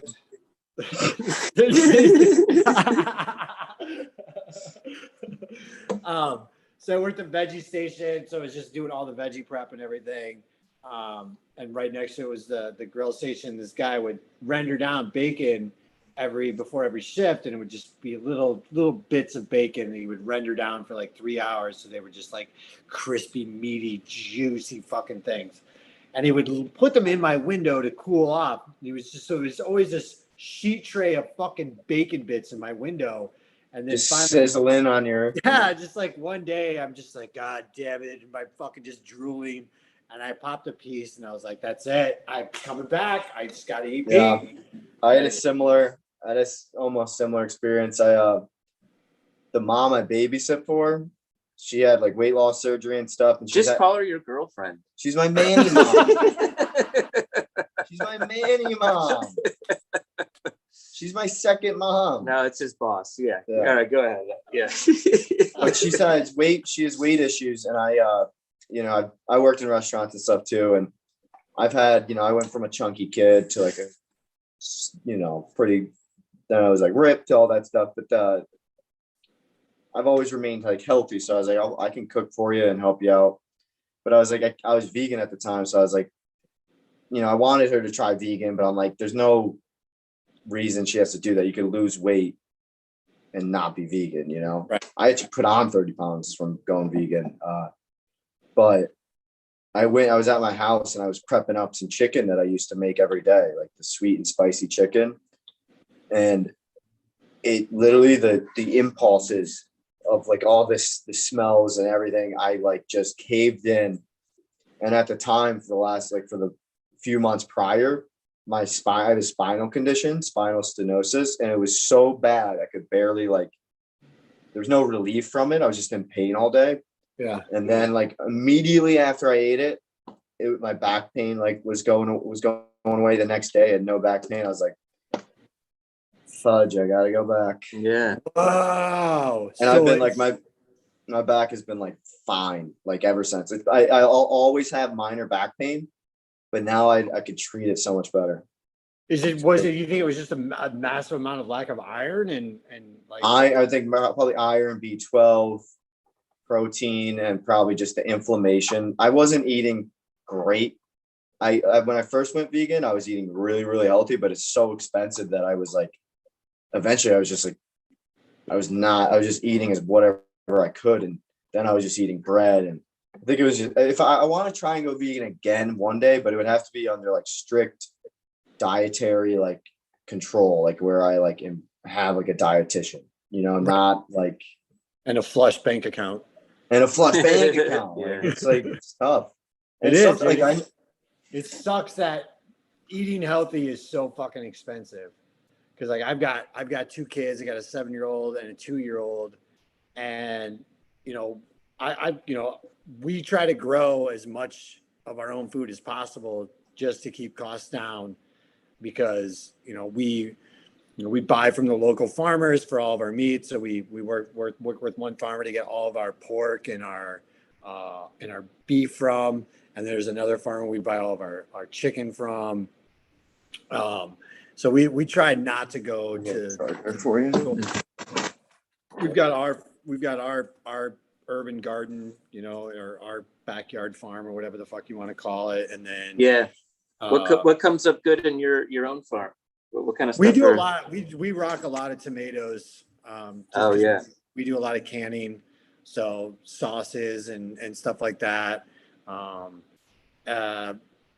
had to really lay off for my own gut issues. Like I can't eat onions or garlic or anything like that anymore, because it just really fucks with my gut too much.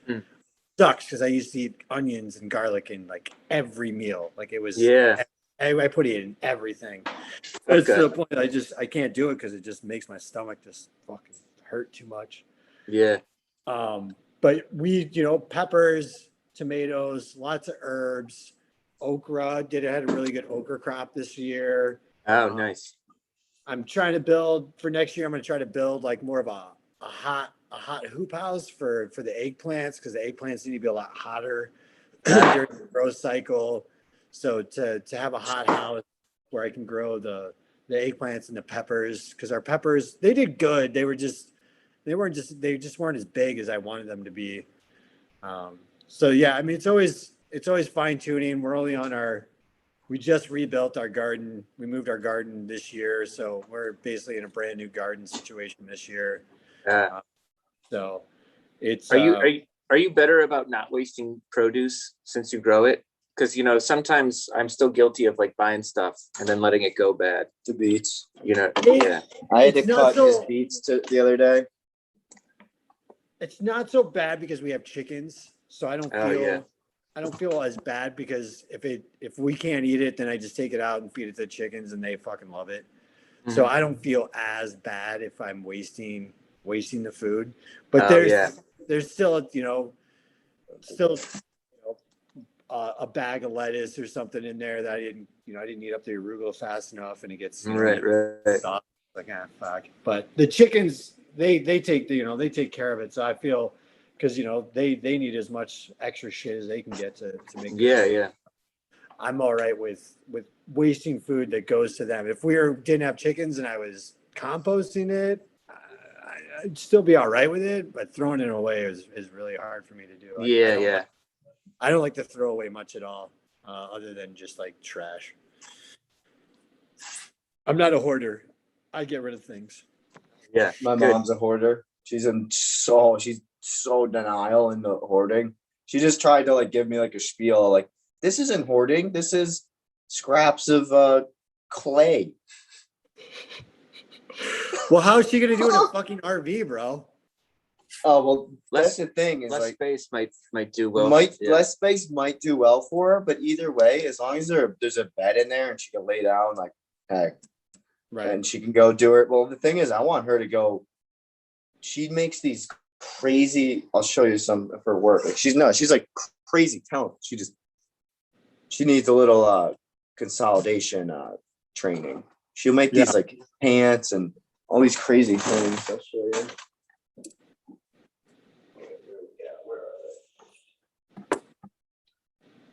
It's a nice couch, Sean. Oh, well, it's I'm at their place. Hold on, somebody. That's cool. Fine. Just ignore me, you fucking asshole. Are we allowed to swear on here? Or are we supposed to not swear? Oh, of course we can. I've never been on YouTube before. My first time on YouTube. Right. Hey, Jason, are you within earshot of this thing? Jason Kunis? I think somebody's in the waiting room, and I don't have the power to let them in. Oh, no. Yeah. Yeah, Jason left me in there for like 15 minutes like an asshole. Oh, that storm is rolling in now. Well, if Don't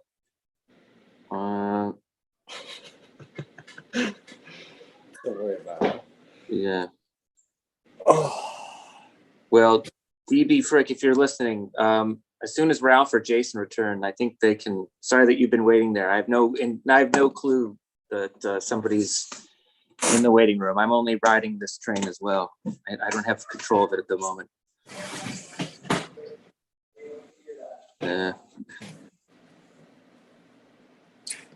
All right. Well, we're waiting. If you're watching, we're waiting for Johnny to bring back some art. We're waiting for Jason to finish eating. Sean's taking a break. There he is. Ralph is somewhere.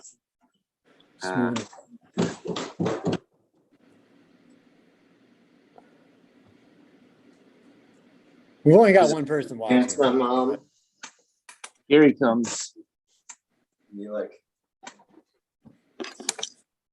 These are a pair of pants my mom made. She's like, if I can get her to like festivals and stuff, she will make a killing. Yeah, she will make a killing at festivals. Yeah. So to go to the Green River Festival in fucking September. Greenfield, Where's Massachusetts. that? It's in Greenfield, Massachusetts. Where are you out of? I live in Massachusetts. Oh, where my friend, one of my best friends. He can't tell you where. He's trimming weed. He goes to Berkeley. Oh, okay, yeah. I'm on the other side of the state. I'm in Western Mass. He's easty.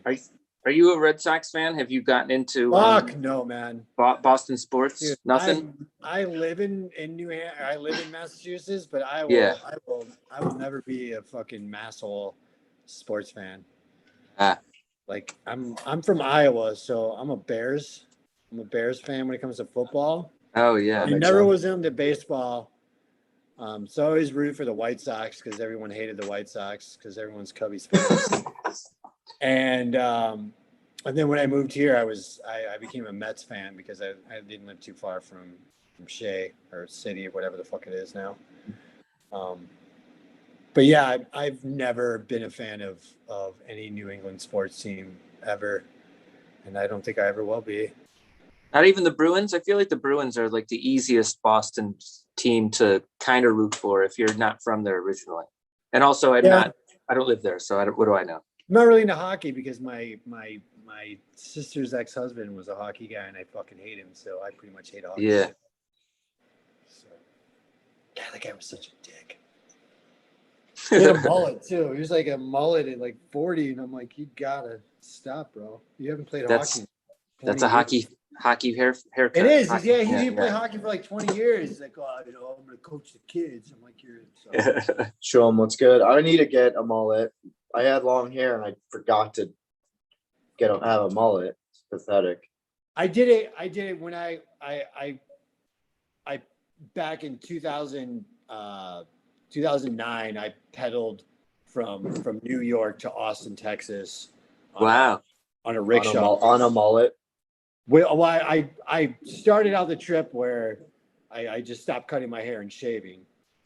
So my beard was actually longer, I think, than this. It grew much faster than what it does now. But I had a fucking monster beard, and my hair was like shoulder length, just like a lion's mane, just golden wavy hair. That was the longest I'd ever grown my beard or my hair. And then how long was the bike? I was on the road. Yeah. Dog and I were on the road for 7 months. We lived in it was over 4,000 miles. And we left in September and got to Austin in April. And then, and I think I cut my hair like that September. So I grew it out for almost a year. Wow. I did the mullet with a shorter beard, and then took that down to some crazy like fucking thing with like some big lamb chops, and I worked with it. I was like, I'm gonna take this down in stages. I'm not gonna just take it all off. So that was fun. But the mullet only lasted for like a week because I got so much shit for it. It was just like those are people you shouldn't be around. I know. You need to be if you're having a mullet, like you gotta be around people who embrace the mullet. Like you can't have I don't hang you around. got to be going to Leonard Skinner tribute band shows. Right. You know that. I would not be able to hang around anyone who doesn't respect a mullet. Bowling alleys. It was tough because I was very new to the city, and so trailer parks. To make anything hockey, rugby. I mean, Europe, it's like a woman's haircut. It's a child's haircut. It's a I mean, I know guys now that have some beautiful mullets. I actually have a buddy of mine. It's actually this barbershop, Viking barbershop in Tennessee.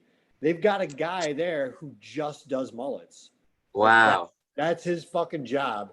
Is anybody wants a mullet, they come and see Clay, and he rocks a gorgeous mullet.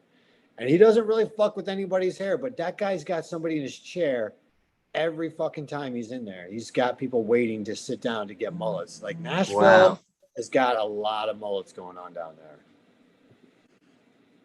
And he kills it. That's a good barbershop too. I really like going there. It's nice.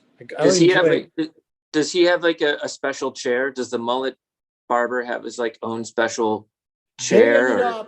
This barbershop is really cool because it's in Murfreesboro Borough, which was the original capital of Tennessee. I've heard of it. It's right on the town square, and it's one of those old town squares where the Capitol building was in the middle of the square, and then there's a road that goes around the whole thing, and there's shops all around the Yeah. town square, and they have a barbershop there, and they bought it from one of the guys that owned it, and when they bought it, only had 4 or 5 chairs in it, and they're up to 15 chairs now. They've expanded. Damn. And up to 15 chairs. But each chair is vintage as shit. Like they have scoured. I think they even got some from overseas, but every one of those chairs is different, and they're all antique vintage. There's not a new chair in there. Oh, wow. I think the mullet guys got one that was a barber chair made out of like a 56 Cadillac seat. And so they took the interior, the driver's seat, and turned it into a barber's chair, and that's his chair, I believe. It's a really cool shop. I really like what they do down there.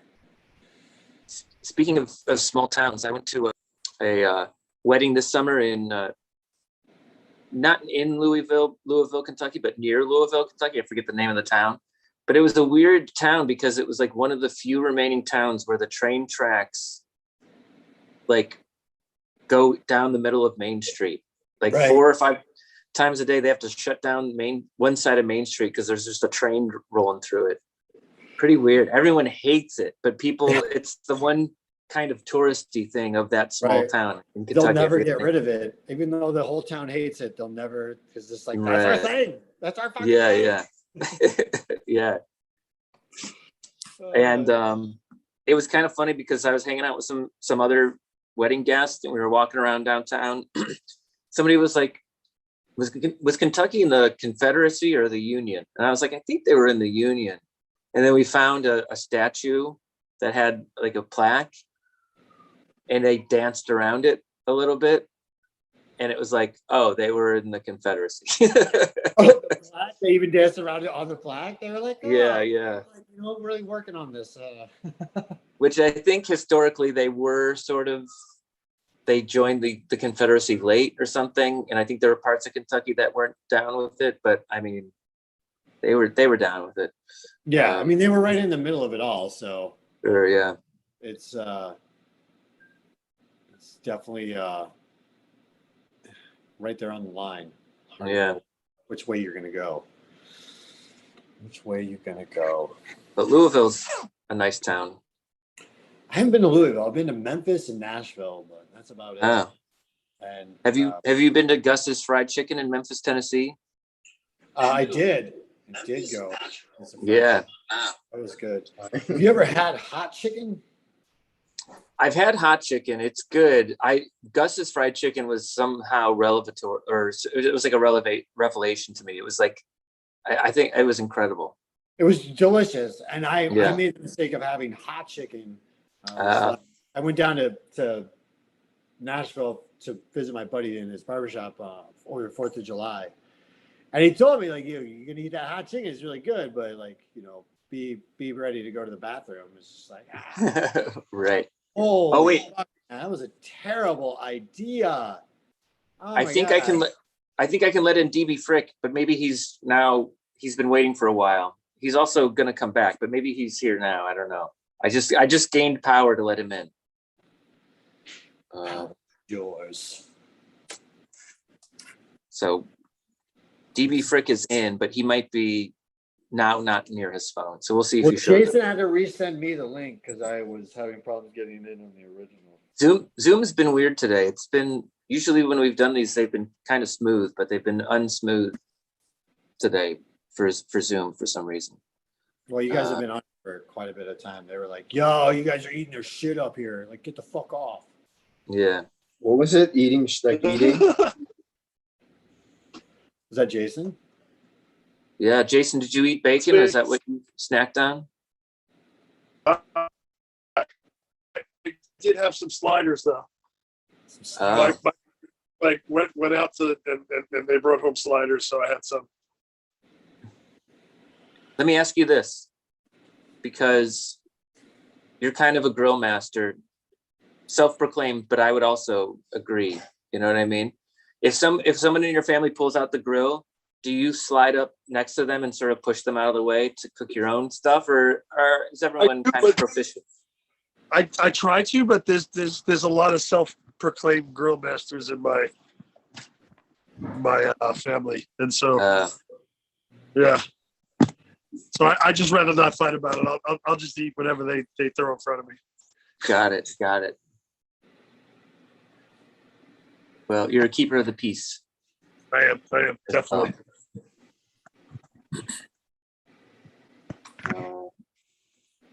Sending the event to like as many people as I can right now. How's everybody? What's that? How is everybody doing?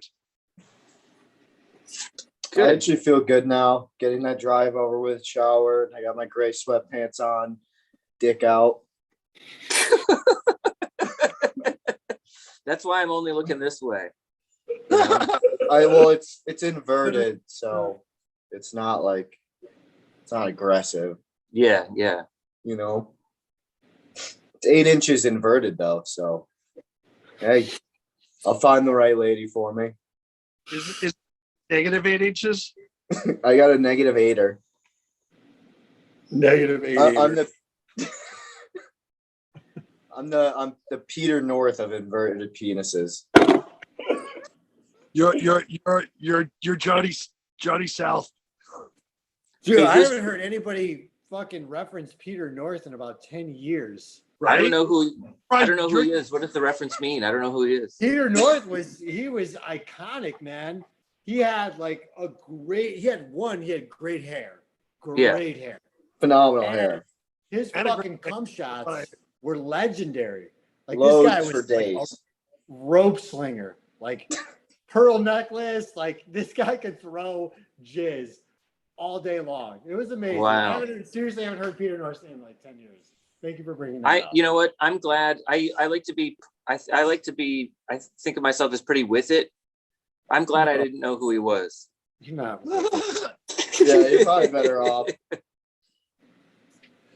I don't know if I'll be checking out any of his catalog, to be honest. You should. Porn is everybody should respect and go back to some vintage porn. Those guys were they paved the way. Yeah. I've definitely seen some vintage porn. There was I grew up in Cleveland, and there was a movie theater called the Cleveland Cinematheque, and they would do like, high end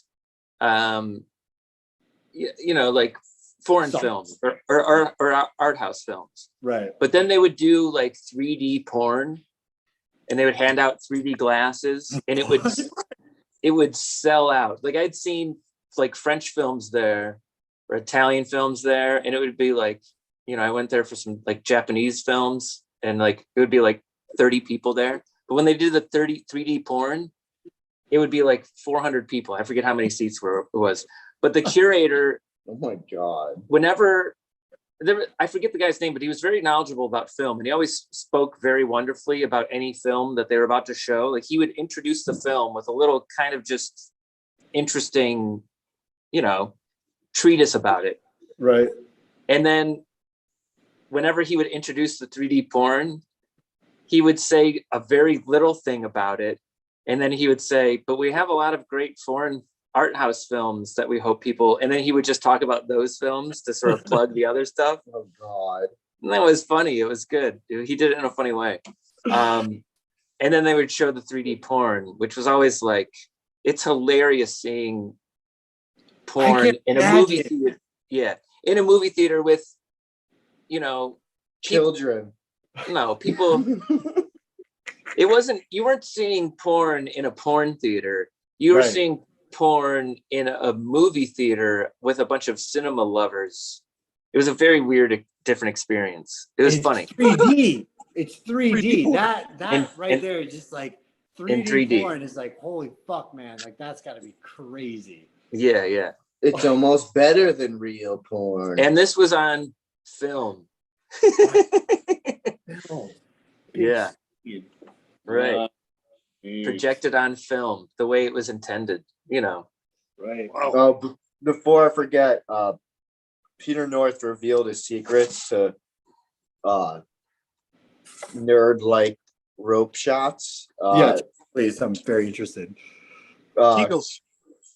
Well, no, that too, but diet. It's all diet. He would blend up like celery, kale, cucumber, and just chug that thing, like, you know, just Wow. all like really good healthy juices and, you But know, then things his- like that.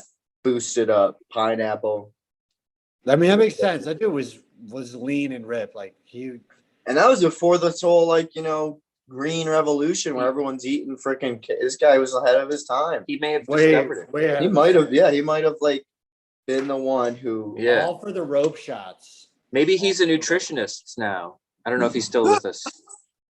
He's not in the porn, I don't think. He Yeah. probably is a nutritionist. Maybe he's a trainer for other rope shots.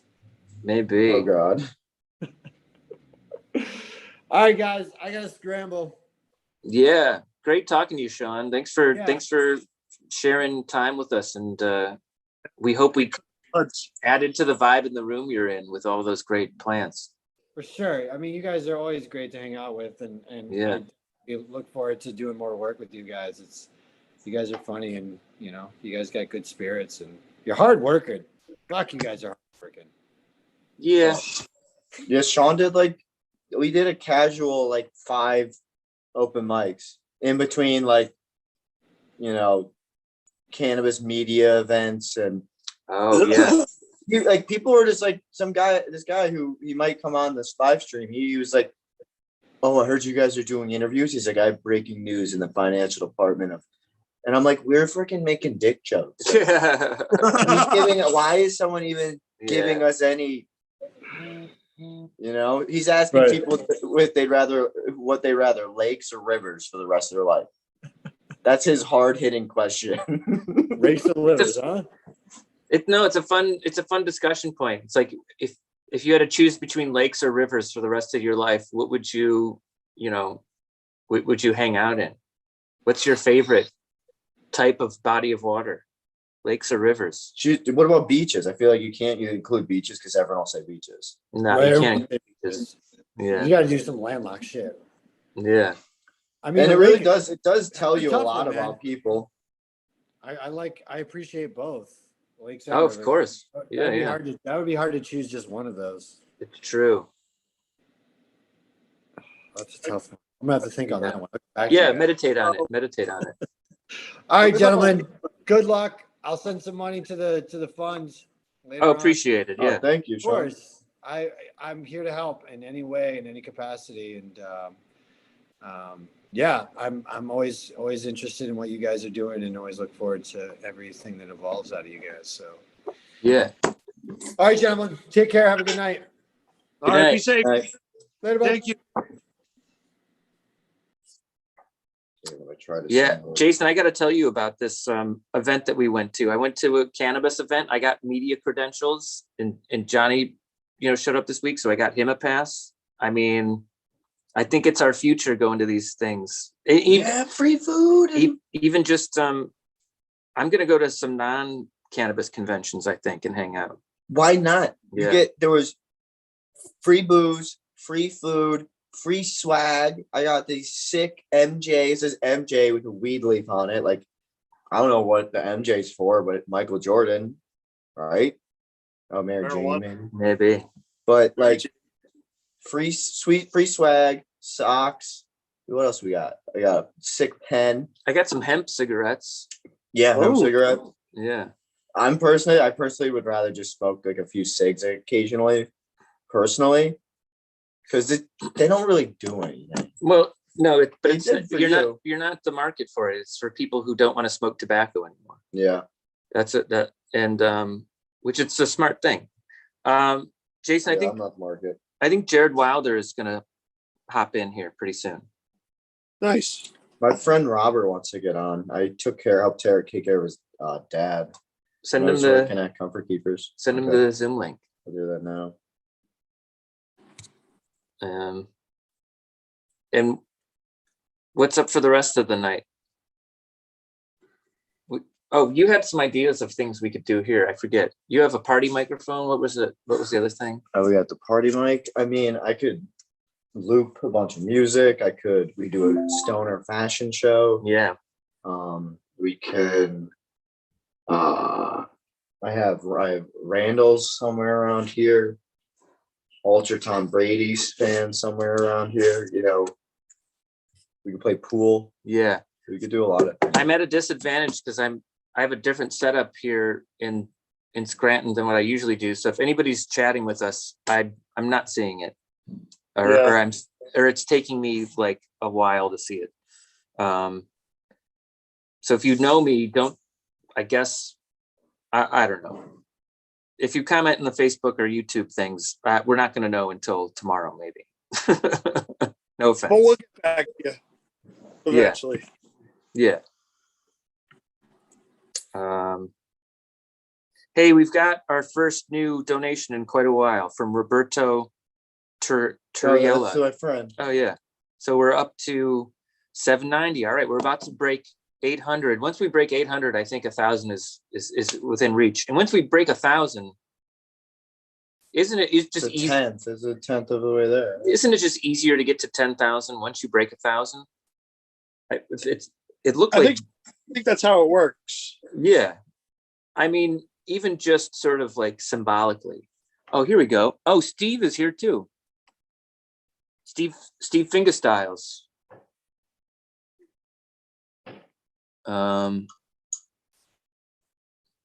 This is great. It's nice when new people show up. Not that there's anything bad with the old people, but it's great seeing new people. Hey, what's up, man? What's going on, Sean? You by yourself? You look well. Jason's here too, but his camera is turned off at the minute. I'm here too. We're Siamese twins now. And this is Johnny. And there's Jared. Wow, look at you. Hey, man, you look great in yellow. Yo, honestly, I wanted to represent for you guys. You know what I mean? Oh yeah, I'm not even talking about the Stoner Morning Show shirt, but don't you think you look good in yellow? I think you do. I appreciate that. Honestly, I'm usually, because maybe it's just like the New Yorker or like Jewish of me, but I'm usually rocking the old school artists like black on black on black. So I've been trying to figure, hey, coming out of this, I'm gonna bring in some colors, fellas. I think this matters. But thank you to the whole crew for this, because this was some swag. Yeah. Steve, this is the first time I've seen you like live without like a beard. I know, it's weird. You can see my neck. I know, no. I was going to ask you, Steve, are you sick? Is something wrong? I was going to save this for later on because I'm just hopping on quickly because I'm on my phone. I was going to do it on my laptop, but it's completely dead. So I plugged it in for a bit. So I just decided to go on here. But yeah, I don't know what I have. I just have something. Well, we all have something, so you're in good company, you know. Well, there you go. Yeah. So how's it been, guys? Good. Johnny and I are in Scranton at the moment. Jared, so Steve is in Toronto. He's a podcaster. Jared is in New York. He's a comedian. Nice. And Jared, you like wrestling, right? Oh, hell yeah, I love it. Yeah, Steve loves wrestling. Oh, fuck yeah, man. I just changed out of the Stone Cold shirt for this. Oh, there you go. Nice. And yeah, a little AEW style. You should check out the podcast. I'm sure you've heard of a lot of people that I've had on because I talk to wrestlers. So make sure to check it out, man. Oh, fuck yeah, dude. I was just at the GCW show and the AEW the last couple of weeks. So nice. In the New York one. Yeah, it was pretty badass. Listen to these guys. That's pretty cool. That's it. We're taking over. This is now going to become a wrestling show. Fuck cannabis. Fuck everything else. Do it. Wow. All right. I'll say all the wrestling shows are always better because of cannabis. So just do tie it all around. There you go. You see? Do Steve and Jared, do you both have a favorite wrestling move? Wrestling Is there like move? Yeah. Like, I don't know. I remember growing up when I was watching wrestling more often, I was always like amazed at the pile driver. I'm sure you were. Yeah. I'm sure you were. I like the reason I was amazed, it was just sort of like, how is this move pulled off? Like, there's so much that has to go into it that sets it up. I was always like amazed by it. Yeah, That is honestly, I think it was such a to do for a while that it was so difficult that actually after Stone Cold got injured because of a pile driver, they wound up kind of taking it out of the like lexicon of like moves you're allowed to do. You know what I mean? It was, I guess it was the original what people might be saying wrestling cancel culture, but I don't know if that exists. So no, not in the wrestling world. Guys do whatever the fuck they want and they're still allowed to wrestle. So it's crazy how it works in that little world. Yeah, I actually saw the first pile driver that I have in quite some time on Friday night. So there you go. I feel like this really brought it all together. Nice. Well, you know what? In my case, I'm going to go with an old classic as my favorite because I used to love to put this on people and it actually does hurt. I'm going to go with the figure 4 leg lock. Nice. Oh, nice. Yeah. When I was, I think in like 5th grade, a friend of mine was like, here, get on the carpet of my living room floor real quick. I'm going to show you something. I had no clue what he was doing. And like, he put me in that. I was like, what's going on? And he put me in that. I was like, this is not fun. Figure 4 leg lock Yeah. is not a. I think it was the first time he successsually, I think he tried it on his little brother and he wasn't sure how to do it. And then he did it on me. And I was like, this is not fun. I love the Chris Jericho. Oh, yeah. The walls of Jericho. Yep. Johnny, that's Great what it was. back bend. Yeah, dude, for real. The walls of Jericho. That one was pretty badass back in the day. Yeah, back as a kid, I didn't like it. It hurt, but now, like with the bad back, it actually like somebody does it to you, you're like, ooh, nice. That was nice. Yeah, and sometimes I feel like I wake up in the morning and I'm like, all right, is this just life or did I get put in the walls of Jericho?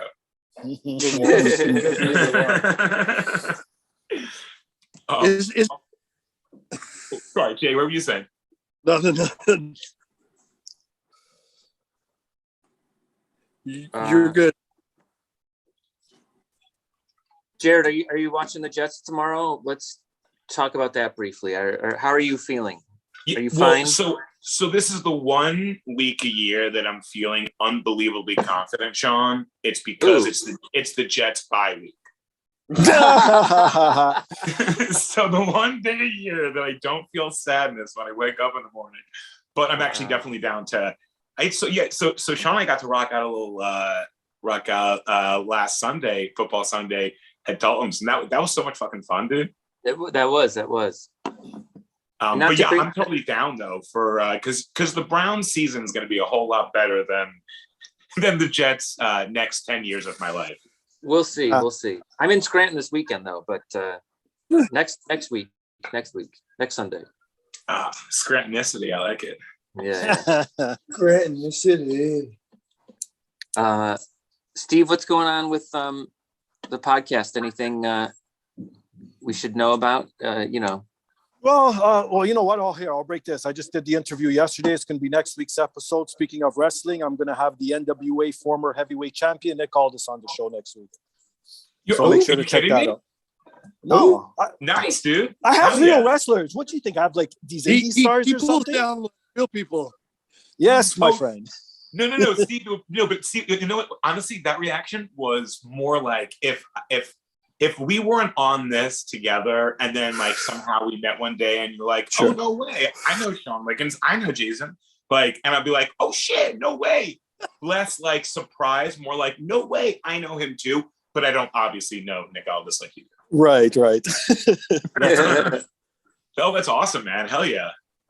Yeah, and just some cool upcoming guests as well. I'm going to have a lot of comedians that have scheduled coming on. I don't want to say who and what, because, you know, some people not always commit, especially in the comedy world. So I'll leave it in my back pocket, but look forward to those episodes dropping soon. So a lot of good shit coming from the podcast. I might drop by. You guys know there's an open door policy for you. And Jared would know this. It is the forbidden door, and it is open for all podcasters to come on the show. That's a little inside wrestling term for you guys. I appreciate it. I appreciate it. I felt like a vampire being included and opened up for a bit more. Jared, did I talk to you about Star Wars Visions? Did we talk about that at all? Or have you watched those? No, okay, so I was actually I was catching up on a little bit of the DC fandom, but I didn't get to see any of the Star Wars today. Well, they're good. That's all I'll say, I guess. I like them. Anime. Oh yeah, I'll check it out. I feel like yeah, I'm gonna. I saw Venom Maximum Carnage this week. Oh, nice. And so Jay, I had the gummies that I got from the last Stone Laughs. Which also for everyone who's watching, like, not only is the unbelievable Monday night show that Ralph and Sean just kick ass in all the time Monday night at the Tiny Cupboard, but this monthly show that is happening that like Jay and Sean are putting together is just so much fucking fun, and everyone who's come to see it it's honestly it's the best. It's weird to say vibes because I know that means something to somebody and it sounds douchey to other people, so I'm like, all right, but like everyone there is always having such an incredible time, and I feel like that's indicative of honestly of how people feel like about being around honestly both of you, you know what I mean, Sean, Jay, and Baby Blue. Okay. Thank you. Yeah, Baby Blue, who might be watching, might be. I wanted to give a shout out. That's why. Yeah. It's an elevated environment. If you don't want to use the term vibes, I don't know if elevated environment sounds douchier, but yeah. It's a fun time. Oh, hey, how about this? What's everyone smoking right now? Air. Yeah, I don't have. I have some brownies that Johnny and I can have if we want. Nah, that takes too long to kick in. We need some smokers there. I'm rolling up some Kush berries right now. Nice. I actually Purple do Sunset, have Steve. Oh, plug What's those. I have some hemp cigarettes that Johnny and I got at a cannabis convention. Yeah. Oh, I might have to start smoking again then. I mean, these are made for you. These are for, this is like he's trying to disrupt the tobacco market. But yes, please. There's 0.3 or less THC in it. I do like them. It is weird. I'm not a cigarette smoker, but it does feel weird smoking something like this. Oh, it feels weird, but it doesn't taste like a cigarette. It doesn't taste like a joint, but I don't know. I like it. Okay, cool. Are we allowed to smoke in here? Yeah. Okay. I don't care. I'll light one up. I mean, I don't smoke. I don't do weed. Yeah. So what do you do? Crack? I'm a male nanny. I don't do weed. Oh, I feel sorry for you then. I'd probably commit suicide if I couldn't smoke weed. No, you would just eat it. Just eat it. Yeah. That's true. Yeah, I'll tell you, Steve, they had some awesome vendors that they had in at the New York show. That's where I got some of the gummies. They were pretty badass. Jason, what are you smoking at the moment? I don't know did we hear your answer? I don't remember. Yeah, he said berry kush. Some Kush berries. Kush berry kush. It's all the same. Yeah. There's too many strains. Well, there's too many strains that are the same, but everyone's just naming it their own. So who fucking cares at this point? Steve, are you front porch or back porch? Where are you? I am front porch, my friend. Front porch. He's front porch. You don't mess I'm around. a front porch guy. Nah, I don't need to hide. Remember, weed is legal up here too. We were before you guys. Mm-hmm. So I smoke. I'm the stoner of the neighborhood. When everyone ever passes by, I always see it. Them, and then they see me. They're like, "Oh yeah, that's right." Oh yeah. Oh, it's. But no one complains, so I guess until they complain, I'm gonna keep on doing it. And even if they do, fuck off. Yeah. Do you have like block parties in your neighborhood? Is it that kind of neighborhood? Actually, you know what? Odd enough, because it's so multicultural, we actually had an Indian wedding going up and down the streets, a Punjabi wedding the other day. They were doing the whole thing, and then the week before it was Mexican, I think, Independence. So Buddy opened up his garage, was playing all kinds of tunes. He didn't only do food because of the whole protocols and social distancing shit. So, but he usually has like Mexican food. It's like going into a Chipotle when this man has his parties. And then we have an independent band down the street. They have also gigs that they open up the garage and just play for the neighborhood. So yeah, I live in one of Wow. those neighborhoods. You know what's great about living in a multicultural neighborhood? It's nonstop parties. That is 'Cause true. It's like different holidays. Oh no, it's a great party spot. It's Fairmount Park in Philly on the weekends or just like any time in the summer. It's just fucking bumping. Let's go. They bring just everybody fucking bumps. They just have PAs and like that one person had an igloo with like fluorescent lights and LED lights. Like it was just like it doesn't make sense. You got jerk chicken. Like, I mean, I never really got invited, but I've walked by a bunch of times. I've watched with my binoculars. Oh, Hey, that girl's twerking. Oh, hey, look at this. We were just talking about these Producers Club shows, and somebody just posted a Flashback Friday. Wow, of photos of one of the things. Look at here's. Ooh, No way. I burned myself. That's all right. So that's the hallway, and then, all right, that's out front. But boom, there's like, hey, there's Samantha right there. There's Sam. Okay. Yeah, What yeah. up, Sam? What up, George? Pre-show. Here's Ralph on stage. Oh, this is Ralph somebody. killed it. Ralph genuinely, that show was so good. He fucking ripped that shit out. I mean, he always does. He's so incredible. Yeah, this is from Des 1911 who just posted this. And there's Jason on stage. There's Big T. Yeah. There's me not knowing that That's I'm getting my great. photo taken. I'm probably Why do getting you look zoned so out. terrified, Sean? What's that? I said you look so terrified, and that's the first time I've actually ever seen you look that scared. No, I think I'm just out. I think I'm just out of it. There's usually lots of weed that goes on in these shows. Yeah. Well, thanks for posting those, Des 1911. Yeah, what up, Dennis? It's nice to remember things when someone else is encouraging you to remember them. You know what I Hey, mean? and we're out next week where we throw another show in Midtown. That's right. It's easy for me to remember stuff, but when someone reminds you of a memory, that's fun. Yeah, Jay. That's why I was trying to help out the smooth transition into the. Hey, by the way, so if you like this content, first of all, also, can I just say the hilarity of the 3D porn conversation? Oh yeah. And also last night when Anya had the dude who the puppet. I guess it was the four of them with Kristen and Matt. It was that was funny shit. Nice. I did miss that. I was like resting up for when we got on, but that's good. Good. Yeah, it was funny. So Steve will appreciate. So I popped it on after the AEW SmackDown last night. Okay, right. I promise, Jay, I'm not going to take it back to wrestling. I don't care. You want a drag? Steve gets so heated with wrestling. The kids don't see, I guess. Yeah. What they don't know is. Yeah. I've never done that before. It's for the kids. If the kids are watching, yeah. Did your parents smoke weed when you were kids? Yeah, okay, my parents, please. No. And if they did a very good job hiding it. But no, I don't. My parents were so squeaky. Like, other than I guess your typical Portuguese parents just have wine with dinner. I've never saw my dad or my mom drunk or high ever in my life, and that's still true to this day.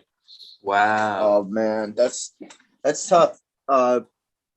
Before I was the Manny, I used to partake in doing weed, and I did weed with my dad.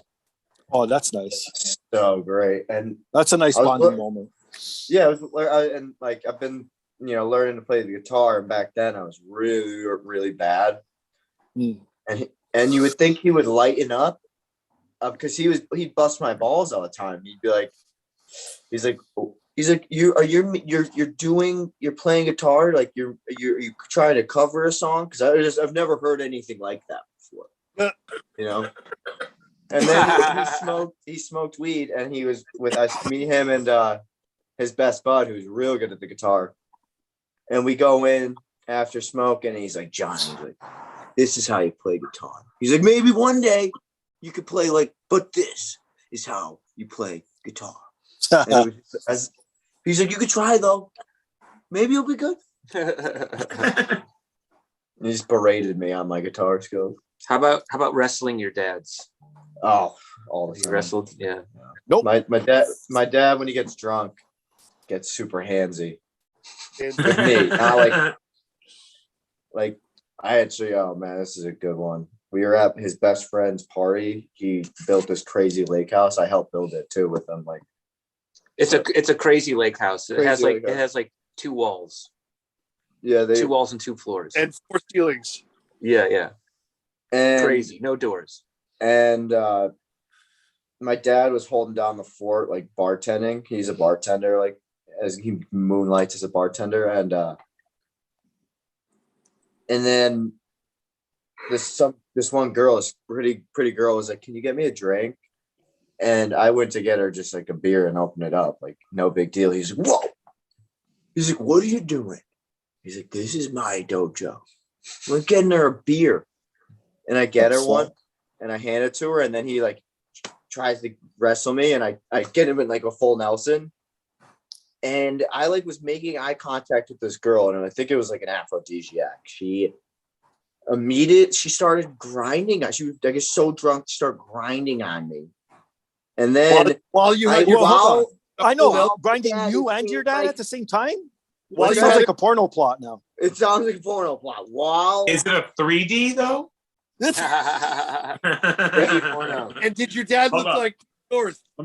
I'm gonna put on my glasses. All right, let's see this, fellas. All right, so I'm holding him like this. Meanwhile, this girl apparently is into dad son, rumblings. She starts Yeah. dancing on me. Meanwhile, like she's twerking on. Eventually, I let go of him, and then he's like still trying to come at me. I'm like, Dad, I got like a new situation has kind of happened. Like I got other aggression to take out, I guess. But then at the same time, then this girl's just twerking on me, dancing on me and stuff. And like all of my dad's friends that I've known since like my childhood are just there. And I'm like, this is And they're all jerking off in a is circle. very uncomfortable for me. So yeah. This makes me think that maybe the world's best wingman is your own father. Who, Oh. But he has to let you wrestle him in front of women. Yeah. It'd get a bit awkward. Yeah. I'll pass on that. I think I'd stay single if that was the case. I feel like that's definitely a section on Pornhub. Dad wrestling. Dad. It's the opposite. I don't explore Pornhub too much. I have my 2 or 3 categories I like, and then that's what I stick with. Now you gotta tell us, what are your 3 categories, Sean? You open the box. I don't have to. That's actually, in fact, Steve, that's one of the categories. It's open the box. I'll say this. Jared was making a joke there, but he's kind of right.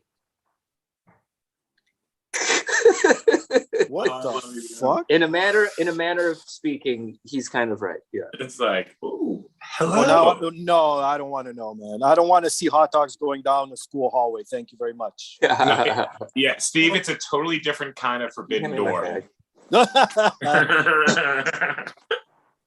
Steve just wants it to be all hallway. All the time. Exactly. Like I could climb up in there and live in there and fucking just be nice and warm all year round, man. You're the hot dog going down the hallway, brother. Hey, come on, man. I mentioned I'm Portuguese, didn't I? The Portuguese Joey Chestnut. DB Frick is back. I think he's been in the waiting room. He was waiting for a while, and then he sent me a message when I couldn't let him in, but now I have the power to let him in. I've tried letting him in, but his camera's been off. I sent him a message to let us know when he's back. Okay. But I feel his presence because he's here with us. Have you met DB Frick before? I've met him like twice. No, I've never met. Well, I was talking to Jared. Oh no, I was going to say I haven't yet, and I guess I won't yet right now. Do I? Is he in the New York community? I met him at the pit once. Okay, word. Yeah, and he's. With that being said, so I'm actually going down. I'm going to go down to meet up with a friend who's in town from LA, and I was like, oh, maybe a couple bars downtown that might be open or chilling, and all the spots down there that we used to go to because of the pit are pretty much closed. Oh, like wow. It's like crazy because I was looking for a couple. I'm like, oh yeah, maybe this will be good. This will be the. Nope. The other ones were like more kind of like some of the douchier places. I think a little in Murray Hill. But yeah, I feel like I haven't met him, but I feel like I know his name. Yeah.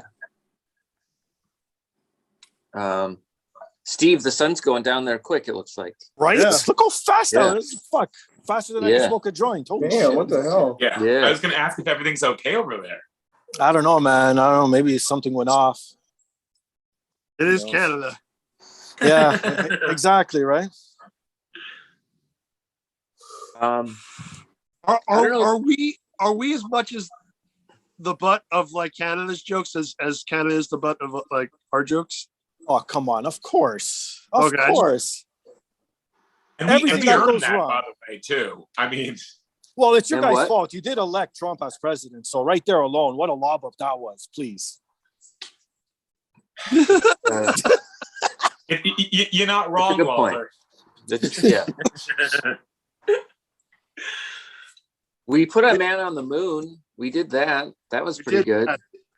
Well, we created an arm, so that's just as important, I guess. You created what? The arm.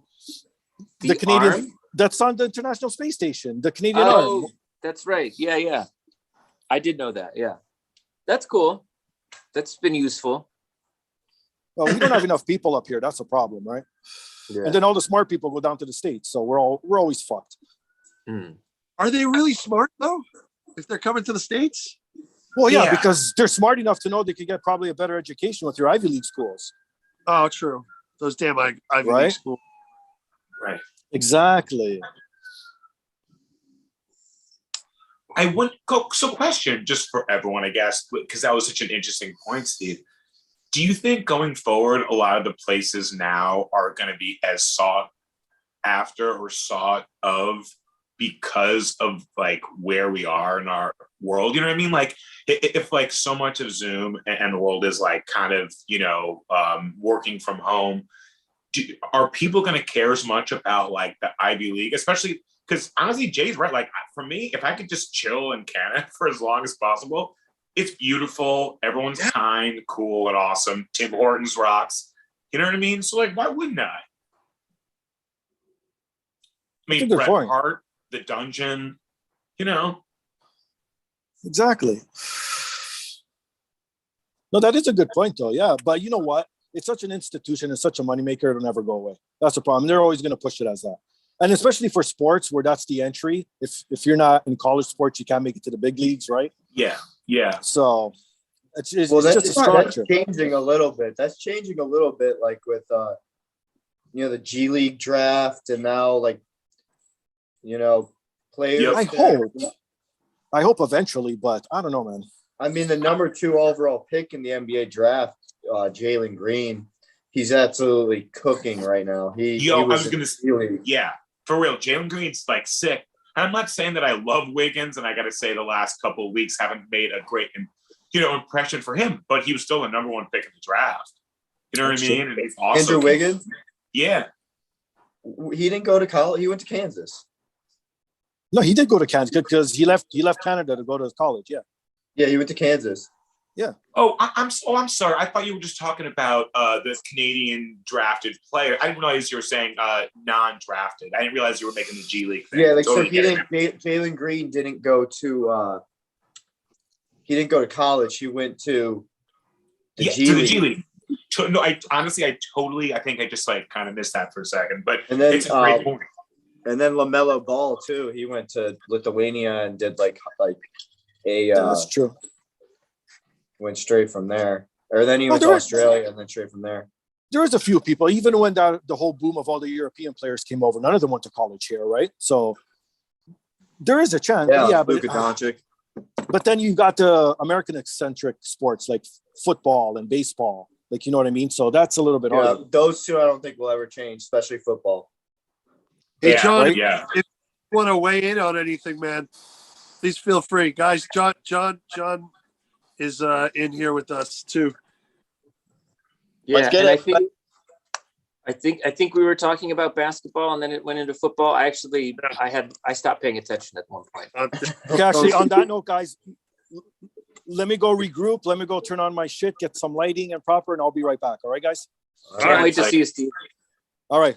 Peace. Yeah. See you soon, guys. See you, Steve. John, are you still here? Oh yeah, there you are. What can you show us about your place, or what can you tell us about you, or what do you want us to know?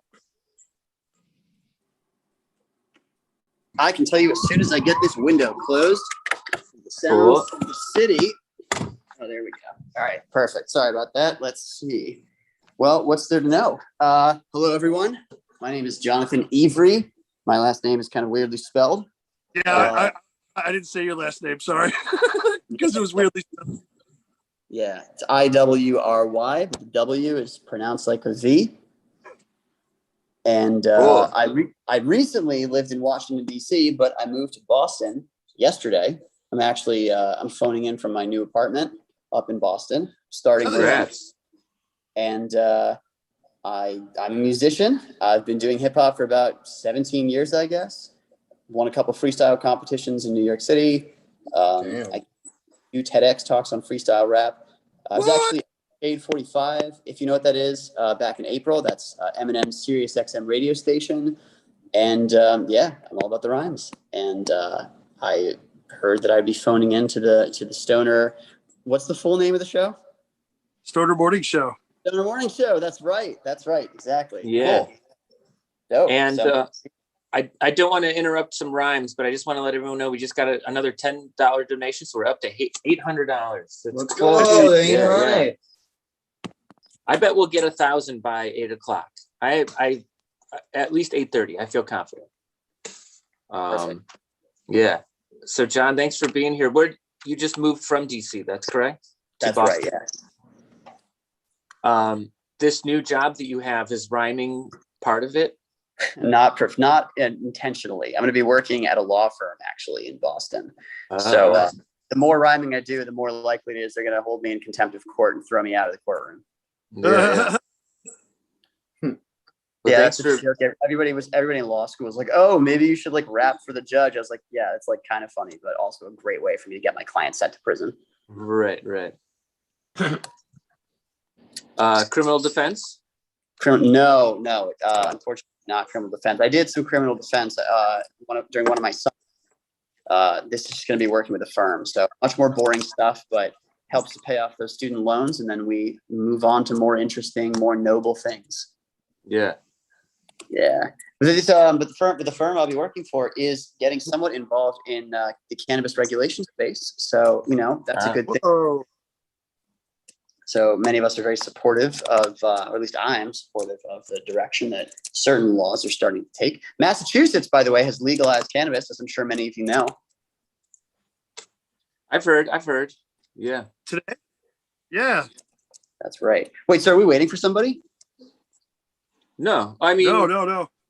I mean, more people will be here eventually, but we're not currently. So we're in the process of just living and, being open to more people. But no, we're not waiting. I don't think we are. Yeah. But if you have, people pop in and pop out, and some people are late, but then show up later. You know what I mean? For sure. My cigarette butt just rolled back here to remind me. Okay. Anyway, it was an but we're happy to hear whatever you have to share with us. So what I was thinking we could do, this is what I mentioned when I first applied for the telethon, is I was thinking we could get people who are here to give me some words. We work those into a freestyle, and that's how we prove that it's actually off the dome, and we keep it on theme with whatever on everyone's mind. Oh, yeah. Should we chat some in the Zoom chat? Is that? Yeah. Well, so there are two ways that we could do this. I mean, there's multiple ways that we could do this. Right. But one is that you give me some words in advance and I work them all in. Another way is that you guys entering words into the chat as I'm going. Both of those would be good options. Let's just tell you some, I guess. Sure. Why don't you tell me some and then I'll work those in. And then if you have more ideas, you can enter those into the chat as we go. Check. All right. First word is party machine. I know that's 2 words, but you can use those separately. Party machine is the first. Party machine. word. Okay. Yeah. All right. What's next? Zigzag. Zigzag. Cool. Ooh. Yeah. Galapagos. Galapagos. Galapagos. Yeah. Galapagos. Yeah, you can't pronounce it correctly like Galapagos, but we want no hear blue for the boobies up in here. Yeah, Pirate. What was that? Pirate. Cool. Pirate. And then I'm going to give one more. Well, I got one. Jared, what are some of the posters that are behind you? Let's use a title from one of those posters. So it is. So it's Bad Boys 2, Guardians 2. There's a lot of 2s there. Spider-Man 2. Wait, do I have a 2 problem? Never mind. Sorry. Yeah. So Civil War, Guardians of the Galaxy 2, Bad John, Boys. Do you want to just randomly pick one of those posters and surprise us? It'll give us something to look forward to. Hey guys, I'll tell you what. As we get started, you guys can enter more stuff in the chat. So I'll keep the chat box open. So Cool. let's see. And Ralph, do you have any words that you want John to use in a rhyme? In his freestyle? Tolerance, peace, love. Tolerance, peace, love. We've given you a lot of words. I'm going to turn this off. Honestly, I like Ralph's a lot more than my pirate one, to be honest with you. But you know, someone can be a pirate of love. Yeah, pirate of love. Pirate of love. Can we maybe work with each one of us at a superpower? What was that? Can you work in like maybe a superpower for like each one of us? I mean, like just on the fly. If you tell me what the superpower is or something, then yeah. Just give us the power you think we should have. Hey, bro. Well, it's hard so I'm on my phone, so I can't see everybody at once. But let's see. Okay. We've got. So Jason's one of the hosts, and Sean and John are other hosts. So which one of you is Jason? Right here. Jason, cool. All right. And then Ralph is also a host, and Jared is a host of some Parasites site. Actually, it's not incorrect about that. Yeah. Currently taking medication. Okay, and then so that's Jason. We got Ralph, and what about Sean? Which one of you, Sean? Right here. Red Sean, shirt. dude in the red. Perfect. Yeah. Okay, good. Let's see. Perfect. Let's get this going. I'll load up an instrumental. As I said, you can just throw shit into the chat box as we go. We can see what we can do. Oh yeah. You guys hit the beat? Oh yeah. I can hear it and I can feel it. You hear it? You can feel it? Oh yeah. Fantastic. Let's see. Got a long list of words. Probably gonna get even longer. How are we gonna work this in? I see. Perfect. So listen, first of all, I gotta spit it and rap live to heaven, because here on East Coast time, it's only past 7. That is 14 minutes. Rapping, I'm really with it while I keep it all exquisite, and my flow is so frigid. You know my digits. I'm simply part of the scene, rocking it mean while I'm with my friends, a party machine. Though I gotta spit and pull the hash out of big bag. This marijuana got my mind moving all in zigzag. And I could rock the booth cause I got a lot of juice while I party on my own island, the Galapagos. I got the great goose.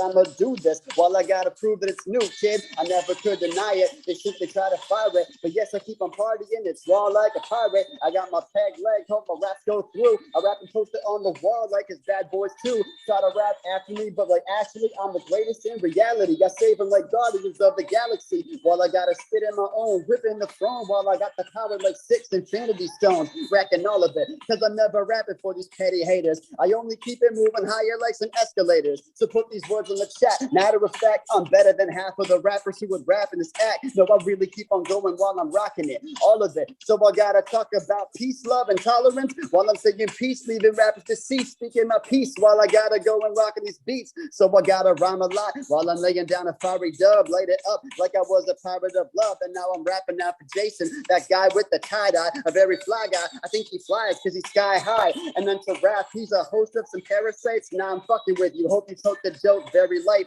I gotta spit it like, what you know about that? Leave him tasting cheese, leave him stuck like some mouse traps. And then I rap for Sean because we got it going on. He is that phenomenon, rapping like the Don. Really, I gotta spit it. He has got dope attire. And with that red shirt, I think his power is he spits fire. But either way, I'm live. Haters won't survive while I got it going on. No, the style has never job. And so I keep on rapping so they pay me attention. Get a suspension higher than 11 dimensions. Because rap is my vocation. Rapping on your nation. I got that flotation. Please accept these donations. I'm bringing all these patients while I'm rocking on the air. And yes, I gotta kill these rhymes. No, it's hardly fair. I got some stairs, but now I'm gotten there and through the hurdles. My style is so ninja, like it's Mutant Ninja Turtles. I keep on going while I'm smoking on the purple. I'm not a turtle, but I do that like Steve Urkel now. I'm just clinging, but I'm open now to more people to jump up in the chat. All my flow is pure evil. And no, I'm never gone while I'm always ripping on every instrumental while I'm live like a telethon. Think about it, rapping, yes, I got a red shirt. My shirt is purple, but wait, I got a blurting out these lyrics now. They're looking like how, like, wow, exercising. How now, brown cow? While I do a vocal exercise, they're all anesthetized while I gotta leave them mesmerized with the check these rhymes. They check these rhymes, no, it's not hard to tell. This beat is almost done, but yes, the rhymes sell. No, I could choose another, put these rhymes in the chat, so I could simply demonstrate the way we do like that. Like, hold up. The beat is coming back in a second. Oh, it's back in a second. Wait. I see this instrumental changing up. And let's see. Well, That was good. In fact, I rhyme in a slam. When I was back in law school, I took my final exam. So put the words up in the chat because I'm done with the list. So let's prove that we all are simply fucking with this. I gotta keep it all going and going. They know that I'm flowing. I gotta cause a commotion. I gotta the potion. Yes, I keep it so raw, fuck lotion. Yes, I bring the flow so watery like an ocean. No, they never over me. Since I came out of my mother's ovaries, I bring it to you fresh like some goddamn groceries. Plus, I got some more from the ceiling to the floor. And this is just me before I went to the liquor store. They never spit a rhyme that could get by me, but I shutting them down, press it like the F5 key. I don't remember what that does. Get buzz, but keep it fresh while I'm bringing all the soap and the suds. It's like, damn, I leave them in a trance. I gotta dance. I colonizing all these beats like some ants. No, I can spit it all for free, never killing me. I am not an ant. I'm a motherfucking killer bee. Really, I got it on. Really, I leave you stomped. Really, I keep it sticky while I'm smoking sticky like a swamp. That sticky icky word in my boy ain't the sicky, but there ain't another rapper who could ever outspit me. No, I gotta spit it while I say strange things, and now I gotta rap, and it's just 7-18 while I rap the teens and adults every age, ripping the cage while I gotta rip around up the stage.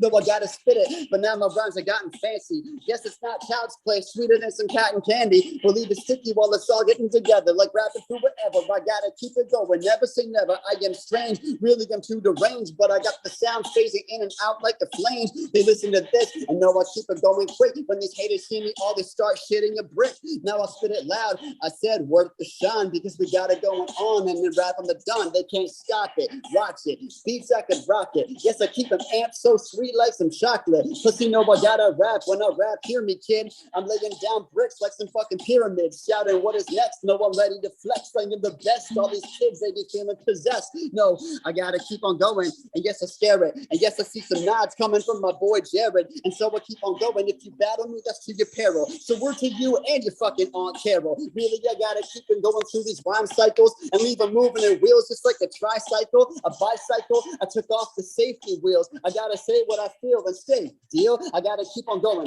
with all these lyrics I devour. Coming right out the shower while bringing lyrical power. Doing it by the hour.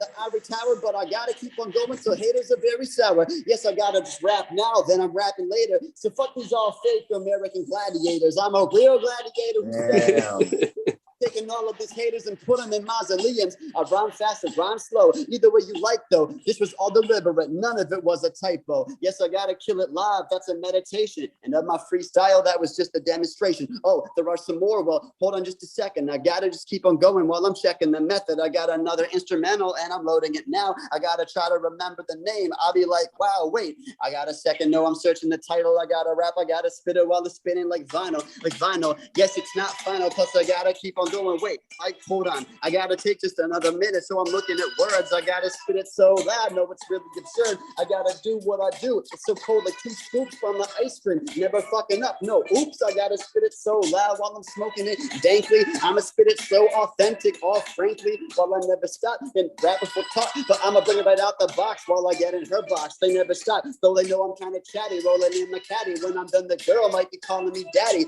If that's all that you have got on the list, rocking with this, then I guess that I could go ahead and finally desist. But they know I'm climbing like a raft. Every rhyme is fucking daft while I keep them higher than a motherfucking hovercraft. I got a flow, rapping it so slow, maybe fast, but they know that I shine and maybe glow, though they can't stop me. Really try to keep them off me. Bring it back from the dead, it's kind of like some zombies. This is just a resurrection. I always stress perfection, and so I gotta keep on rapping till the next section. Who is next? Only 721, but yes, I keep on going, so the moment that the words are done, I let it all ring clearly. Studied all my physics like it was some string theory. I keep vibrating and gyrating. I got the flow so morse like you think that I was hydrating. I gotta spit it really loud, out hunting all you bunts. I really just keep it going. I'm really low on blunts. No, I'm low on supply, but I'm feeling kind of high. And maybe so fly while I really don't even need to try. So I gotta talk about it, fill them with envy. And I am like the doctor professor, the MD, but not a doctor, not a medical science. I get it, I fry it, and if you want the weakest supply it. I gotta spit it like it's often and always keep rocking.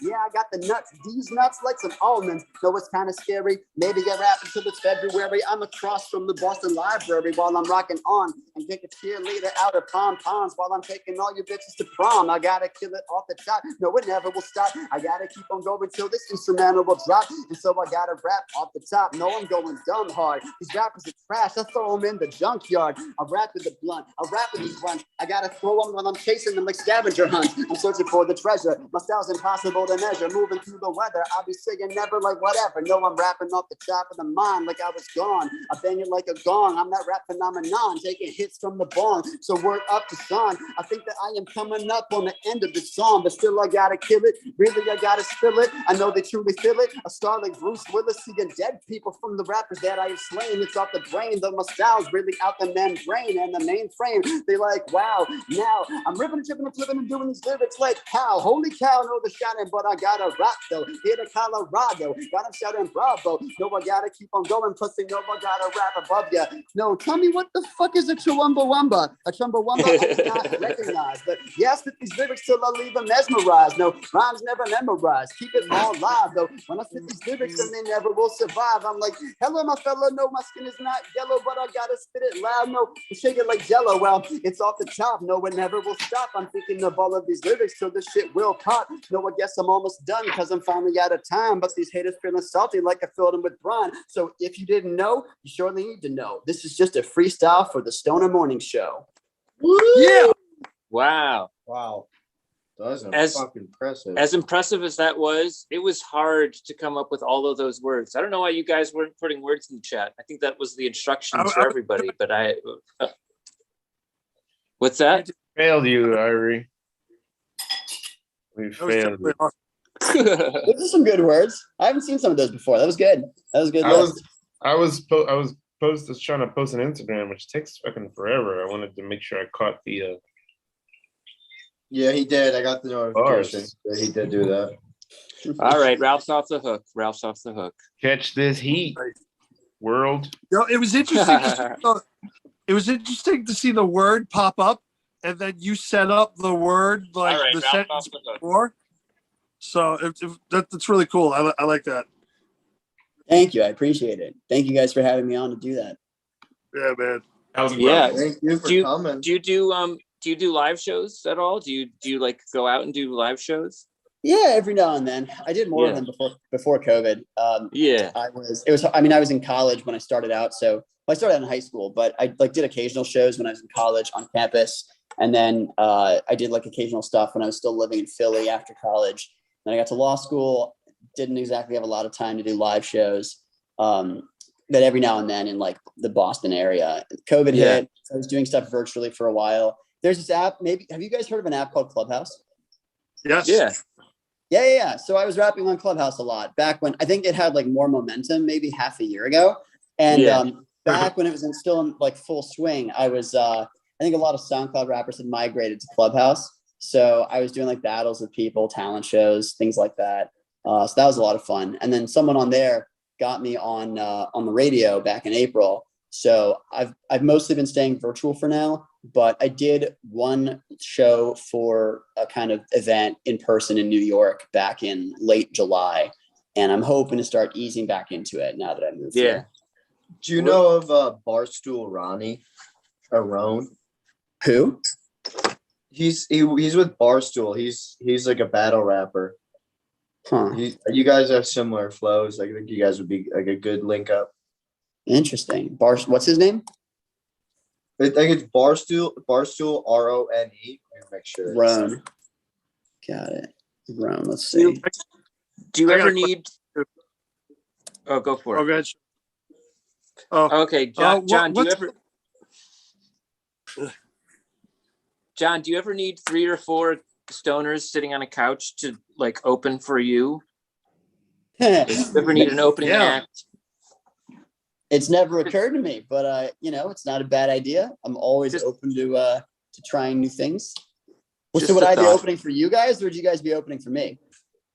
No, we'd open for you. Yeah, you guys want to? Let's give it a shot. You guys want to spit some bars? Oh, Ralph can, but I might be able to. I have a few. If he's ready, I have Rap Chat. You ever use Rap Chat? Rap Chat. Rap Chat. Wait, it's sick. I actually thought of the idea for it before it came out as an app, but then so basically what it is you know how you have your mic on your phone. It's that plus you could layer it with a beat. So you could do it right on your phone. Literally just be have a beat playing and then rap into it, and you're good. I actually think I've heard of this. Yeah, I didn't know it was called Rap Chat. That's dope. Here, let me see. Rap Chat. Yo, fellas, usually what I do. Rap. Chat rap? Oh, Rap sorry. chat. I mean, I got to rap on this chat. Oh shit! Sorry, Ralph. I didn't mean to take that out. Yo, John, that was amazing. Ralph, it was great to see you, fellas. I love you so much. Love you, thanks Jared. for having me. You guys Of met course. John. That was seriously fucking amazing. That was incredible. Ralph, I'm gonna keep the phone so I can listen to you before I'm going out. But Jay, love you, buddy. Johnny, I'll talk to you soon. All right. Hey, it's nice meeting you, Jared. Good I to was see just you, gonna man. say It was all mine. Thanks, Hey, Jared. John. Johnny, you're my man. Yeah. Thanks, man. bud. Peace. Jared. I was gonna say that usually when when I want to freestyle, I usually just wait for cars to come down the street that are playing loud music, and I run behind them with my phone and I rap. Smart. That's smart. Over the bass. Yeah. As long as I can keep up with them, I get a pretty good flow going. Yeah. You should try that. Hey, what's the longest consecutively you've ever just spit? Like one freestyle, one continuous freestyle. Yeah. I think it was about 18 minutes. Damn. Wow. That's long. Yeah, that was back in college. Were you tired? Like a little bit. I think I don't remember what state of consciousness I was in. Okay, that's fair. They're all forms of motivation. Yeah, there are. Hey, what can you show us about your apartment? Because you just moved in. Let's see how moved in you are. Can you just show us around a little bit?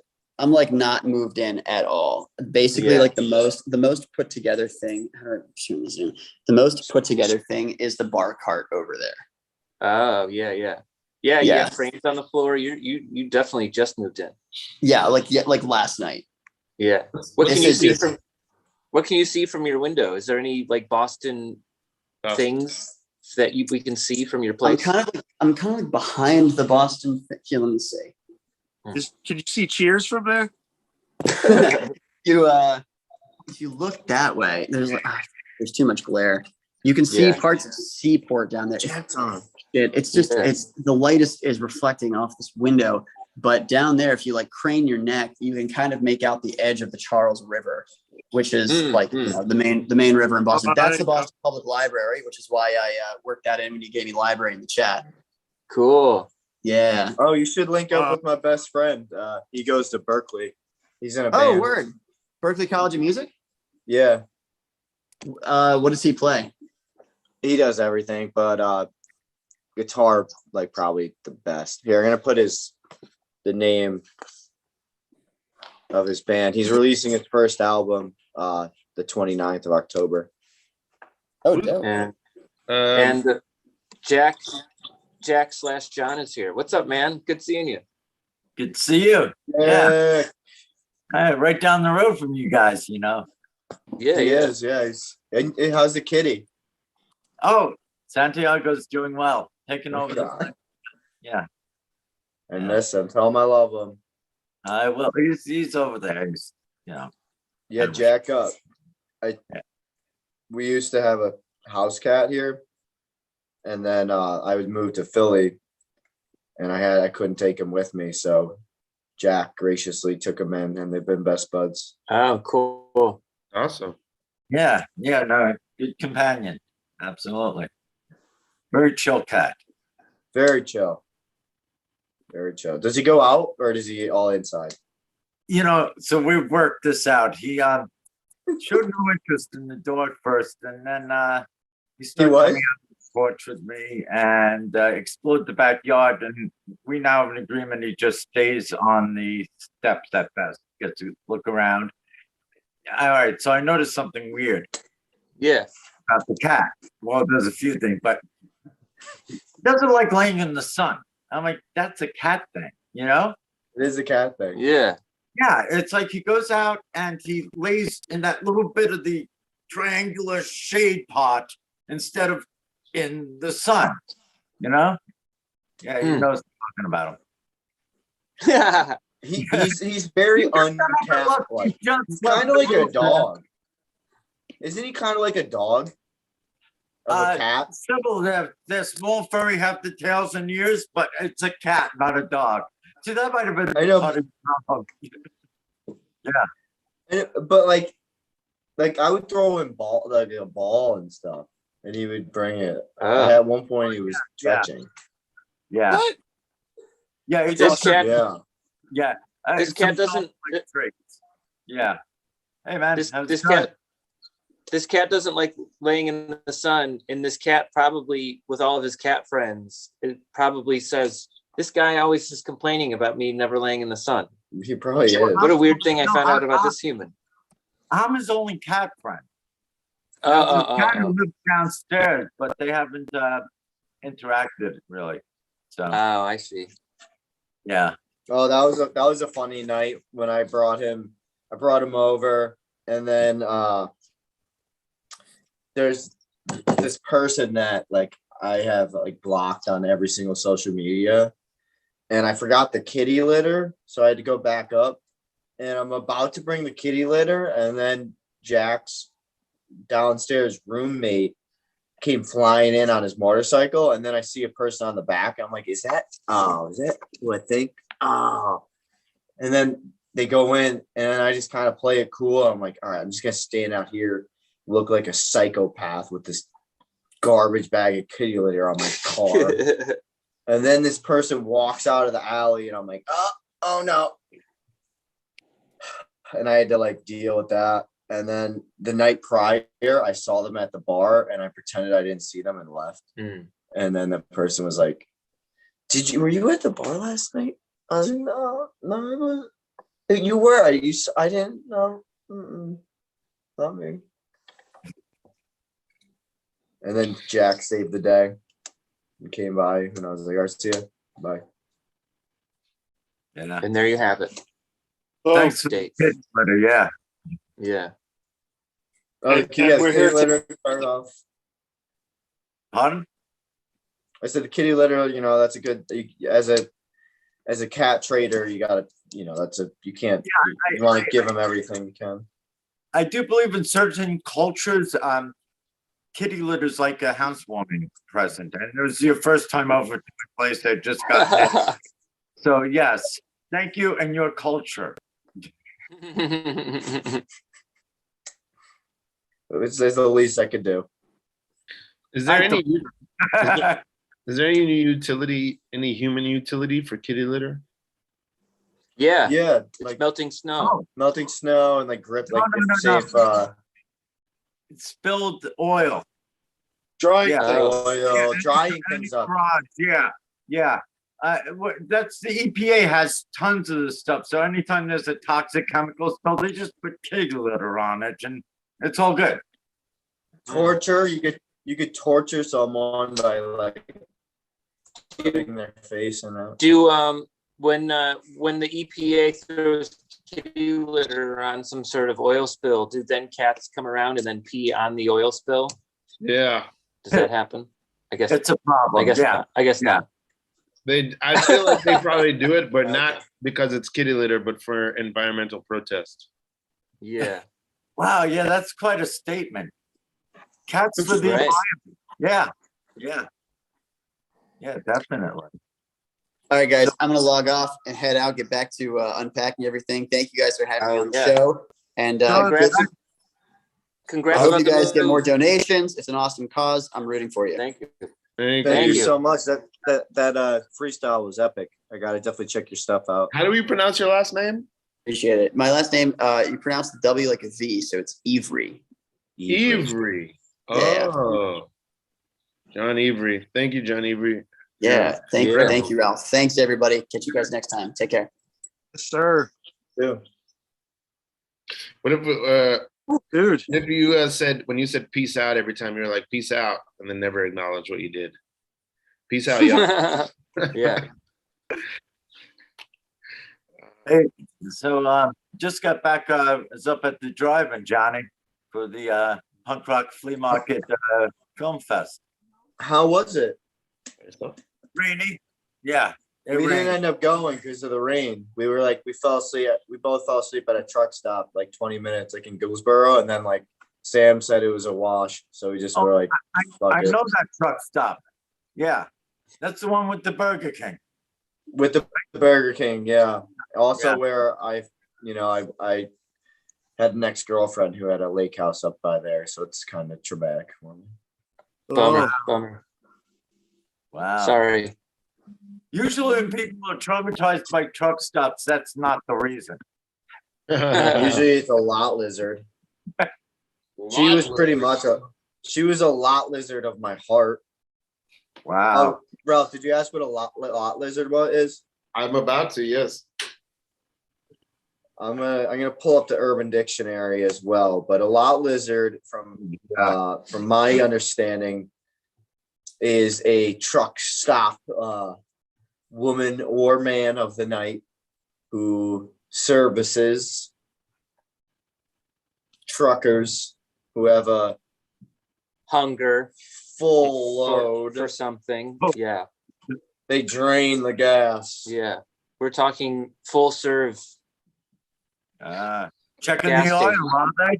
type of stuff. Checking the oil. Yeah. Checking the oil. Yeah. We're talking about filling air, checking the air in all the tires. This is a good one. Lot lizard, noun.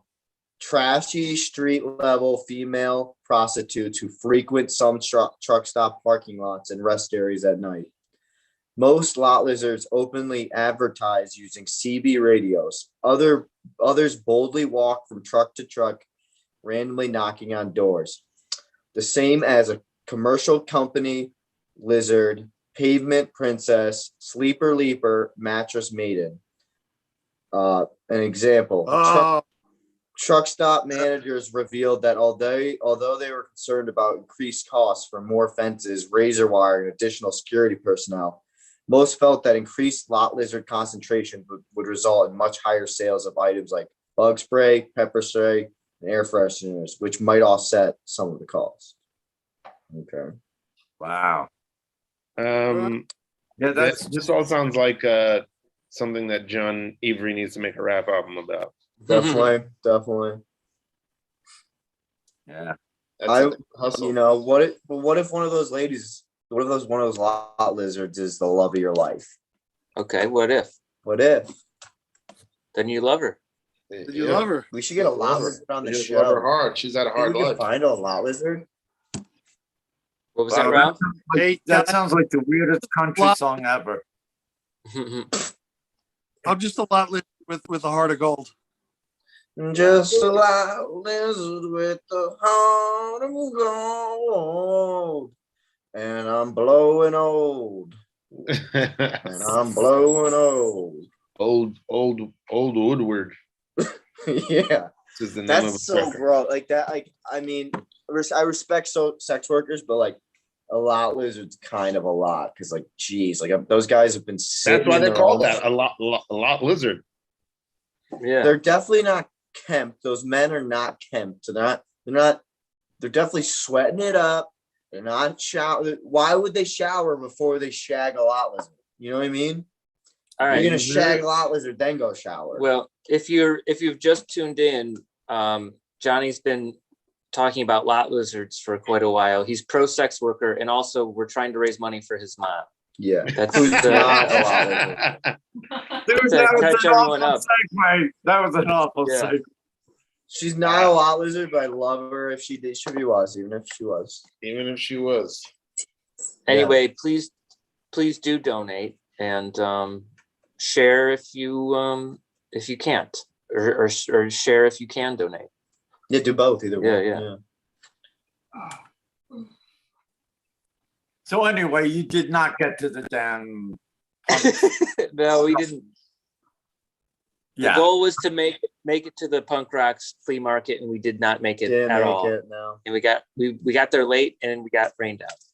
Yeah. Yeah, we were both tapped out of energy. It would have been like, I don't know. I just don't. Like we could have rallied. We definitely could have rallied. We could have if it was raining. We could have. How long was that drive? No sleep. Driving. till Scranton. Fucking long. I don't know why. I think the traffic because we left so early on a Friday. Is it Friday?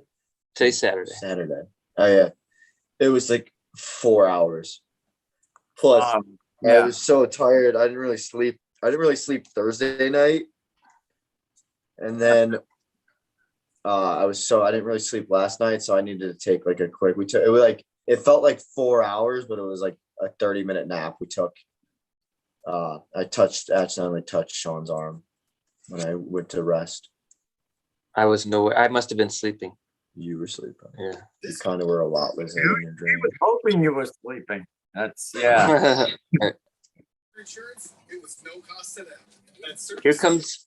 Here comes Jay's iPad. Is this your friend? Who? Jay's iPad. I don't know. These are flowers. Distant Cloud. Oh, hey. Hey, I'm gonna. Hey, how's everybody?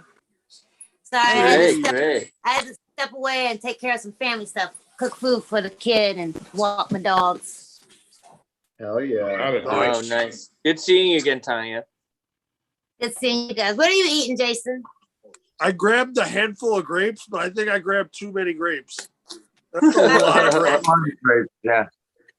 Nope. Damn, I want some grapes right now. No bowl. You just have a handful of grapes. No bowl. No nothing. No bowl, just a handful of grapes. All right. Wow. I live They look alone. good, though. That guy's Spoken That like guy's a true hungry. grape lizard. Yeah. I am a grape lizard. Oh, everybody's got a handful of grapes. Oh, nice. What kind I of don't have any. bacchanalian about to go grab fantasia me is this? a handful of grapes. Yeah, I'll just kind of. Looks very, I don't know, rustic in a Mediterranean way or something, right? Sure. I feel Yeah. like I should be fanning both of you with pond fronds. Oh, no. Just hold the grapes. Yeah. So you chose the red grapes. I got the green. Yeah. What if the Matrix was done with red grapes versus green grapes instead of blue pill, red pill? Oh, Yeah, I ate the green grape. Yeah.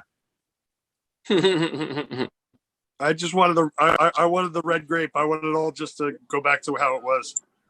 Ooh, oh, the red is to stay in the Matrix? Yeah. I never have, even if you tell me now, forget tomorrow, I've never been able to sort that out. Which is to stay and which is to go. You know, I thought of a weird prank to pull on somebody. And it's that you find somebody who's never seen the Matrix. They're out there, right? I mean, I And you hadn't say, seen the hey, I'm going to Matrix show you like the Matrix. years ago. All right, well, she doesn't qualify. Yeah, she's We out. need to find somebody who has not seen the Matrix. And we say, hey, we're going to show you the Matrix trilogy. But you show them the third movie first, and then the second movie, and then you end with the first movie, just to see if, I don't know, like would they be fine with it, or would it, like, I don't know. I just want to say that I waited for like decades thinking I just didn't want to see the Matrix. And then I thought there's no point in holding out any longer. I might as well just see it. And it wasn't even really, and I wish there was a use for it, and I blew it. It's like, I blew my virginity. I can't believe it. That's all right. I'm not sure what Anya was trying to say, but there's people out there who haven't seen it. That's the point I was trying to. Right. So I think we can realize now that people who haven't seen The Matrix, at least one or part of the trilogy, are as rare as virgins. Is that the takeaway from that? Are virgins rare? And apparently so are Matrix version. Yes. Right. I think that would have been a mercy to be able to see the Matrix in reverse order, because I think it goes in. That's the order of goodness. Wait. Can you clarify? Do you mean to show each individual film in the forward continuous order, or are you showing the films backwards? You show them in reverse order. In reverse order. You can have each one in reverse order, 3, 2, 1, showing the movie in its intended time continuum, or have each film played in reverse. I think that's too much. Too much to play them also in reverse. Yeah. See, this is what happens when you take both pills. What? Nobody's ever asked that. What happens if you do take both pills? Right. I think let it be a warning, kids. I think if you take both pills, it reveals what the Matrix is, but then you forget. Once you know it, then you forget what it was. And how's it going, Maps Bolt? Hey, Loretta good. Maps.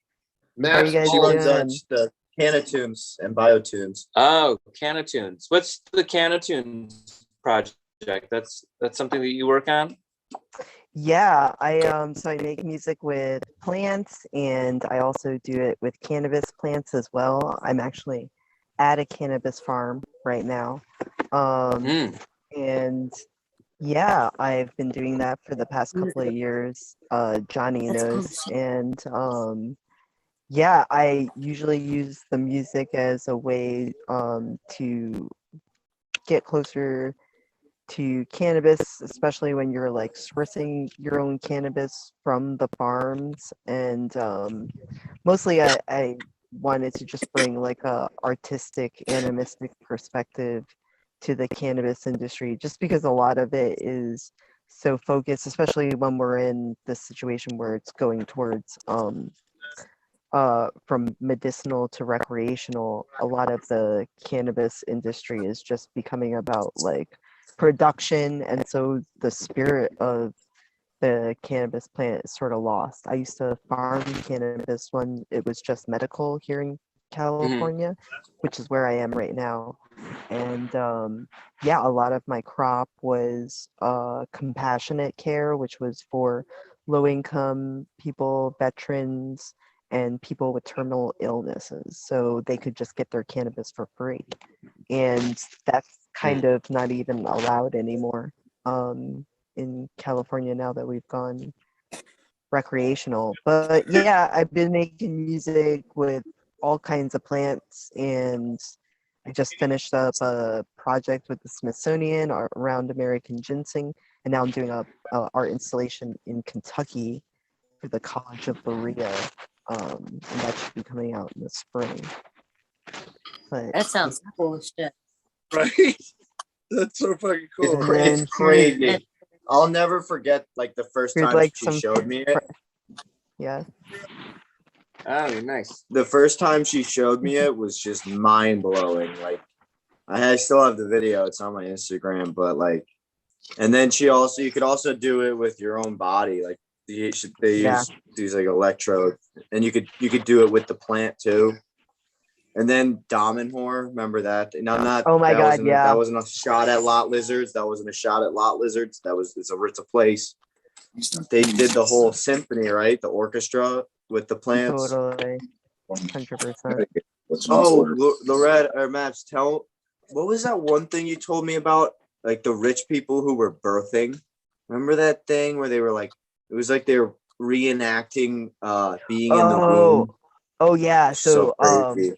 basically, yeah, it costs like mad money. It costs like $200,000, and you basically pay to be in this viscous material. It's like breathable liquid, and you get put in this entirely black box that's pretty much almost filled to the top. You have to self-drown yourself, basically, and once you're in the liquid, like, you can breathe the liquid and it works like that. But then because you're like kind of doing this whole like suicide thing to a certain extent, you like wake up in the liquid, and then you have to like bring yourself back to the memory of like, oh, why am I in there? Like, what's going on? And it can take anywhere from 5 minutes for you to come back to like, oh, I was just, I just did this to myself, to several hours. It's taken people up to like 24 hours and the box is not locked or anything, it's just, you just push it open, but it takes time, and the process of like coming to and coming up out of that liquid, and you have to like keep it up, of course, and all this other stuff.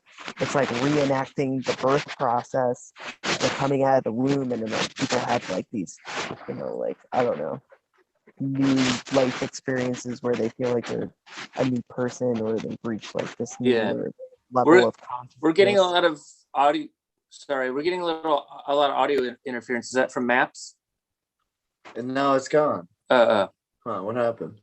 There's audio interference.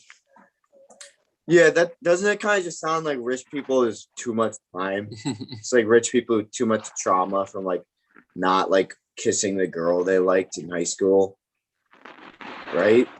Well, Much to do. Not that rebirthing thing is weird. I mean, I had no choice the first time. All right. And yeah, so I don't know about the whole concept, but it's supposedly effective for certain traumas and such, like life. Mm-hmm. Yeah. Yeah. Right. I think that is what you guys are describing, the birthing, whatever that is. I think that's what happens when you take the red and the blue pill at the same time. Yeah. That process. Hey, whatever works for healing, I'm for it. Some things work for others, some things don't, I would try it. If I had an opportunity, I'd try it. Maps, have you tried it? The box, no. This was just something I heard about got it. from like an online article by somebody who had done it, and it was actually in like a New Age magazine. And they were like promoting it as like, this is going to like cure people of like, I don't know, like you said, traumas and whatnot. But they were saying that it was going to cost like $250,000 to even do it. So that's the thing. Yeah. Maps, I think that interference might be your microphone in your headset. Oh yeah, I think it's dragging against All right, your sweater. I'm not a cat. I'm not a cat. Hey, John. Oh, there's the cat. The cat has a weapon. It's like, what the hell are you doing, dude? You know? All right. Just figured. Oh yeah, how about the maps? I also just met a train kid last night. He was a train guy. He was just got into New York. He was hopping around the train tracks and dishing mushrooms out. Oh wow, that's awesome. Didn't you meet a kid that had? Go ahead. Didn't you meet a kid that you remember you told me he had like the aura of like the kid from Charlie Brown, like the stinky kid? He had like dirt, but like just dusting him around him. Well, yeah, because that's a whole thing with like train hoppers too. Is like basically being a dirty kid and like wearing the same like train bibs for like years and not really washing. It's like a whole vibe, you know. It's like part of the culture. Now that makes me think.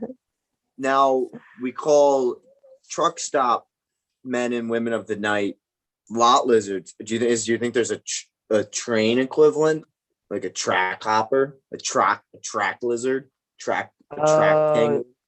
So okay, so that's a good question. I don't really think that there's lot lizards for trains because train hoppers are super poor and like What if they're trying to get after the conductor though?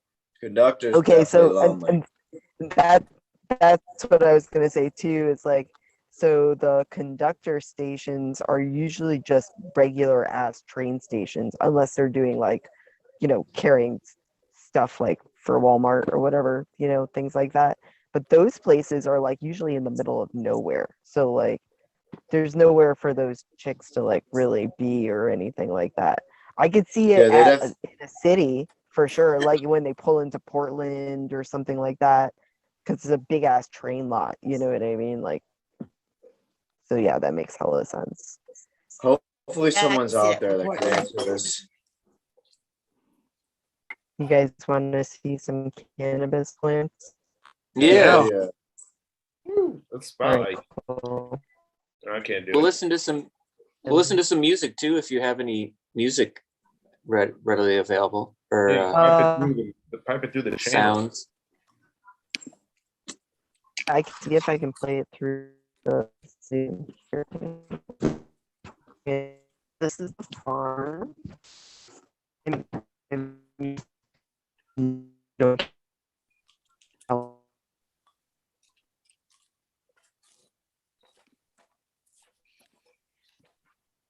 I was watching Judge Judy without me while I'm doing this telethon.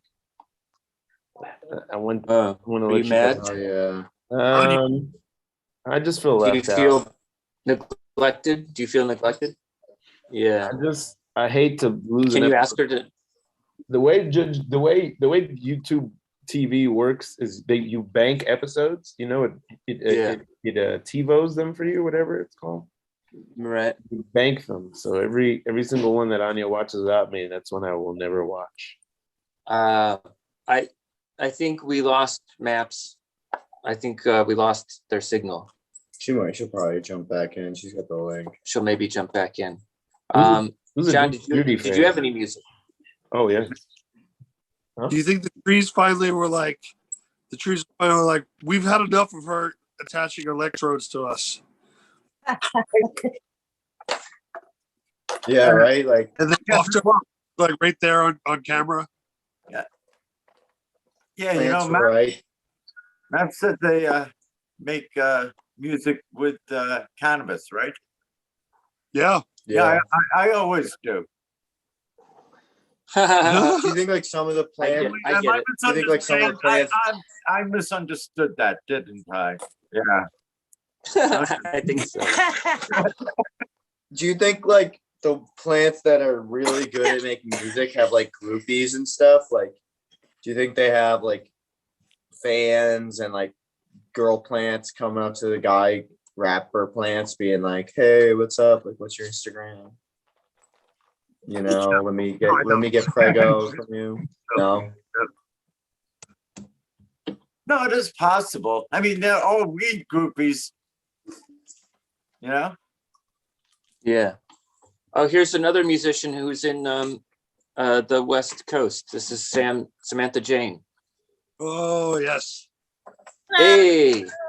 What's up, Sam? Hi, everybody. Sam.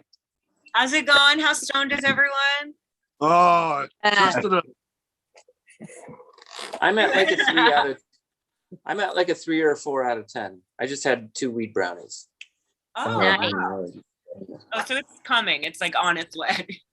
Yeah, yeah. I'm at Ralph out of 10. Yeah. I'm a Ralph. I'd love to experience. Ralph out of Ooh, 10. bringing it out. Oh, she always does. Oh. She always does. John plays too. Maybe you guys can do a collab. Oh yeah, can we possibly collab on Zoom without it sounding like a? I've heard it. It's happened. They've done it. I'll try. I mean, I always, yeah. Why don't you play something first? Okay, great. Yeah, I Yeah. only know originals, so you probably don't know them unless you're like a fan. You can always follow me I feel that. at Sam Sweets on the things. Yeah, I thought I'd start with like a cute little love song for you all. Awesome. Yeah.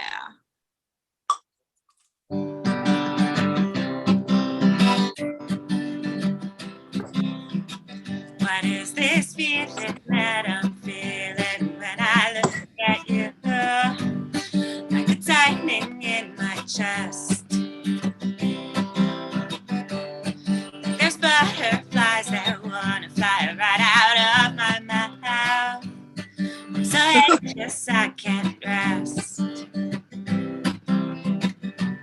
Is this love or am I having a panic attack? Is this love or is it just another manic relapse? Is it love or did I just smoke too much weed? Am I going crazy or are you the one I need? All right. So much fun and so much Vietnamese food. Feels like we really click. Now I'm dizzy and I don't feel so good. Think I'm gonna be sick. Is this love or am I having a panic attack? Is this love or is it just another manic relapse? Is this love or just indigestion? Do I have food poisoning or are you the one? Let's watch TV with the sound turned off. You make me laugh like I'm insane. Now when I hold you, it feels like I'm floating on a cloud. And there is fire in my brain. Is this love or am I having a panic attack? Is this love or is it just another manic relapse? Is this love or did I take too much Adderall? Do I miss you or is this withdrawals? Is this love or am I having a panic attack? Is this love or is it just another manic relapse? Is it love or did I just take too much Molly? I hope it's both, baby. Woo! All right. You know. Can you guys hear us there with the mic? That was fun. Yeah. Okay, good. It mentioned weed, so I thought of you guys. Oh, thanks. That's perfect. It was great. Thank you. I I do a lot of songs about love because that's what everyone does songs about. You know, why change it if it ain't broke? I was gonna do another one for you that I wrote during quarantine. Did anyone find love during quarantine? Oh no. Except My this guy. left hand. This guy right here. Yeah, going strong. Ambidextrous now. yeah. You know my girl Ambi. Ambidextrous. Yeah, you know, it was a weird time. So I feel like if you found anyone, you kind of latched on so tight. And there was nothing else going on, which is always a really healthy way to start a relationship.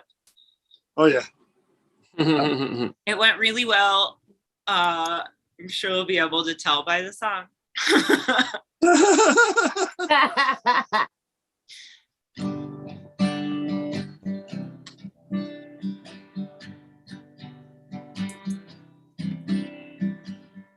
You didn't even like me till I was crazy under the table, high off my tits. And now you're wondering how you got so deep in. Isn't what you were thinking when you were staring at my tits. You want to kiss me in the moonlight, but it doesn't mean anything. You want to just be in the moment.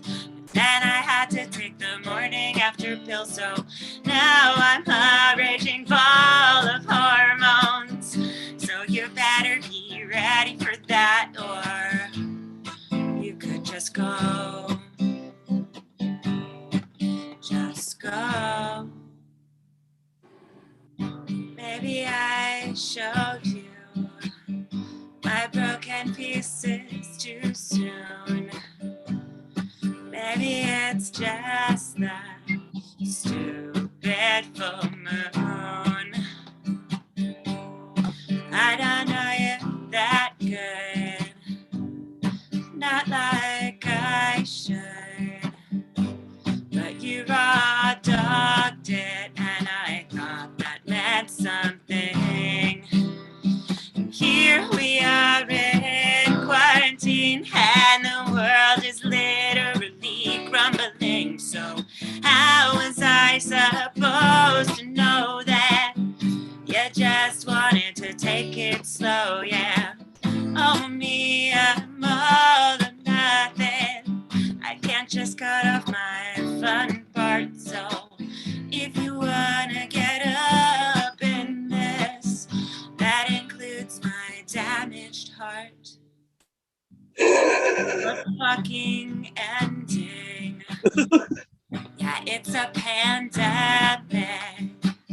It's crazy we've been met and not on a dating app. It's really insane, you know?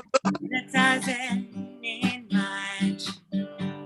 It's just some human touch, just a way to pass the time while our friend goes through a divorce.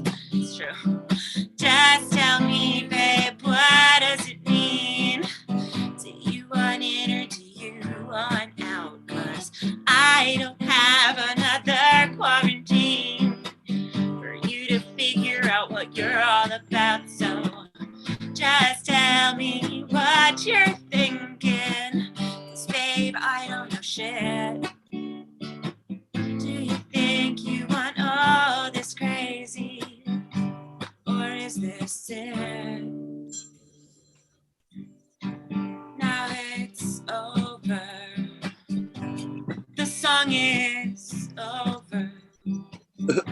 Even though my feelings never fucking end. But I'll just see you later this weekend. Yeah, I guess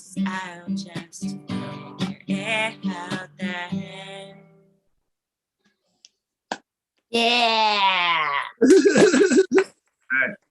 I sent that boy that song. Never saw him again.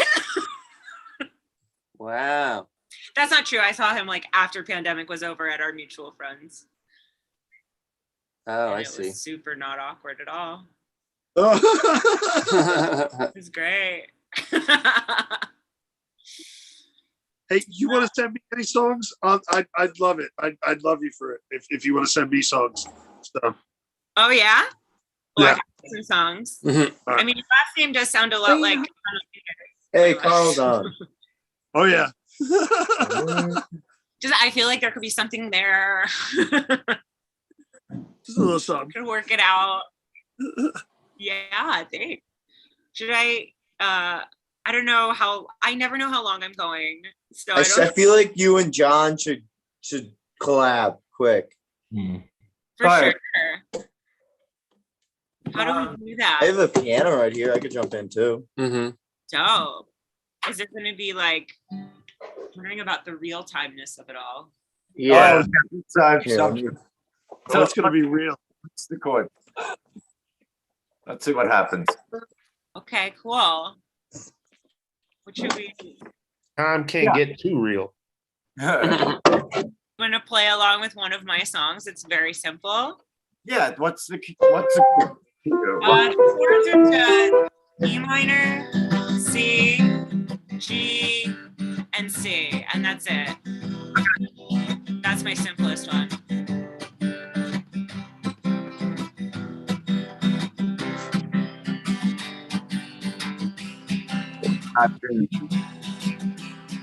That helps.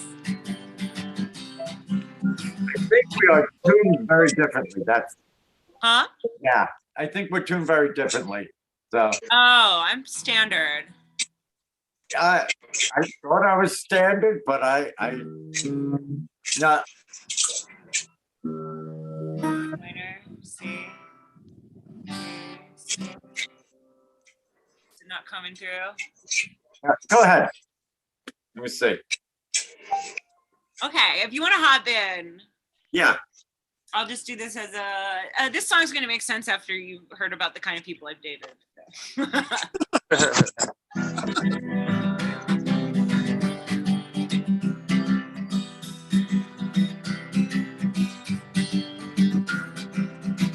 Oh, baby, when we fight, and I know you're not right. Well, your kind of makes my whole night. You make me feel like I am a better person just by being a worse one. And when I call you and you don't pick up the phone, it makes me feel like maybe I'm okay alone. Oh, baby, I know you are the one, 'cause you make me look so good in comparison. Honey, I love you. Don't you see? You're the only one in my life that's a bigger mess than me. Baby, I need you. You know it's true. Because everyone would see how much I suck if not for you. When it comes to being mean, you are the greatest that I've ever seen. Oh, but baby, that doesn't bother me, 'cause now I can get all the sympathy. And I know I'm a mess and my shit's not in order, but I'm pretty sure my apartment was featured on Hoarders. And I get depressed and I get blue. But I don't hate myself nearly half as much as you. Honey, I love you. Don't you see? You're the only one in my life that's a bigger mess than me. Baby, I need you.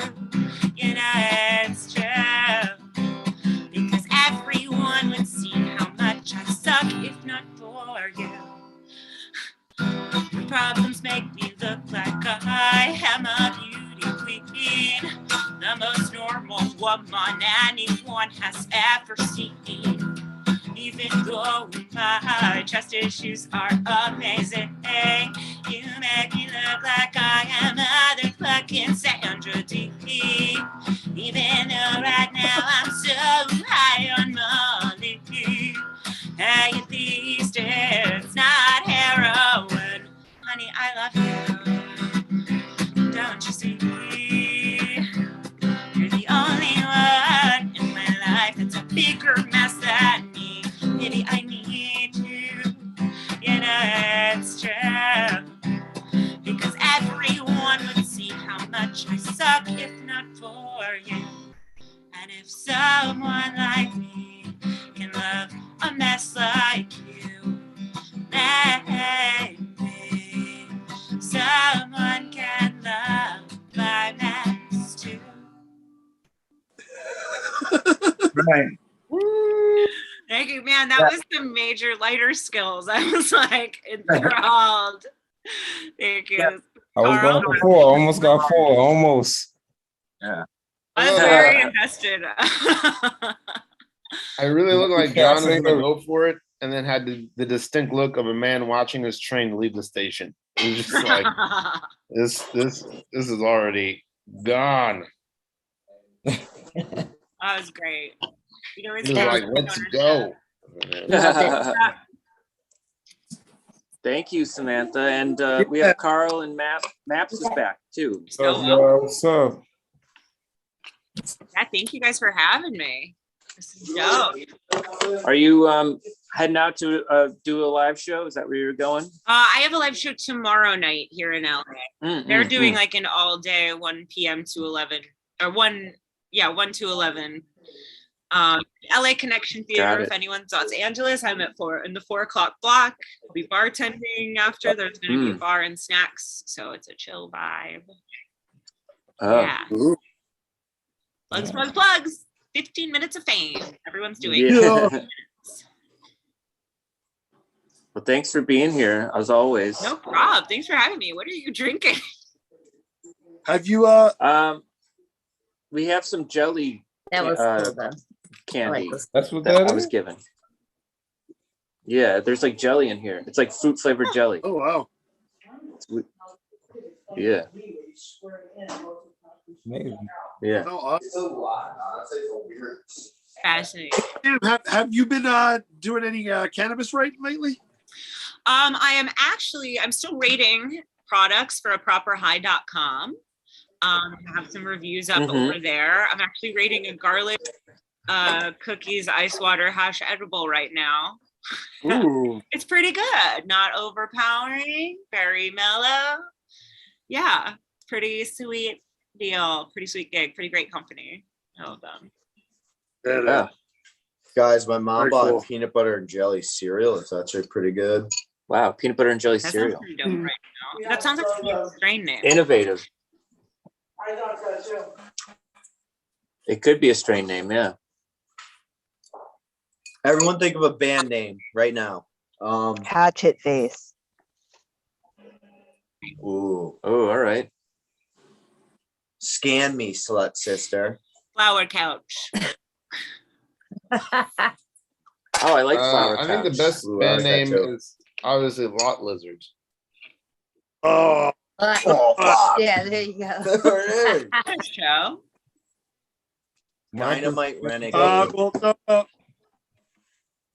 I heard there is a Lot Lizards cover band, Ralph, and it's called Just a Couple of Guys. Just a couple of guys. That's actually a great name for a band. Yeah. I think the UK version is the Spice Lizards. The Spice How about- Lizards. Just a I got a couple of good- chaps. I got a good band name. It's Bobby Knight and the Silver Moons. The Silver Moon is his backing band. There's a band in Idaho called Lot Lizard, or South Dakota. What about tie-dye death? Ooh, I like it. Good. Cool. Tie-dye dye, but the dyes are spelled different. What about Destiny Foreskin? That one. Doesn't sound like a fun band. Make up band names. Instead of the Four Tops, just the Four Skins. Oh, The yeah. There are a band called the Skins. Really? I think there is a punk band called the. That's the thing about punk bands. Mhm. All of the names sound like jokes. It's Yeah. Yeah, I believe it's spelled FOUR. Yeah. yes, exactly. Steve is back. What's up, Steve? Carry on, guys. You're indoors in front of your in your throne. Yep. In front of your fireplace in your castle. Yes, sir. Steven is in That's front good. of a very defined background, and Carl is saying, "I could have whatever background you want." Yeah. Shit. Yeah. Switch it up. Computer's too old for all Both that. equally regal. Looks like he's about to be interviewed on 60 Minutes. Look, I wanted to continue with this because I want to hear theories. Yeah. What do you think? Anybody can answer this. What do you think happens in the Matrix if you take the red and the blue pill at the same time? My husband said nothing. I feel like you become one of those people who, like, every now and then you're like, I know the secrets to the universe, but everyone else is like, you're just a fucking stoner. You don't know anything. Wow, maybe. Like, you're trying to tell people in the Matrix your truth, but you're too stoned to fly. You can't figure that shit out, so you can't quite sell it. Yeah. I like that. Anybody else got one? I don't have any new theories. I don't have any new theories, but I think we're ordering pizza from Mamma Mia's. Mamma Mia's Pizza. I think what happens is I think you end up on the Nebuchadnezzar ship. You get pulled out of the Matrix, but the only thing you can do is play the Matrix video game. By the way, guys, if you ever want good pizza, like no cap, Scranton has like the best. It's up there, like every type of style. Can't be it. But Carl, what's up? It's good. You feeling any my man Carl, we just met him at an open mic. What was it, yesterday or 2 days ago? Yes. It was Thursday night. Thursday night, yeah. Some great jokes. You wanna throw down a little bit? Maybe do a little 5-minute Ram Dusco? Fuck yeah! Like shit, I don't even know where the fuck to start. Damn. Well, what's up, everybody? I like the side. You know what word? Ology. We can start there. I mean, you know, it's funny because how I started Thursday was weird. I didn't even intend to do that, but you know, what I like to say is, you know what I'm saying, I feel like white people can say the word nigga. I'm just an advocate of it. You know what I'm saying? Like, I don't see why it's such a big deal. I think it's a big deal. Y'all created the word, that's not gonna fly today. Hey, I think everyone can say the word Jew. Some people say it weird. It's not like black people created the word nigga. You know what I'm saying? It's not like we was on a plantation like, yo, my nigga, what's up? You know what I'm saying? Pretty sure you heard it from a white person first. But that's how you abs. I just almost got a hernia. You know, I usually start shit with that to just break down the crowd, but I don't even know how to. Oh, all right, so shit. I just started watching the show Squid Game. I don't know who's been watching Squid Game. It's a pretty cool show. I think it's awesome. You know, everybody can relate to it. But you know, it's crazy with the Koreans though. It's crazy how it took like a Korean director to show white people what it's like being black in America. It's just crazy. Like, I've been playing Squid Game my whole fucking life. You know, I've been doing pretty good too because I'm still alive. You know what I'm saying? I'm pretty good at this shit.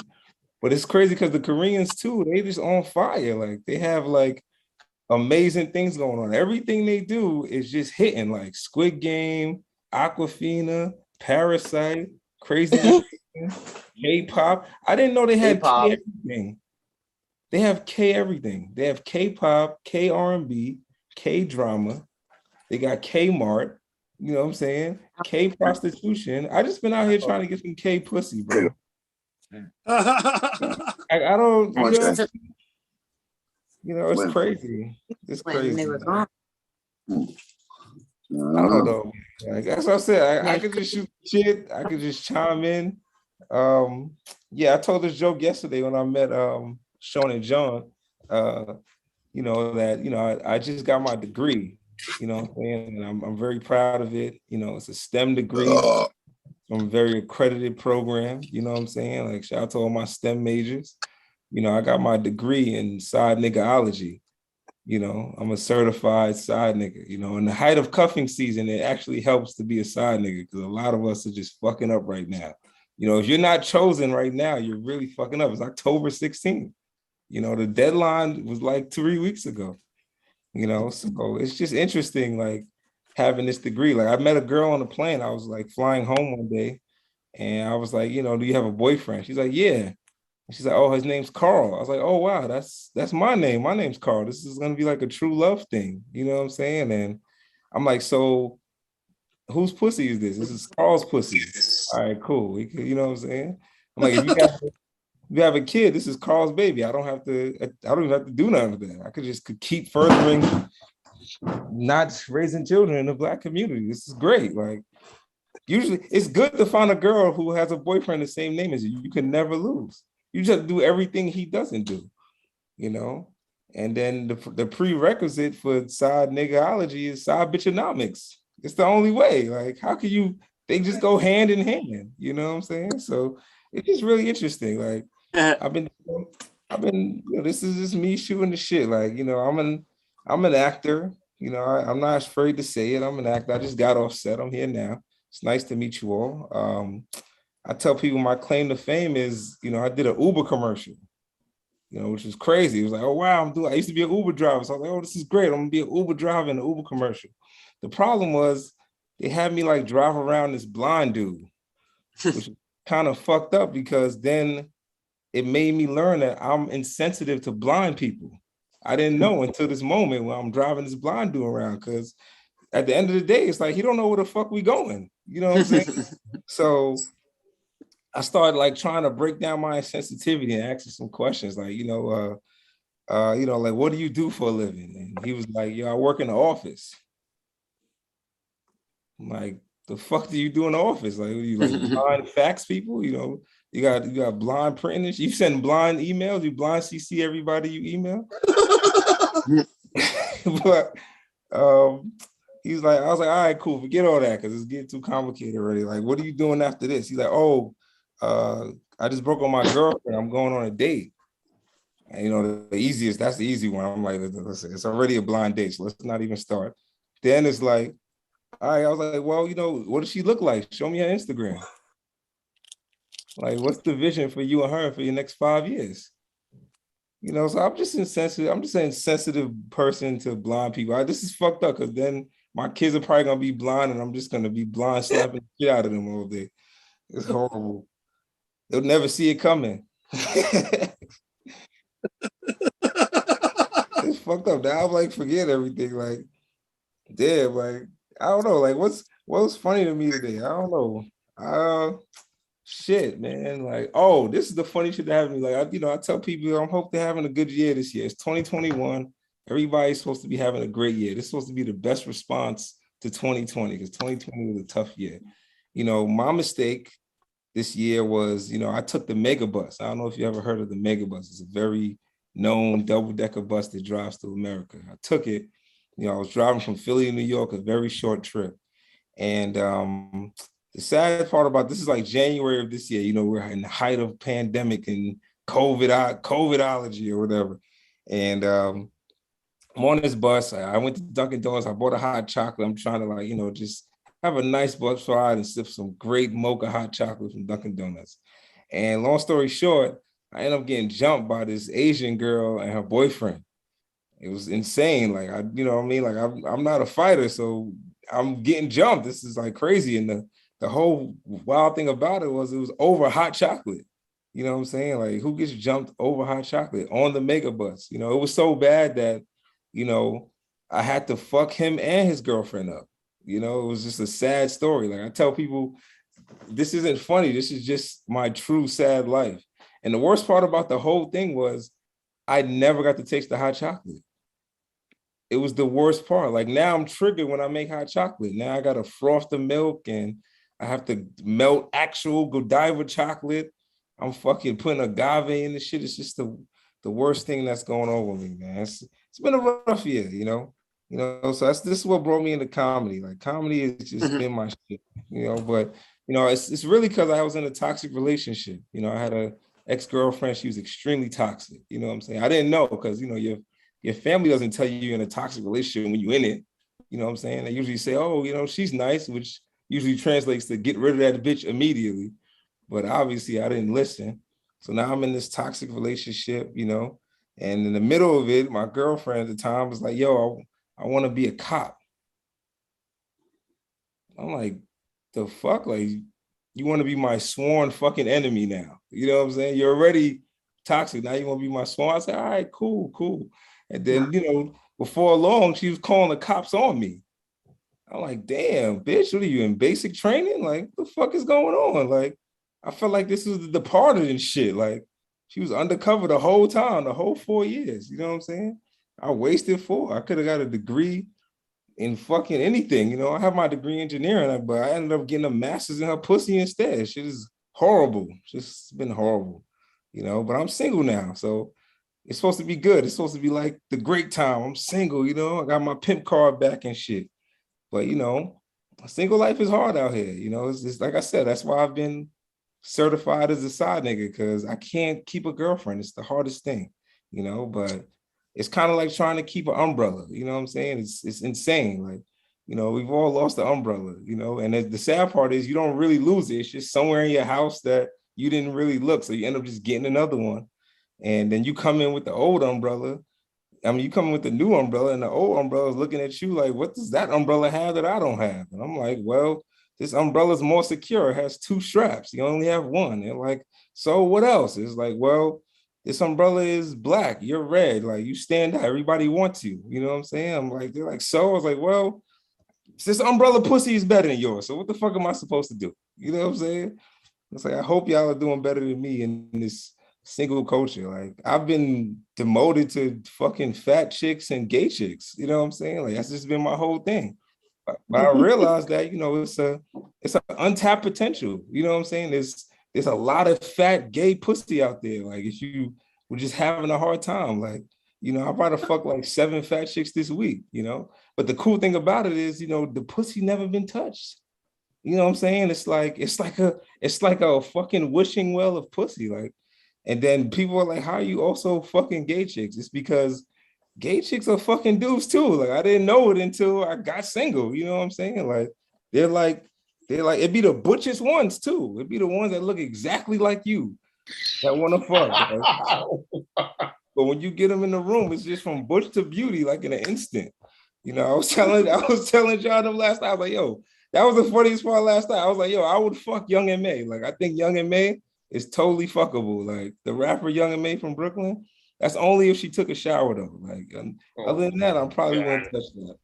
You know, but yeah, man, like, probably smells like backwoods and just pure BL. It's crazy. It's crazy. But it's so untapped. It's the pussy you never touch. And when you fucking fat chicks, you gonna eat. So it's like a 2-for-1 deal. It's like Golden Corral. You know, it's all the pussy you can have and food at the same time. What's happening? You know, I tell chicks before we fuck, like, my dick is like life alert. You know what I'm saying? You got a sign right here, and you got to have your beneficiary on call, because the shit might go left. If you fall down, you can't get up. What you gonna do? So, you know, it's just been a very interesting time, like, especially for me. Like, I'm very new to comedy. I'm loving this shit. You know what I'm saying? Like, it's amazing. It's amazing. Like, you've said it all. How long have you been doing comedy? What got you into it? You know what? I've been doing comedy surprisingly for 7 weeks. 7 weeks. I have my first show tomorrow. Shoot, that's fast to get your first show.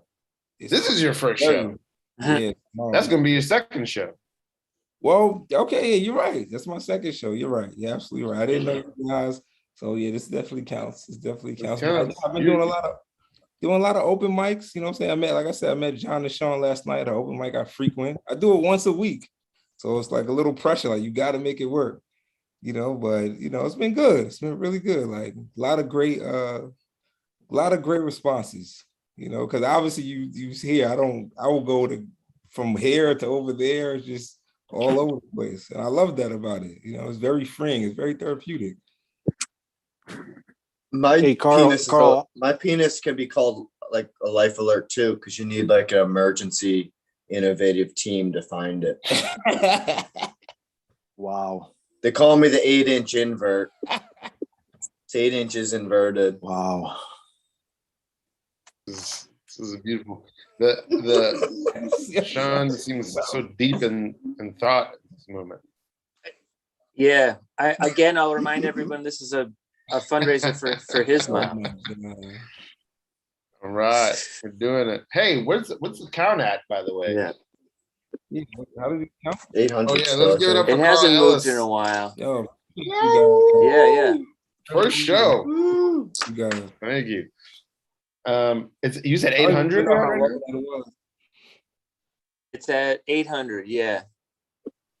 All right. That's something. We got. We're still plugging away. Yeah. 3 hours left.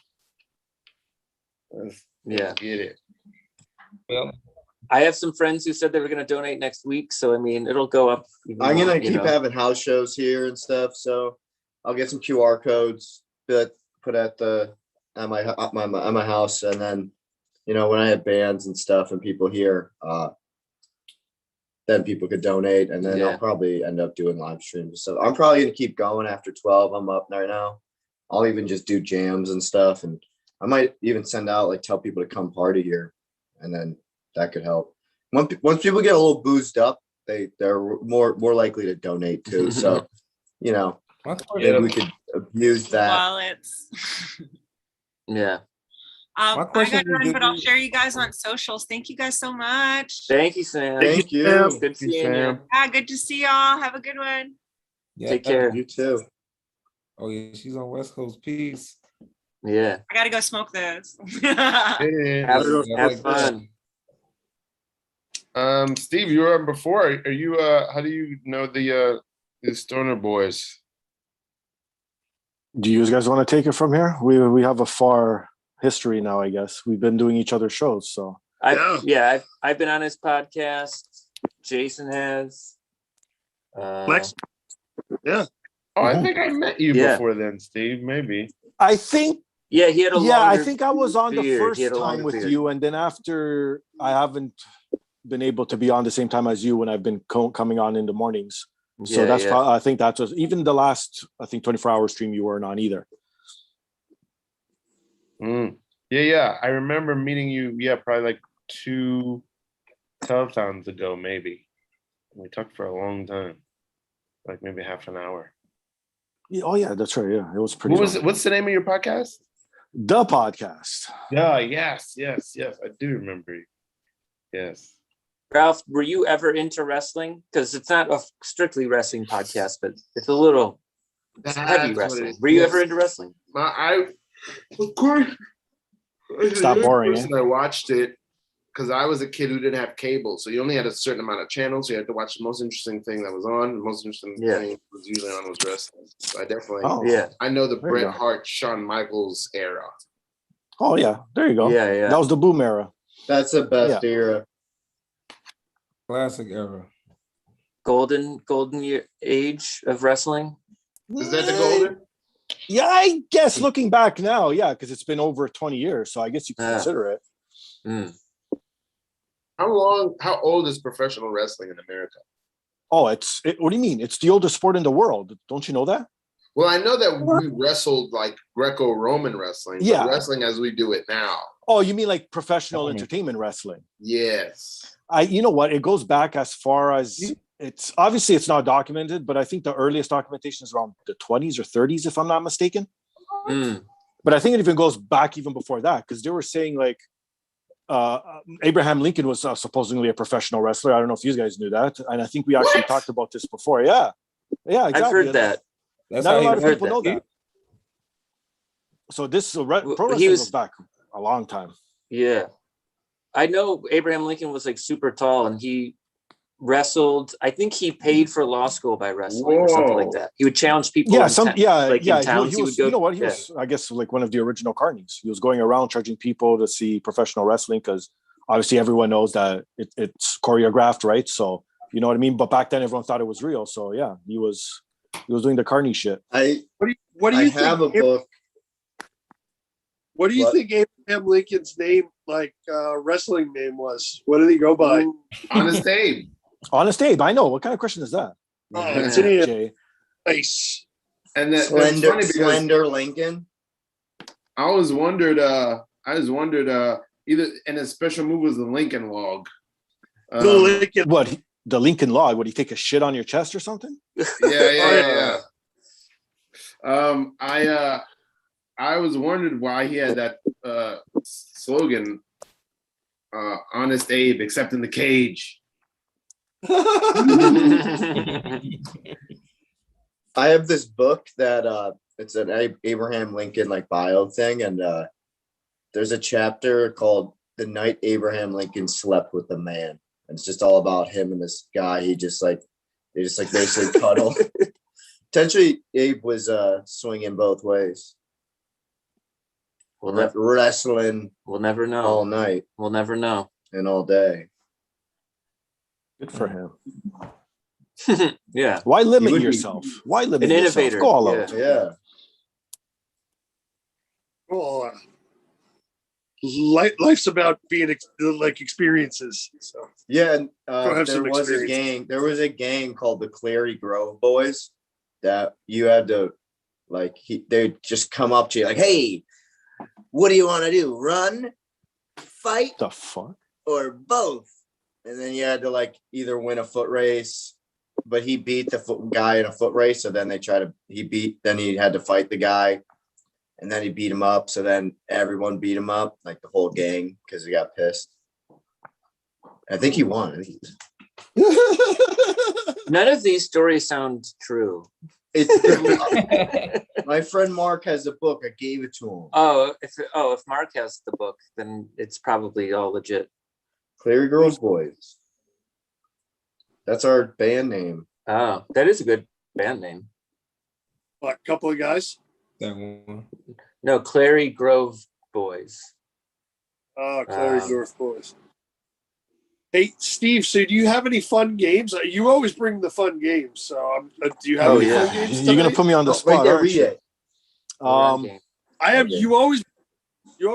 I expect. I'm not putting you on the spot. I expected of you from now. Okay, you know what? Okay, how about this? You guys want to do a stoner deserted island? What? Ooh, okay. Okay, Yeah. how about? Okay, these are the rules. Yeah. 3 things. All right. You bring one type of strain of weed for the Uh-huh. rest of your life that you live with on a deserted island. Ooh, all right. One form of entertainment, so I guess like video games or movies or TVs for the rest of your life. Yeah. And lastly, one restaurant or food chain so you could eat for the rest of your life. Wow. You can bring a whole food chain to a deserted island. All right. I like this. Of course. Repeat those categories again, please. So, strain of weed, form of entertainment, and restaurant or food chain. The other person has call captions enabled. Please start speaking. What was that? Is that the Matrix? Yeah. Did you? That's what happens. Did you take both pills? I took both pills, guys. I took Oh, both man. pills. You get call captions enabled for life. Yeah. Well, I have my answer for the second one. I have to think about the first and the third one. I don't remember the categories. Could somebody type them in the chat or say them again? I don't remember. What the fucking bunch of stoners here? I'll type it. I can. Yeah, type it in there. Type it in there. So it's strain of weed, form of entertainment, and restaurant or food chain. Ooh, strain. I don't smoke weed, so I'm gonna do something. Okay, how about? Okay, that's fine. That's fair. What's the best weed that goes into cookies and brownies? I'm not an edible guy. Sorry. Actually, just any sativa, really. I think. Okay, I get a bunch of sativas and a bunch of cookies and brownies. That's what I would do. Cool. I would do restaurant. Crap. Type of entertainment. It's hard, isn't it? I would just do. I would have a blockbuster video that's endlessly stocked. The fuck? With movies. Not Netflix. No. I want DVDs. He likes to browse. He likes the browsing. And you know what? Hey, that's I'd even take one. I'd even take it without that ends when the last blockbuster video closed. It doesn't even have to be up to date. Okay, sure, fair enough. And this is for 1 year for life. For life. Oh, shit. I go blockbuster video. That'll be good enough. And then your food situation. All right. What about your food situation? Crap. Come on, that's easy. Not really. There's so many options nowadays, man. I'm going food situation. I'm probably going crap. All right. Well, I haven't answered. Please go for it. So I'm still thinking about the strain, but for entertainment, I want to bring myself an American Ninja Warrior obstacle course. Sure. Because you're gonna need to stay fit. I feel like for what? Though? I think that would stay fit for what? I don't know. It's for social media that's non-existent on an island. No, for punching stingrays. Oh, yeah. And you know what I mean, like for hunting and stuff. Oh, I see. Okay. You just need I'll get fit, but for my restaurant chain, I'm going medieval times. Oh shit! What the fuck? Because then I'll have like a show as well. Wow. I see what you're doing. It's like a loophole a little bit. I have two forms of entertainment. I have the American Ninja Warrior obstacle course to like keep my, keep active, and then I can watch some jousting. Well, weed and some weed. Yeah. Did you decide on the weed yet? I haven't thought about that. I'll get back to it. All right. I got an answer for you. I got an answer. All right, go, Carl. Go. Yeah. Skittles. There's a strand called Skittles. Z Skittles. So with my theme, it works. Okay. Very peppery strand. Entertainment, I'm just gonna go South Park movie just on a VCR over and over. Good call. Wow. Just the movie? Just the movie, not the series? Wow. When I was a kid, I was in 5th grade when the South Park movie came out. And I remember I was in a drive-in movie theater in Atlanta. And The Matrix, I was in a double feature for The Matrix and Wild Wild West. But I had like a hand radio. So you know how you go into the whatever frequencies, and I found the South Park movie behind me because it came out the same week. So I was like watching out the back window of the South Park movie, not understanding shit. But then I went home and taped it like 5 times over on the same VHS. So I would just take that VHS, and then I would just Chick-fil-A because I could fast on Sundays. Like Sundays, I won't fuck. Chick-fil-A, but still unopened on Sundays. Oh, all right. Does it have to be fast food? Well, no, I said restaurant or fast food. So you could have like Red Lobster or something. Oh, yeah. Fucked up. Or medieval times. Yeah. That's okay. Yeah, I'm probably gonna go with like I really want to go with like some high-end Italian restaurant that has like a lobster or some shit. But wouldn't you need people though if it's a chain, depending on the restaurant? Nah, man, this is the future. It all comes delivered to you through drones. Yeah. Drone. Yeah, I can fly. I have my drone. Oh crap! I can't. The food one is killing me. I don't know what to do. And also, I kind of want to change my thing to a drive-in movie theater. Ooh. Or I go watch any movie. Yeah. I mean, the right answer for entertainment could be like virtual reality. Yeah. Whoa. Because then it's like, then you really have an escape from the desert island. But I don't know, Blockbuster would also be fun. But if you have virtual reality, you can pretend to browse in a. I think I'd be too dependent on. I think I would just take the regular Blockbuster over it. Mm-hmm. You need the tactile. Yeah. Needs to touch it. Oh man. Well, he can touch trees while he's. That's true. Well, what Yeah. about you, Jason? What are your picks, man? Okay, let's go with Blue Dream. Oh, you're one of those. Okay.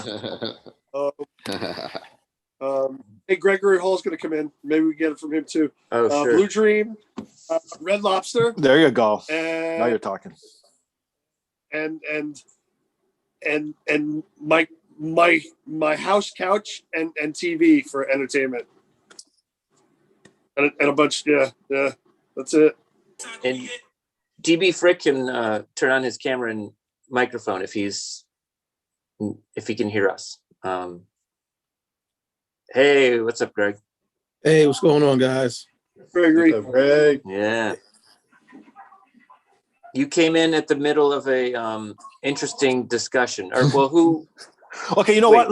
Let me do mine, and then Greg could do his, so then he could see what the actual discussion is. So in a nutshell, we're doing a stoner deserted island. So we're allowed to bring one strain of weed, one form of entertainment, and one restaurant or fast food chain for the rest of your life on a deserted island. Okay, so one strain. Yep. Okay, one fast food restaurant.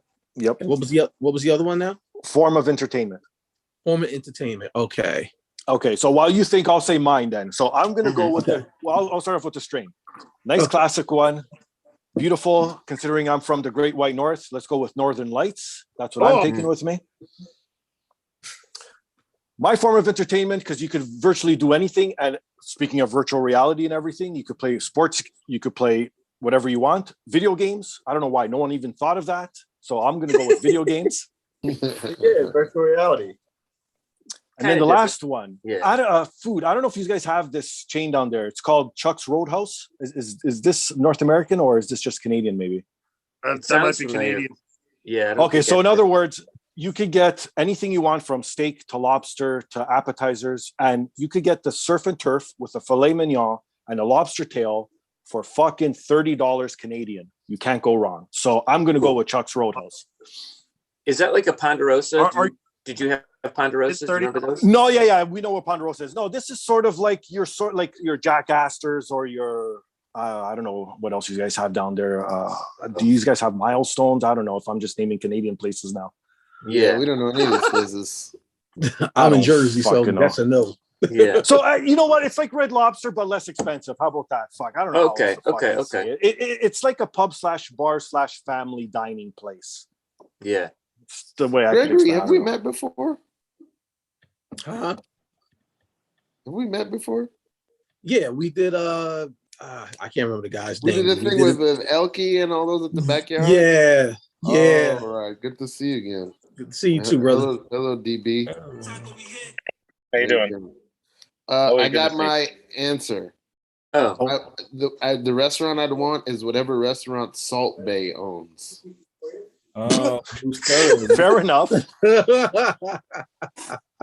You know, I heard that Salt Bay's restaurant has kind of bad reviews. I've heard it's like not great. Yeah. Like medieval times. Yeah. Maybe he'll get better if he practices for yeah. eternity. Gregory, are you ready? And then we'll have DB. Yeah. Okay, so like, funny thing is, my favorite strain is Northern Lights too. So I'll be taking Northern Lights with me. My man. Then, far as what was the second one? Entertainment.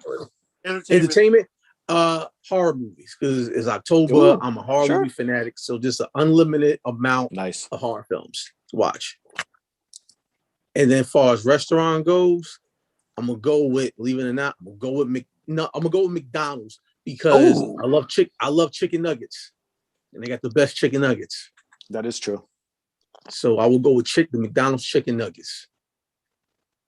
And y'all shame me for Chick-fil-A. This is crazy. You know what? Okay, you know what, Carl? Actually, Chick-fil-A is fucking overrated. We don't have them up here. And when I went to LA, I had some Chick-fil-A, and I'm like, I'm sorry, KFC is still better than Chick-fil-A. I don't know. Ronald McDonald. You have the Polynesian sauce though. Ooh. Oh, That's maybe. the question. This is about the sauce. I'm doing it. If I can have Chick-fil-A sauce with anything else, it's a win. Okay, fair enough. Fair enough. I guess it's sort of like Mac sauce for everyone else. Gotcha. So, DB, Steve posed the question: if you had to go to a deserted island and you could pick one strain to have for the rest of your life, if you smoke, one form of entertainment you can use for the rest of your life, and then one restaurant chain you could have for the rest of your life on this deserted island. Okay, restaurant chain. I would go with Cheesecake Factory. Ooh, a lot of that menu is like reading Tolstoy. That menu is pages long. Smart. As far as strain, alone on a deserted island. Thank you. I mean, whenever I buy my weed, you could tell me it's anything. You could tell me it's Northern Lights. You could tell me it's OG Kush. I'm never going to really be able to know. It's always going to be like, oh my God, look, it's got the white things. It's White Widow or something like that. I don't even think that exists anymore. That's like 85. So I would go with any strain because I'm alone on an island. I mean, I'll take anything. But let's go with Northern Lights since that's a popular one. That's a popular one too. And what was the other question? There was a third question. Entertainment. You got it. Oh, satire. All forms of satire. I want satire. I want to be confused by my comedy all the time. Wow, that's where I would go. Those are my three. Those are my answers. What's your favorite form of satire, DB, right now? My favorite form of satire? Who's your favorite satirist?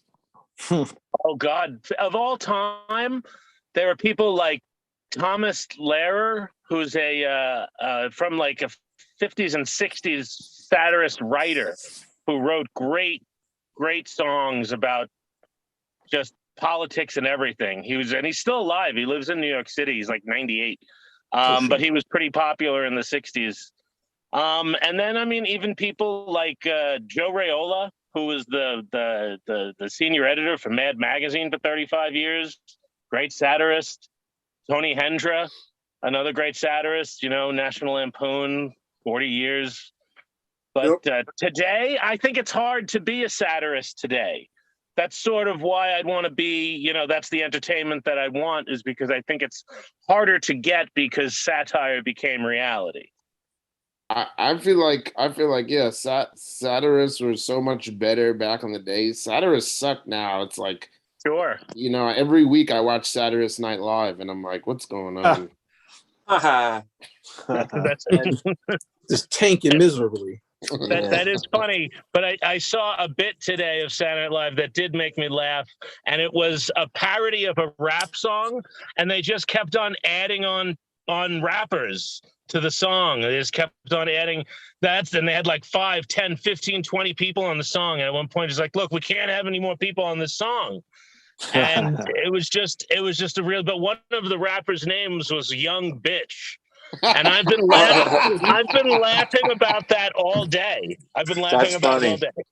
That's really funny. Yeah. That should be someone's name. That's a great name. Right. I think I came up with a better form of entertainment. I might want to switch my answer. You've been deliberating over there, eh? Wow. Yeah. Strip clubs. Oh, I almost said that. Yeah. Okay. Maybe I picked up on that. Do you want female or male strip clubs? Right there. Oh, female. Okay. Hey, just checking. You never know. You're on a deserted island. You can do whatever you want, my friend. There's nothing wrong with that. That's true. Yeah. You might die by susu. Maybe. Suicide? Is that another way of saying suicide? Susu? No, that's it's a Futurama. Snoo. Yeah. That's so funny that everyone knows that reference. That's how. Come on, everybody wants to die by snoo. Come on. That's a beautiful way to die. Shit. Yeah. That's what every man said to themselves, which is very funny. Every man said, "That's a beautiful way to die." Shit. Until it happens. Just think about. Hold on, just think about it. If you died by snoo, I guarantee you, if you have an open casket, you be laying in the casket just like this. No one will look sad in the open casket. They just be sitting there like, yeah, happy as hell. The funny thing about dying by snoo is like we didn't bother thinking about what it would be like to be the other person in that situation, to be in the midst of it and then have somebody die and just like see you at your most with a smile on your face, but like I don't know, but a shattered pelvis. Traumatic, but that's bragging rights though. Come on, that's bragging rights for them. That's true. That's true. They had like the skeletons You're with the dead. fucking You can't brag about it if you're dead. You're dead. Wait, You what can't happened? brag about it. No, I'm talking about the other person who that crushed you. They might killed brag. you by snoo. That's bragging rights. normal. Like, That's like Also, so I many- think every man who's in his casket with a pulverized pelvis, every dude who goes to the casket is giving him a high five. Like, what's up, man? You did your thing, dog. Yeah. You went out like a true champ. Do you think that if you can write into your will that like if you die in like sort of like a car accident, you can have the like embalmer to Right. I'd definitely do that. You're in the casket like that. Or like a fist bump. What's that? Put the fist bump out of the casket so we can just line up and fist bump him as he goes through the whole body. Oh, that's great. I would love to shock people who came up to my casket to like, say the last goodbye, and I'm like, No, you actually need, you rig it so when they walk up, they step on like this plate and then you just pop up out of the casket, like you sit up. That's fucked up. Yeah, either that or you can even put like a sound effect machine of your voice, like record it, and you just say press the button with all your like famous sayings. Yes. Oh no, I got a better one. Tie a string to the eyelid and make him blink when someone comes by. Whoa! Wow. You trying to kill people there? Well, it is Halloween season, like you mentioned. Yeah. What if you could have at your funeral, instead of your you don't have your body at the funeral, you just have one of those inflatable hand, wacky inflatable arm guy. Yeah. Or you And could it just says hire your name someone. on it. Or you could hire someone to be your body at your funeral. Oh shit! Like a better looking person, so that it's like, oh, look how good looking he is. Washed up actors. Maybe it's a new avenue. It's like a new OnlyFans type of thing, man. Right. Yeah. Be a funny commercial. I won't be happy unless that person leaves with a date. I'll be open. I actually have mine planned out, though. I have mine planned out. You have your death planned out? No, I'm talking about the funeral. And the funeral, like it's gonna be like a regular ass funeral, but then like it'll be closed. And at the end, like not even at the end, at the beginning, they're gonna open it, but it's gonna be nobody in there. It's just gonna be a sketch drawing of a middle finger. Wow. Funny. I want to have my casket open, and I want like everybody to enter like through my casket, like they walk up through the casket and enter the room. That's sort of how I want it. I'll be You open want to like candles lit and shit, like Dracula. Yeah, a ventriloquist funeral, like just a ventriloquist controlling my whole dead body. Like, that's funny. That's awful and funny. Yeah. No, me personally, everywhere. That's some sick shit. No, me personally, I would get cremated, and then as everyone walks in, I'd have someone hand a baggie of a little bit of ashes and say, "You have to smoke them tonight. You have to smoke them tonight." Wow.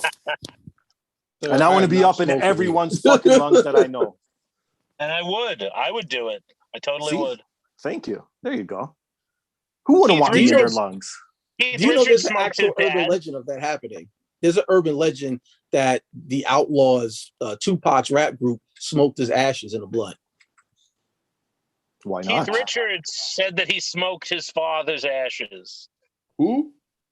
Keith Richards, the guy from the Rolling Stones, the guitarist from the Rolling Stones. He said he smoked, and that was like 5 years ago, and he was in like his 80s. Shit. Jeez. See? I'm not the only one. Come on. Yeah. Wait, but they're already ashes. I mean, they're already spent. They're ashes. Right, but think about inhaling ashes when you smoke weed and you inhale ashes or something. It's awful. Yeah, but it wasn't a human being though. That's a good point. That's a really good point. And imagine if you're smoking the part that was my dick. Oh man, that gets You get to it and you can't smoke through it. Like you get to it and like, oh God, that's a dick. It's a whole Like, fucking oh dick. my God, he was God. backed up. Or it starts canoeing like a motherfucker. Hey, Steve, I hear your dick's the strongest part. Oh shit. Oh, that's how he died. He was blue balls. He was backed up. Hey, speak of blueberry kush right there. Where do you think it came from, man? Gives you blue balls. You can die. You turn into what's your face from Willy Wonka and shit. You get blue and start blowing up. Speaking of, they're doing another Willy Wonka. There's another version of Willy Wonka coming out. Really? With Timothy Calumet as Willy Wonka. Yes. Why? What do we need this for? There wasn't even that long ago that we did the one with Johnny Depp. True. Yeah, I that's need to do Hollywood. this again. Oh yeah, I heard about this. It's supposed to be like a prequel or something. How he found the Oompa Loompas or something. Oh, here we go. So it's gonna get weird. He took on slaves, is what he did. He took on slaves. That's He what those did. Oompa Loompas were. They were fucking slaves. 12 years of Oompa Loompa. This whole prequel, I'm gonna dye my feet. The prequel thing is wild. It's all Joker. Joker worked, and so everybody's going, let's do a dark prequel for all these characters. You know what's funny? You mentioned that because I'm working on one. I'm very, very excited. I was actually influenced by Riverdale. It's called Junkyard. It's about Fat Albert and in the Junkyard Gang. It's gonna be a darker take on it. You know, Riverdale was before Joker, wasn't it? It was, yeah. You know, you might have to buy that from Bill Cosby. You'd probably have to go to Bill Cosby to do something with Fat Albert. Damn. And he'd probably do anything right now. You should totally pitch it to Bill. I mean, it could work. Think about it. It could work, right? Think about it. Imagine if like somebody shot Russell and nobody knew who did it. You know what I'm saying? So that's the whole first season, them trying to find who capped Russell. Pitching it like Riverdale is perfect. I'm telling you, Pitching it like... think about it. Think about Rudy gets a drug problem. Fat Albert's like even fatter and shit. And Mushmouth talks even worse. Oh shit. Mushmouth is strung out and shit. Right. He's a real drug addict. He's this is a dark take, man. Carl, do you remember Fat Albert? Did you ever watch episodes of Fat Albert? You know what? I can vaguely remember it because that was not my time. But I do remember, check this out, there was an episode that I do remember. This is you want to hear dark. A lot of people don't realize how dark Fat Albert was. There's an episode where Fat Albert and the gang, they go to like, it's like the Scare Straight program. And they're in jail walking around and literally you hear the inmates like, yeah, I'm gonna rape you. Yeah, I'm gonna get at it. I'm like, yo, this is a cartoon. Like, this is like talking about raping these kids. Fat Albert being scared straight sounds like an SNL pitch. Like, I'm telling you, you can YouTube this and find it. It's hilarious. Was Mr. T in this episode? He could have been. I don't know. I would pay for that. Mr. T has the best tweets. He's the best tweets. If you read them like you know he sounds, he has the best tweets. I gotta check these out. Let's take a look at some. Yeah, go right now. And then like it often is like I pity he still pities everything. He's pitying here and there and everywhere. There is nothing he hasn't pitied. But yeah, Mr. T, that's a great one. That's a great Twitter account. Let's see what he's got going on. All right. Mr. T.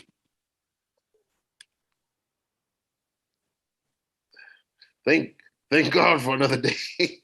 He's always thanking God. He's always thanking God for my health and my strength.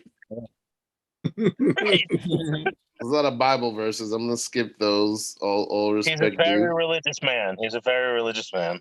I pity the fool that don't believe in Christ and our Savior. Damn, he really is going in with these. He does. This man's reading the whole Bible. Okay, here we go. Nope. Happy New Year to everyone celebrating Rosh Hashanah. Have a blessed New Year.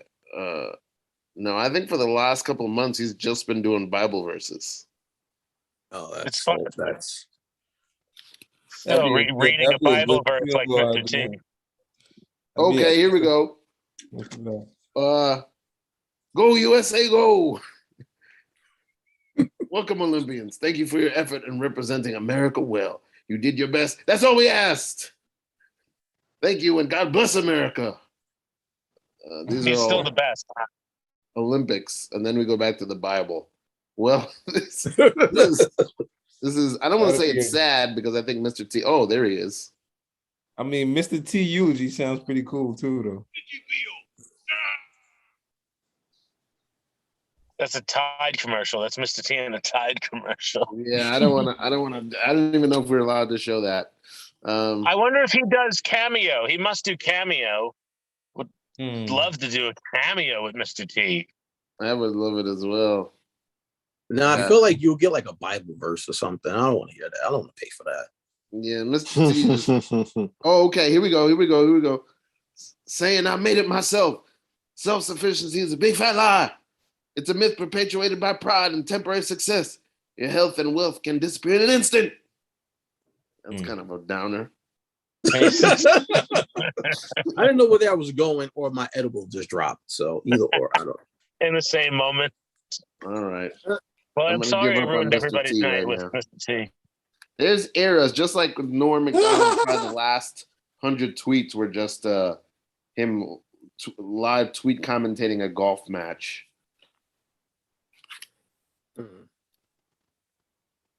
Just guess People you pay have for a that. funeral, then a casket opens and it's just Mr. T. He just starts reading tweets. Yeah, just reading his own tweets, which are Bible verses. All right. Well, that's how we rolled into the 9 o'clock hour. Oh, man. Yeah, 3 hours to go, my friends. 2.5. Let's do it. Let's like talk over a movie. Yeah. Let's do something like that. Oh, shoot. You have a projector upstairs. Where are you from? I thought we were going to do that. What happened to that, Jason? We talked about it. I think we forgot about it, or it was technically difficult, or I forget. Of course. Do you need like copyright or anything? You do what was it? Dude, we should watch fair exchange or fair. You can find public Yeah, domain take- movies on the internet. Night of the Living Dead is a public domain movie. You should get a That's silent true. public. A silent public domain movie. That's actually a good idea. The problem becomes the music very often, because the music is often owned differently than the production company owns the movie.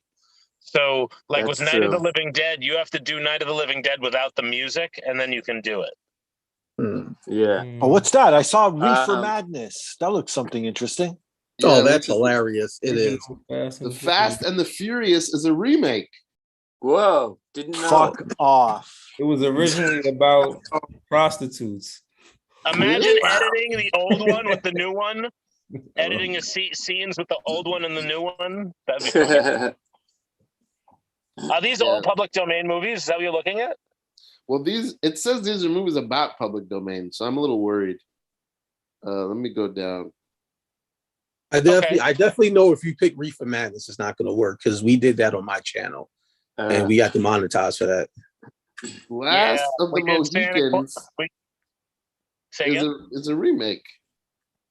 But it's also a book. It's also a book. Oh, I didn't know that. I don't read. Yeah, what's a book? Night of the Blood Beast. That seems pretty cool. It's Robin Hood. Bonanza season 2, I doubt that. Oh, it's just one episode. That's it, eh? Great Jungle Book. Daddy long legs. Oh, we gotta sing happy birthday to my mom at 12. At Let's do midnight, it. yeah. Also, I do need to reset the stream pretty soon before it kicks us out. So maybe we should do that now, Yeah, but I have to like set it up. You know what I mean? Like we might Right back. All right, let's do it. Do you need us to hop out, Sean? well, it'll take me like a minute to set it up. But I'll let you know when I'm ready, and then we can jump out and then jump I back in. appreciate y'all having me, man. I definitely Yeah.